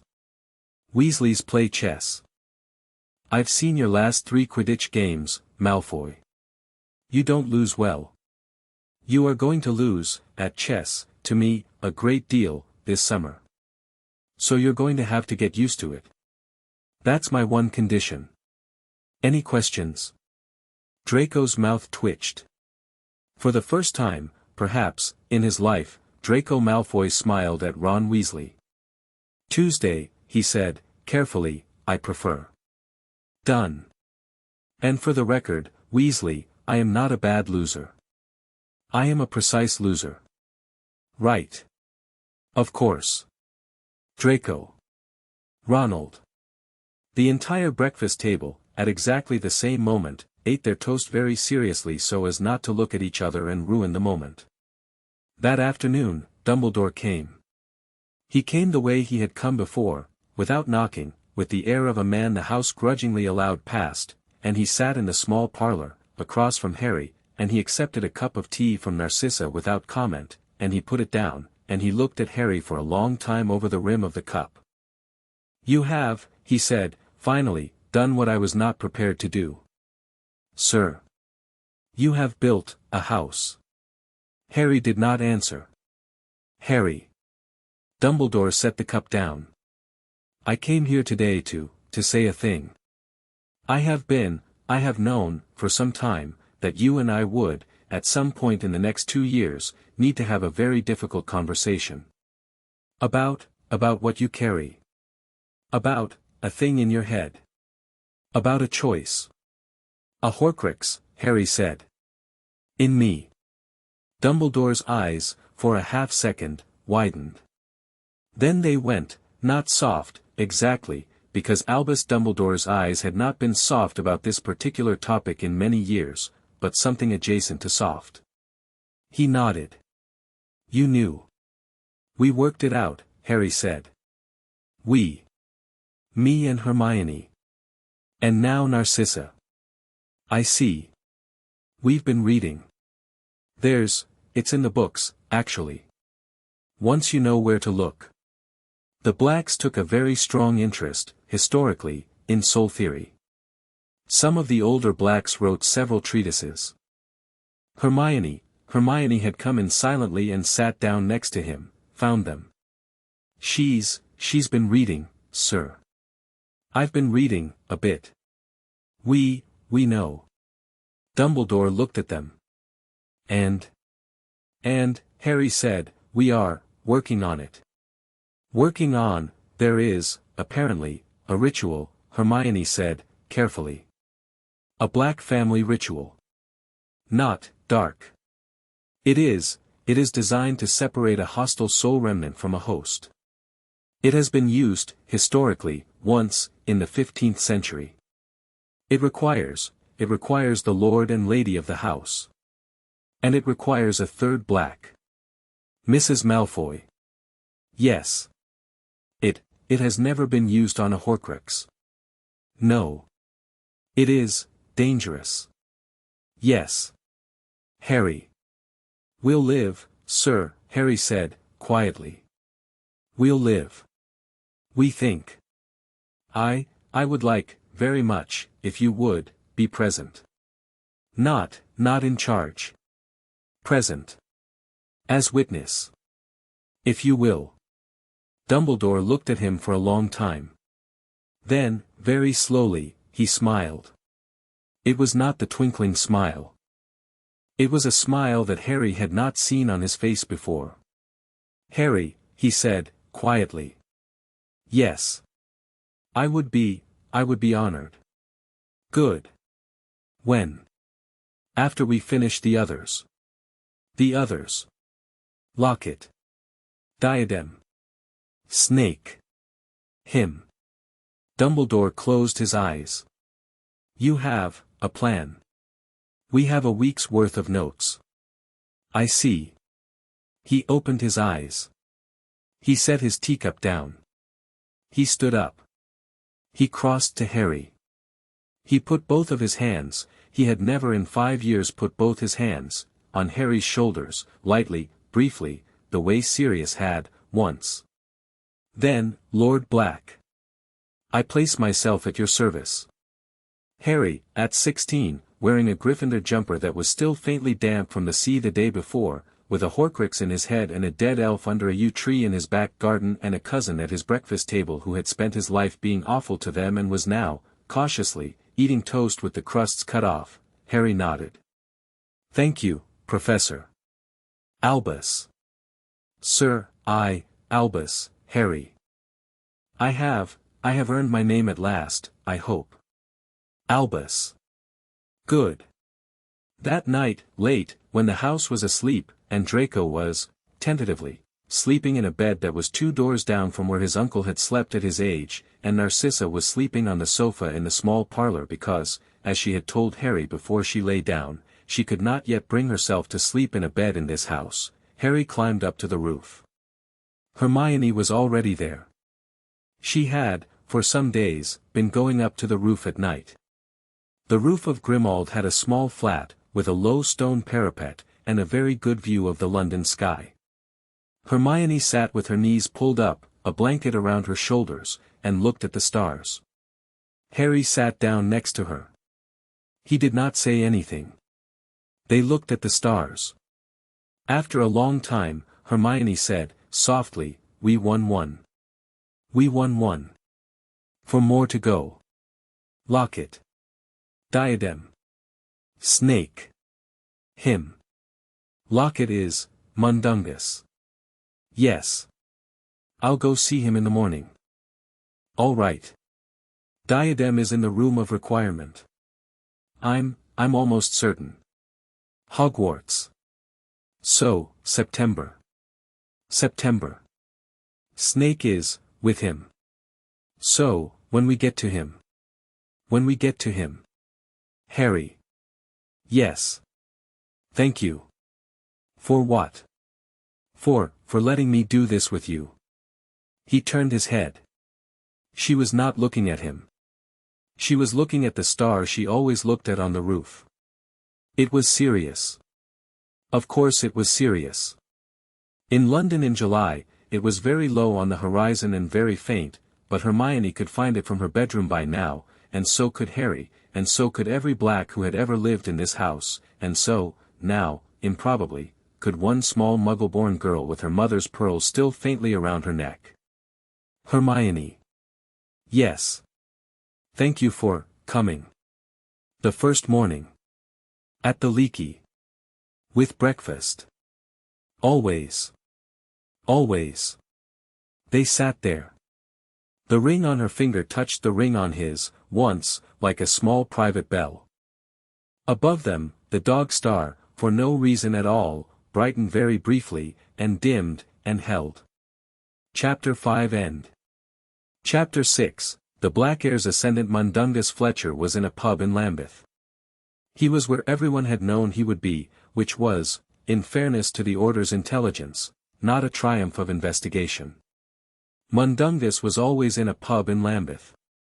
He had been in this specific pub in Lambeth since the evening of the Department of Mysteries, and the pub, in Lambeth, had been paying him not to leave, because his presence there drove custom from people who enjoyed the entertainment of watching a small unshaven wizard attempt, 6 or 7 times a night, to sell them stolen jewelry.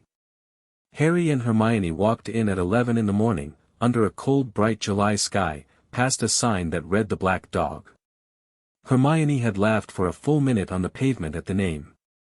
Harry had, eventually, stopped trying to pretend it wasn't funny, and had laughed with her. They were in plain clothes. Not black robes.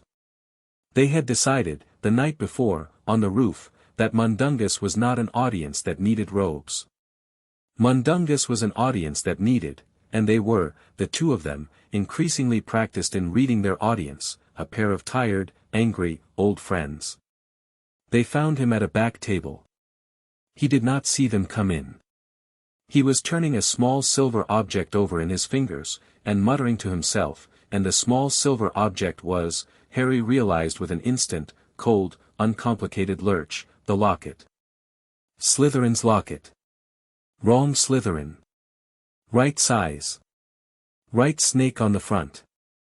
Right thin, hot, thrumming badness coming off it, even across the crowded room. Dung. Mundungus looked up. His small red-rimmed eyes widened. His hand went, involuntarily, stupidly, to the locket, and closed around it, and shoved it into his coat pocket, and he tried, unsuccessfully, to stand up. Har, boy. Lovely too, boy. Not seen you in, sit. He sat. Hermione pulled out a chair, turned it around backwards, and straddled it, which was the posture Hermione used when she had stopped wanting to be polite. Harry sat across from him. Dung. The locket. What lock, dung? Mundungus looked from Harry to Hermione and back. Boy. Boy. You understand. A man has obligations, dung. You know what I'm going to ask. You know what's going to happen if you don't give it to me. I can make a scene. I can call the Aurors. I can, in fact, call an owl to Amelia Bones, who will be here in 4 minutes. Or, I can give you 20 galleons. For your trouble. And you can put the locket on the table and walk out the front door, and I will never mention your name in this affair. 20 galleons is 20 galleons, dung. It is more than you'll get for that thing in any shop in Britain, which I know you know, because you've tried to sell it 4 times, and the shops have turned you down flat, because the shops can, even nocturne shops, dung, feel what it is. Mundungus's mouth worked. 25. 20. 22. 20. Deal. He put the locket on the table. Harry put 20 gold coins next to it. Mundungus, with the dignity of a man who had just conducted a piece of real business, scooped up the coins into his coat pocket, stood, straightened his collar, and walked out of the pub and out of the story. Hermione looked at the locket on the table. She looked at Harry. That was, she said, anticlimactic. I've had enough climax for one summer. Fair. Let's go home. They destroyed it at Grimmauld an hour later.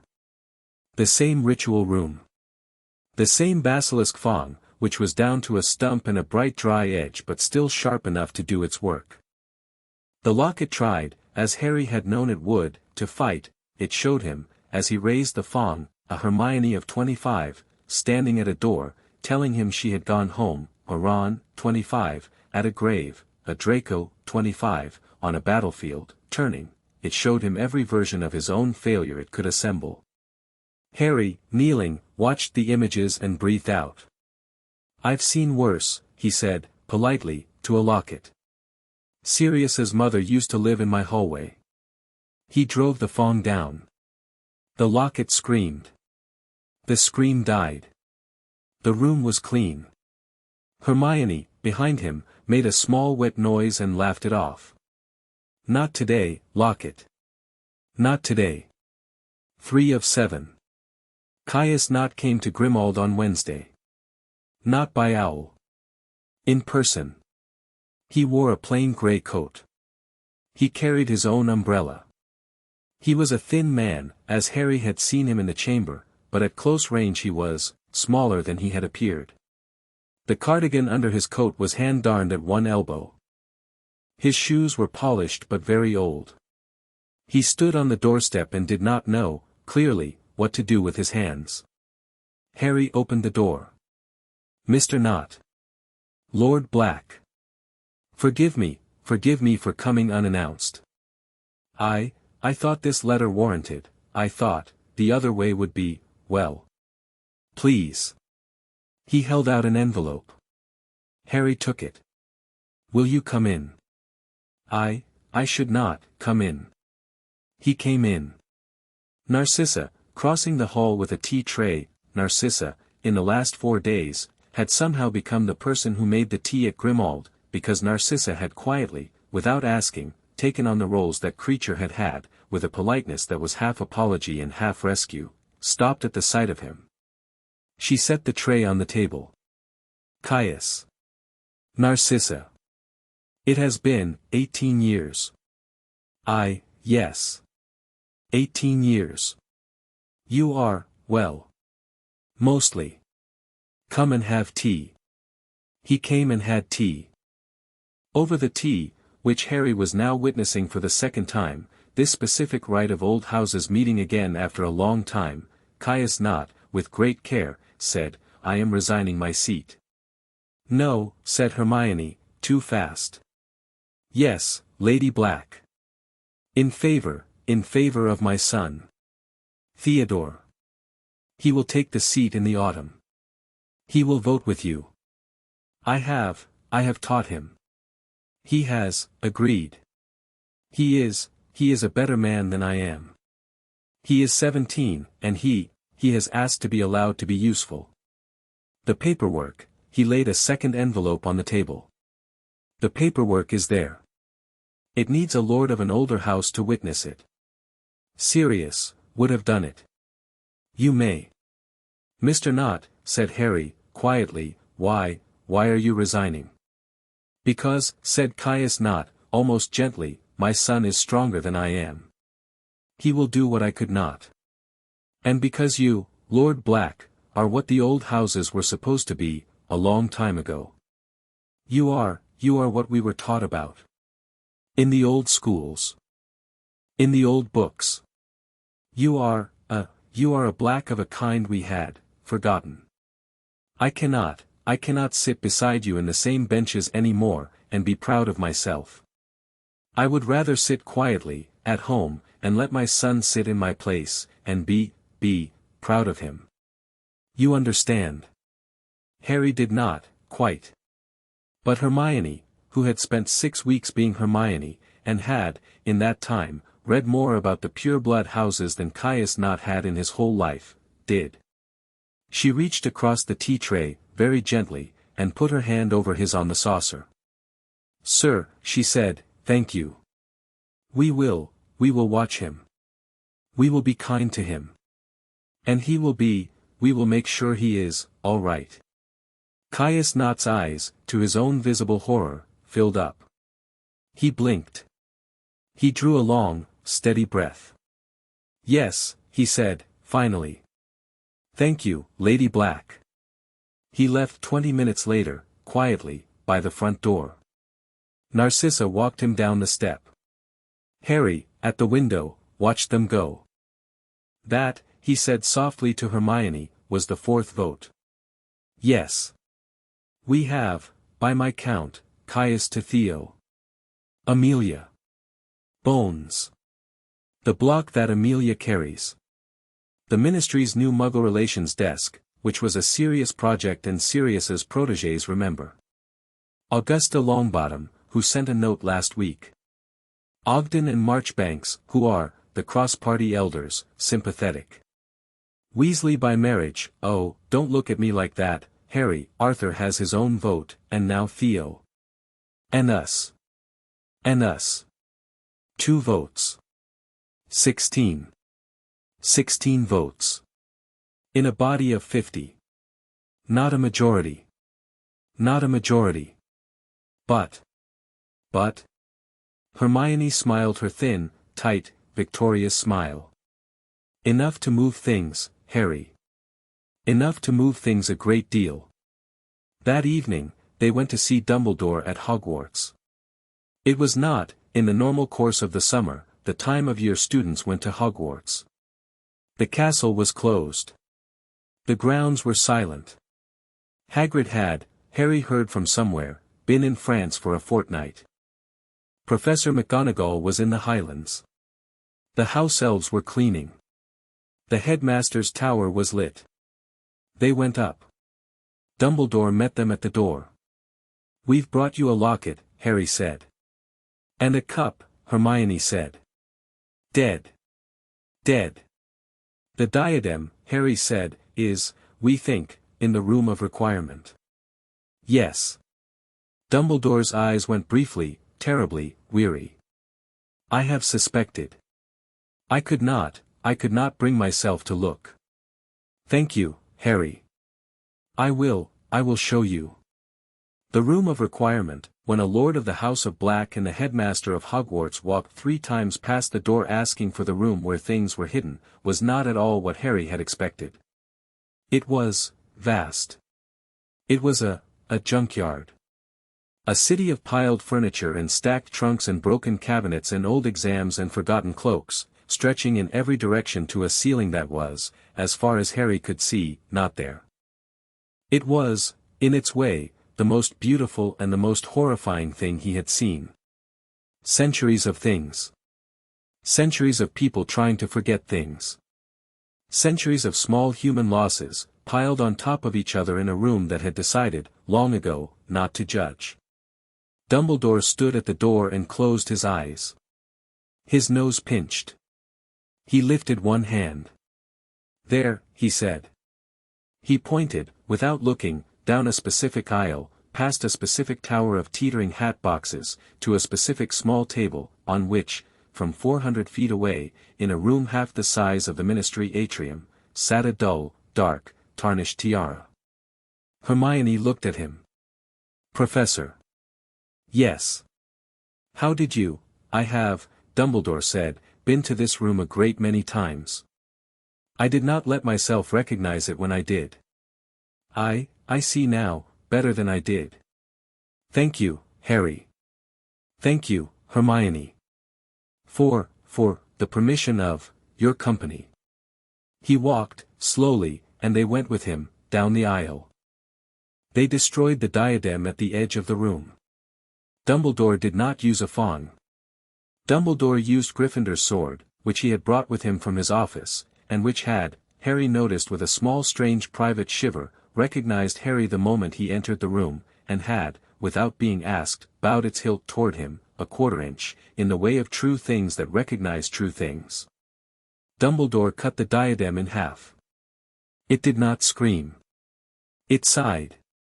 A long, bitter, female sigh, of a woman who had been trapped a very long time with a very bad man and who was, at last, free. 4 of 7. 3 down, Nagini, and him, and the peace in Harry. They went home. The confrontation came faster than any of them had planned for. It came because Voldemort, Harry would, later, understand, had lost, in the space of 3 weeks, for Horcruxes, a servant, a sister-in-law who was not technically his but close enough, a safe house, a Wisengamot majority, and the Ministry of Magic's chief prosecutor's tolerance. Voldemort, losing 4 arguments he had not known he was having, did what Voldemort did. He tried to pull the board off the table. The attack came on a Wednesday. It came through a door at the Ministry of Magic, specifically, through the door of the Department of Mysteries, which had been, for the last year, guarded incompetently, and which was now, thanks to the chief prosecutor's quiet reorganization after the Dementor inquiry, guarded well. It came at 11 o'clock in the morning, during a full session of the Wisengamot, which had been, as it happened, scheduled to vote that very afternoon on a package of 3 motions that Harry and Hermione had sponsored, aimed at formally declaring Voldemort a state enemy, releasing emergency funds for Hogwarts defense, and establishing a civilian shelter network in Muggle-adjacent villages. Voldemort arrived in the atrium. He arrived, Harry learned later, through the minister's private flue. The minister had, it seemed, 3 days earlier, been successfully imperiused in his own home. He had opened the flue from the inside. He had, small thing, at 11 o'clock on a Wednesday, let the Dark Lord walk into the lobby of the British government, with his snake around his shoulders, and 11 Death Eaters at his back, and begin, unhurried, to climb toward the Wizengamot chamber. Harry and Hermione were already in the chamber. They were already in the chamber because Hermione had, the night before, felt a small strange wrongness in her ring, and had woken Harry, and they had both sat up, and the tapestry in the drawing room had, for reasons none of them had been able to articulate, begun to hum in a low pale tone, and Lupin had woken, and Narcissa had woken, and all of them, at 3:15 in the morning, had looked at each other and had agreed, without a word, that something was coming. They had, in short, been expecting him. Not on a Wednesday. Not so soon. Not so directly. But expecting. The chamber, when they ran the last of the corridor at 11:03, was, to its credit, already locking itself down. Amelia Bones, with the voice of a woman who had been waiting for this specific Wednesday her whole life, had given the order for chamber shields as the first Aurors reported the atrium breach. The benches were sealed. The members were safe. But Harry and Hermione were on the outside of the shield, in the corridor, in the small marble antechamber where the chief's clerks kept their desks, and the corridor behind them was filling up with Death Eaters, and Voldemort himself was coming up the stair. Harry. I know. If we don't go out to meet him, he comes into the chamber. He kills all of them. Yes. Yes. Hermione.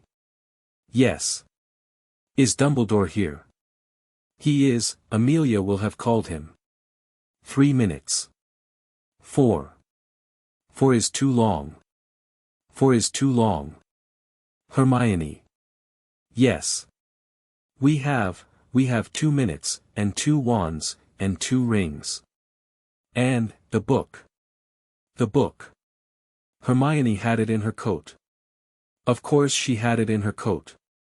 Hermione had been carrying Sirius's black book in her coat since the keep, because Hermione had, at some point in the last 3 weeks, decided that if she was going to fight with a family magic she did not fully understand, she was going to have the family's own notes on her. She pulled it out now. Her hands were shaking. Her hands were shaking, but they did not slow. She opened the book. She flipped through, fast. The book, as they turned its pages, was, Harry understood later, turning with them. It knew what was coming up the stair. It was not, this was the terrible thing, it was not a dark book. It was an old book. And an old book of an old house, when its house was being attacked in the place where its house had seated itself for 600 years, turned to a specific page, without being asked. Lesson 3, What the House Does for a Final Defense. The diagram on the page was simple. It was 2 people facing the threat, standing together, palm to palm, ring to ring, channeling every ounce of the family magic through both of them at the same time. The book was, specific. The family magic of the House of Black had, in its long history, never killed anyone. The family magic of the House of Black had, in its long history, done precisely one thing, once, and that one thing was that it had severed a piece of a hostile magic from the living person carrying it, and had sent that piece home. Home, in this specific case, being the place the hostile magic had come from. The page read, and Sirius's hand, in the margin, said, which is to say, if you ever have to, you can unmake him. You will not be unmaking him. You will be unmaking the pieces. It will cost. It will cost a great deal. Stand together. The house will pay. Not you. Harry looked at Hermione. Hermione looked at Harry. At the end of the corridor, Voldemort came up the last of the stairs. He was exactly the height Harry remembered. He was exactly the face Harry remembered. He did not hurry. He did not blink. He carried himself the way very old, very unwell, very proud men carried themselves, which is to say, beautifully, because they had forgotten how to do anything else. He saw Harry. He saw Hermione. He smiled. Children. Tom, said Harry, evenly. Voldemort's smile did not flicker. It had been a long time since anyone had called him Tom in public. He had stopped, 30 years earlier, finding it insulting. He had begun, 30 years earlier, finding it faintly amusing, because the only people who dared to use the name were, inevitably, about to die. And, Voldemort said, sweetly, the mud-blood. You, said Hermione, pleasantly, are repeating yourself. Voldemort's smile flickered. He raised his wand. Harry caught Hermione's hand. They, together, palm to palm, ring to ring, raised their joined hands to the corridor between them and him. And Harry Potter, at 16 years old, with everything he had and nothing he owned, said, very quietly, to Tom Riddle, welcome to the House of Black. The thing that happened, in that corridor, did not look, to the people who saw it, Amelia Bones, through the chamber shield, 2 Aurors at the stair, a clerk named Perkins, cowering behind a desk, like a duel. It did not look like a fight. Duels had bright lights and sharp sounds. Fights had movement. This was, still.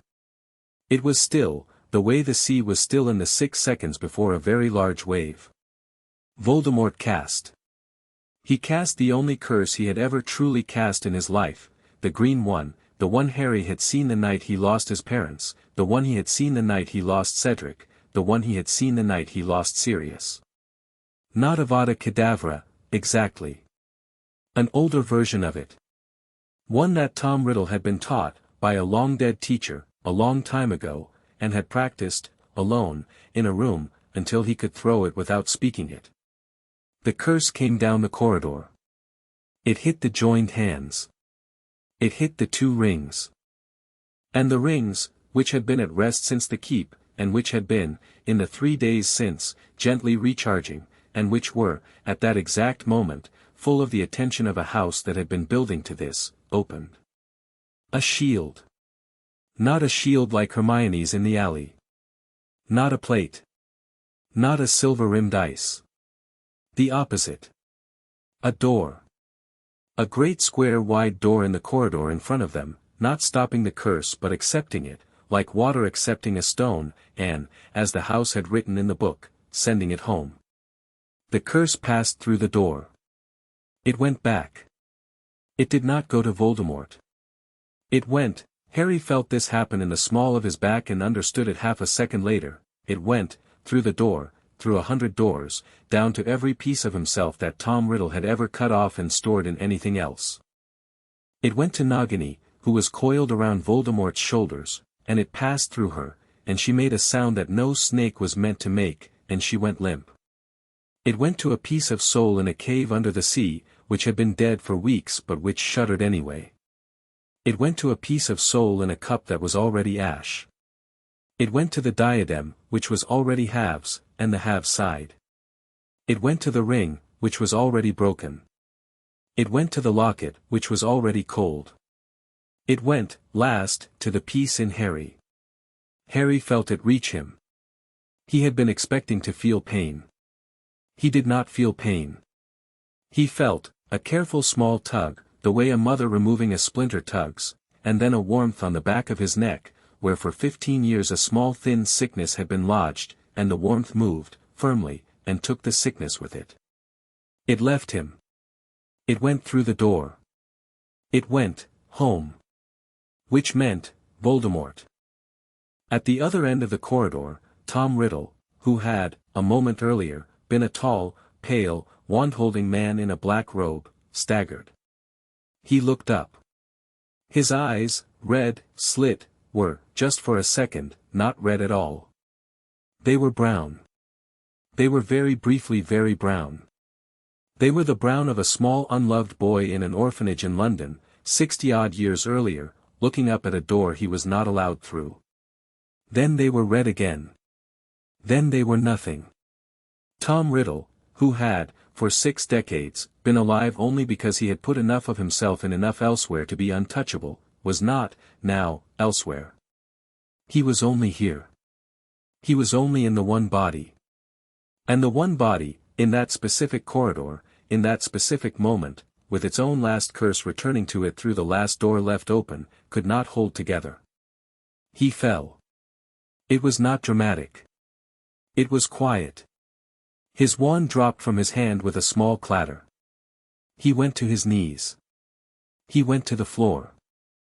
He settled, the way a long empty robe settles, and he, the thing Harry had feared all his life, the man who had killed his parents, was, suddenly and simply, gone. The corridor, in the silence that came after, was quiet. Amelia Bones, inside the chamber, was the first to move. She stepped through the shield, which had withdrawn itself, it seemed, of its own accord, and she looked down at the body on the floor, and she said, softly, in the clipped voice of a woman who had, that morning, worn the hat of her office to remind herself what it was for, confirmed dead. All witnesses, note the time. An Auror, hoarsely, noted the time. Harry, in the middle of the corridor, still had Hermione's hand. The ring on his finger was, not cold, not warm. It was quiet. It was, finished. He looked at her. She was pale. Very pale. Her hair had come out of its pin and was standing up at one side of her head. There was a small, dry trickle of blood at her nose. Hermione. I'm here. Are you? I'm here, Harry. We did it. Yeah. Don't faint. Harry. I'm not going to faint. You have the face. I'm not going, he fainted. He woke up in the hospital wing at Hogwarts. This was because, between him and Hermione, the only person in the world they had both decided, without having discussed it, to trust with the aftermath of whatever this was Madame Pomfrey. Madame Pomfrey had collected him, and Hermione, and had put them in the 2 beds at the end of her ward. She had, according to Dumbledore, who was sitting in a chair between the beds when Harry opened his eyes, been apprised of the facts of the case by a chief of the Wizengamot, a former Auror, a serving headmaster, and a cousin Malfoy, in approximately that order, and she had responded by closing the ward, throwing a blanket over him, and refusing to admit any of them back for 4 hours. Harry's head was empty. It was, he realized, the specific emptiness of a place where a thing had been, and was no longer. The small thin sickness that had been in him, just behind and above his scar, for 15 years, was gone. The silence where it had been was oddly loud. He kept turning toward it, in his mind, expecting to find it, and finding nothing. He started, in the bed, to laugh. He laughed. He laughed for a long time. It was not quite hysteria. It was not quite relief. It was the particular laugh that the body produced when a thing that had been weighing on it a very long time was, suddenly, lifted. Hermione, from the next bed, was already awake. She turned her head. She watched him. She laughed too, after a while, softly, into her pillow. You look, she said, finally, undecided. I feel, he said, about 3 stone lighter. Good. Hermione. Yes. Where is everyone? The Weasleys, said Dumbledore, are, with some difficulty, being persuaded not to come up here with a wheelbarrow of food. Narcissa and Draco are downstairs. Draco is, I believe, writing a letter to his father. Remus is asleep on a chair outside the door. Tonks is, I have been told, knitting. I do not know Tonks can knit. It is a new development. I am glad you are both awake. How long? 2 days, Harry. 2 days. 2, it is Friday. The ministry has announced. The public is, mostly, in a state of relieved bewilderment. There will, I suspect, be a very great deal of paperwork, in the next 6 months. I am pleased to say, that is now, chiefly, your problem. Harry stared at him. Dumbledore's eyes, for the first time in Harry's long acquaintance with them, were unburdened. He looked, Harry realized, 10 years younger than he had looked on Wednesday morning. He looked, for the first time Harry could remember, like a man who had laid something down. Sir. Albus. Albus. Yes. Thank you. Harry. No. Dumbledore's voice was quiet. Thank you. Both of you. Before they left Hogwarts, there was a matter of Bellatrix. Narcissa had come to the hospital wing on Saturday morning. She had sat on the edge of Harry's bed. She had looked at him for a long moment, and she had said, with the steady voice of a woman who had thought about this for 3 straight nights, Harry. My sister. Yes. The ministry will want, the kiss. I know. I would like to ask, that you speak against it. Harry had sat up, very carefully. His head still felt empty. His hand, when he had raised it to rub his eyes, had shaken more than he had expected. Sissy. She has done, Narcissa's voice had gone briefly unsteady, and had recovered. She has done terrible things. She has, in her life, tortured people I loved. She has, on 3 occasions, in our childhood, held me down and cut my hair. Small things. Large things. Terrible things. I know what she is. I do not ask you to forgive her. I ask only that she not be eaten. By a creature. In a room. Alone. I have been her sister for 46 years. I would like her not to die, as a soul, in a corridor, as a piece of theater for a ministry. I would like her to go to a cell. For the rest of her life. And to think. About what she did. And what she did not do. I would like that for her, Harry. Because, I am still her sister. Harry had been quiet for a long moment. Then he had said, slowly, will she ever get out? No. The cell I have in mind, it is an old black cell. In the keep. The one we cleaned. It is, warded. It is, kind, by the standards of its kind. It will hold her until she dies. She will have books. She will have tea. She will not have a wand. She will not have a view of the sea. She will have time. All right. You agree. I agree. If the Wisengamot will. I think, Narcissa had said, softly, that the Wisengamot will do, in the next 3 months, a great many things, if Lord Black asks. She had been right.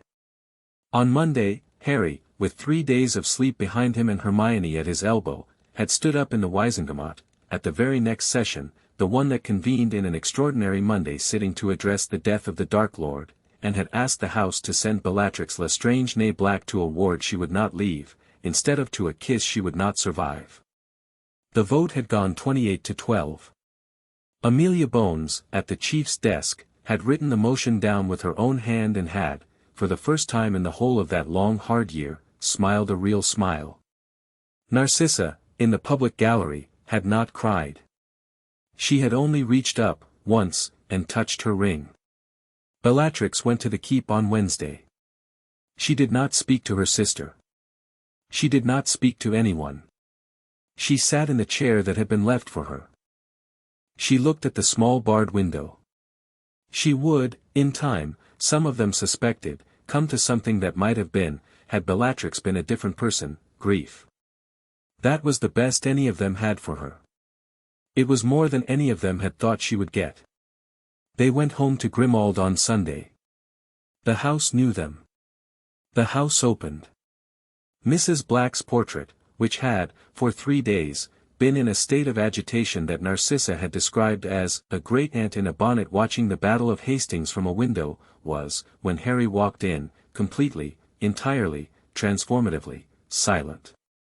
She was in her frame. Her hands were folded.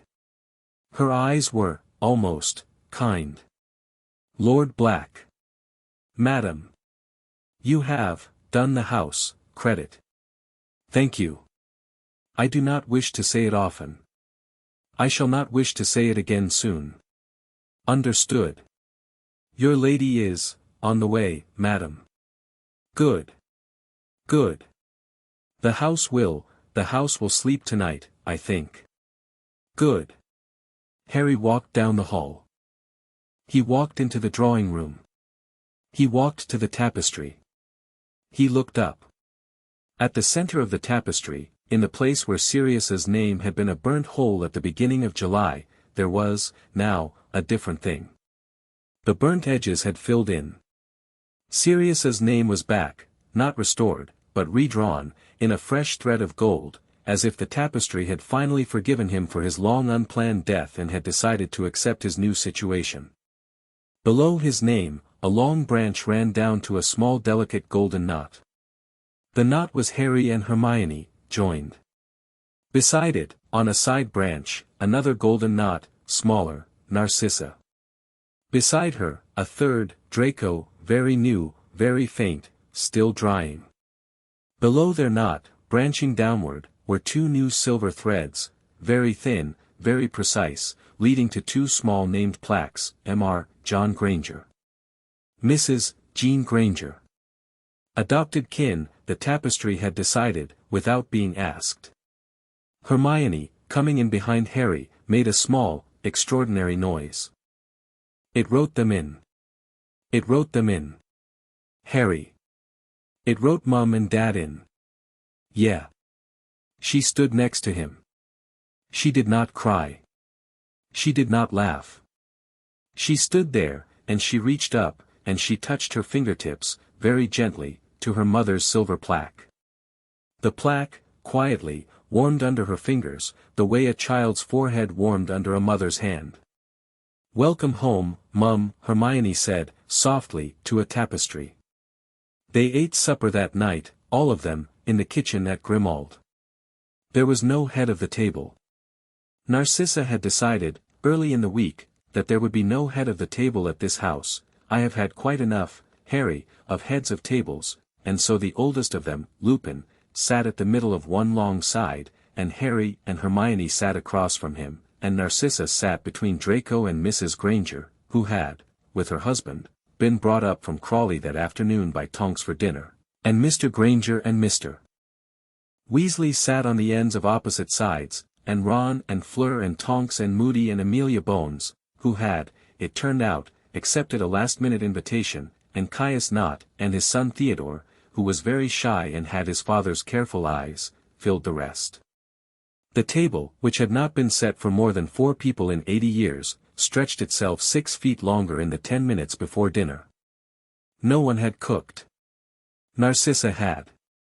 The stew was, she had confessed, with a flush, her grandmother's recipe, but she had never actually made it before, because her grandmother had died when she was 9. It was a little salty. No one mentioned it. Halfway through the meal, Mr. Granger stood up. He cleared his throat. He looked at his daughter. He looked at Harry.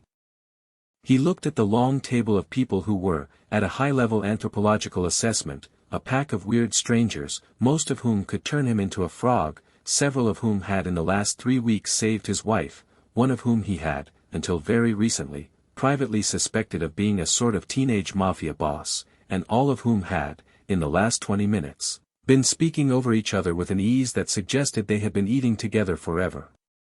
"I want to say something," he said. "Daddy." "Hush, Hermione." He cleared his throat again. "I am a dentist," he said. "I have been a dentist for 24 years. I am not a man of words. But, Jean and I," he glanced at his wife, who was trying very hard not to cry, and failing, "Jean and I, were told, a month ago, that our daughter had, inherited a house. And we were told, a fortnight ago, that the house had named us kin. And we were told, tonight, coming in, that there is a tapestry in the drawing room with our names on it. And, I have spent a long time in the last month reading books that I did not understand. And I have tried, in the last week, to learn some facts about this world, that are stranger than I can always cope with. But I have, in this house, tonight, finally understood a thing. He looked down at his plate. He looked up.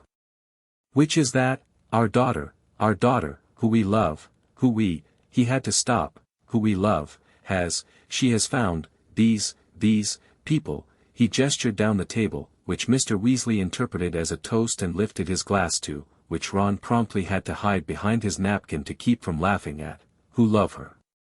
And, it is, we are lucky, Jean and I. Not just in her. In you. All of you. And, thank you. Thank you for looking out for our girl. And for each other. That is all. Cheers. Cheers, said a dozen voices. Hermione was crying. Harry was crying. Narcissa was crying. Moody was emphatically not crying, because Moody never cried, but he took a long draught of wine and spent the next minute studying the label of the bottle. Mrs. Granger stood up. Also, she said, firmly, I would like it noted that my daughter now owns a keep. Thank you. The table, in unison, burst out laughing. Later, after pudding, Fleur had made a tart, a proper French one, from apricots she had brought specifically because Draco had mentioned, in passing, to Ron, that apricot was his favorite fruit, and had been forced to admit, with great dignity, when Ron called her on it, that yes, she had listened to this, and yes, she had gone to Paris on Thursday to get the apricots, and no, she was not going to apologize for it. The house settled down around them the way houses did at the end of long evenings. Harry and Hermione went up to the roof. It had become, the roof, their place. They climbed up. They sat on the parapet. Hermione had brought a blanket. Harry had brought 2 cups of tea. The sky over London was clear tonight, clearer than it usually was, and the stars were a little bit visible. Sirius, low in the sky, was steady and bright. Harry. Yes. Hogwarts starts in 5 weeks. I know. Draco is coming with us. Yes.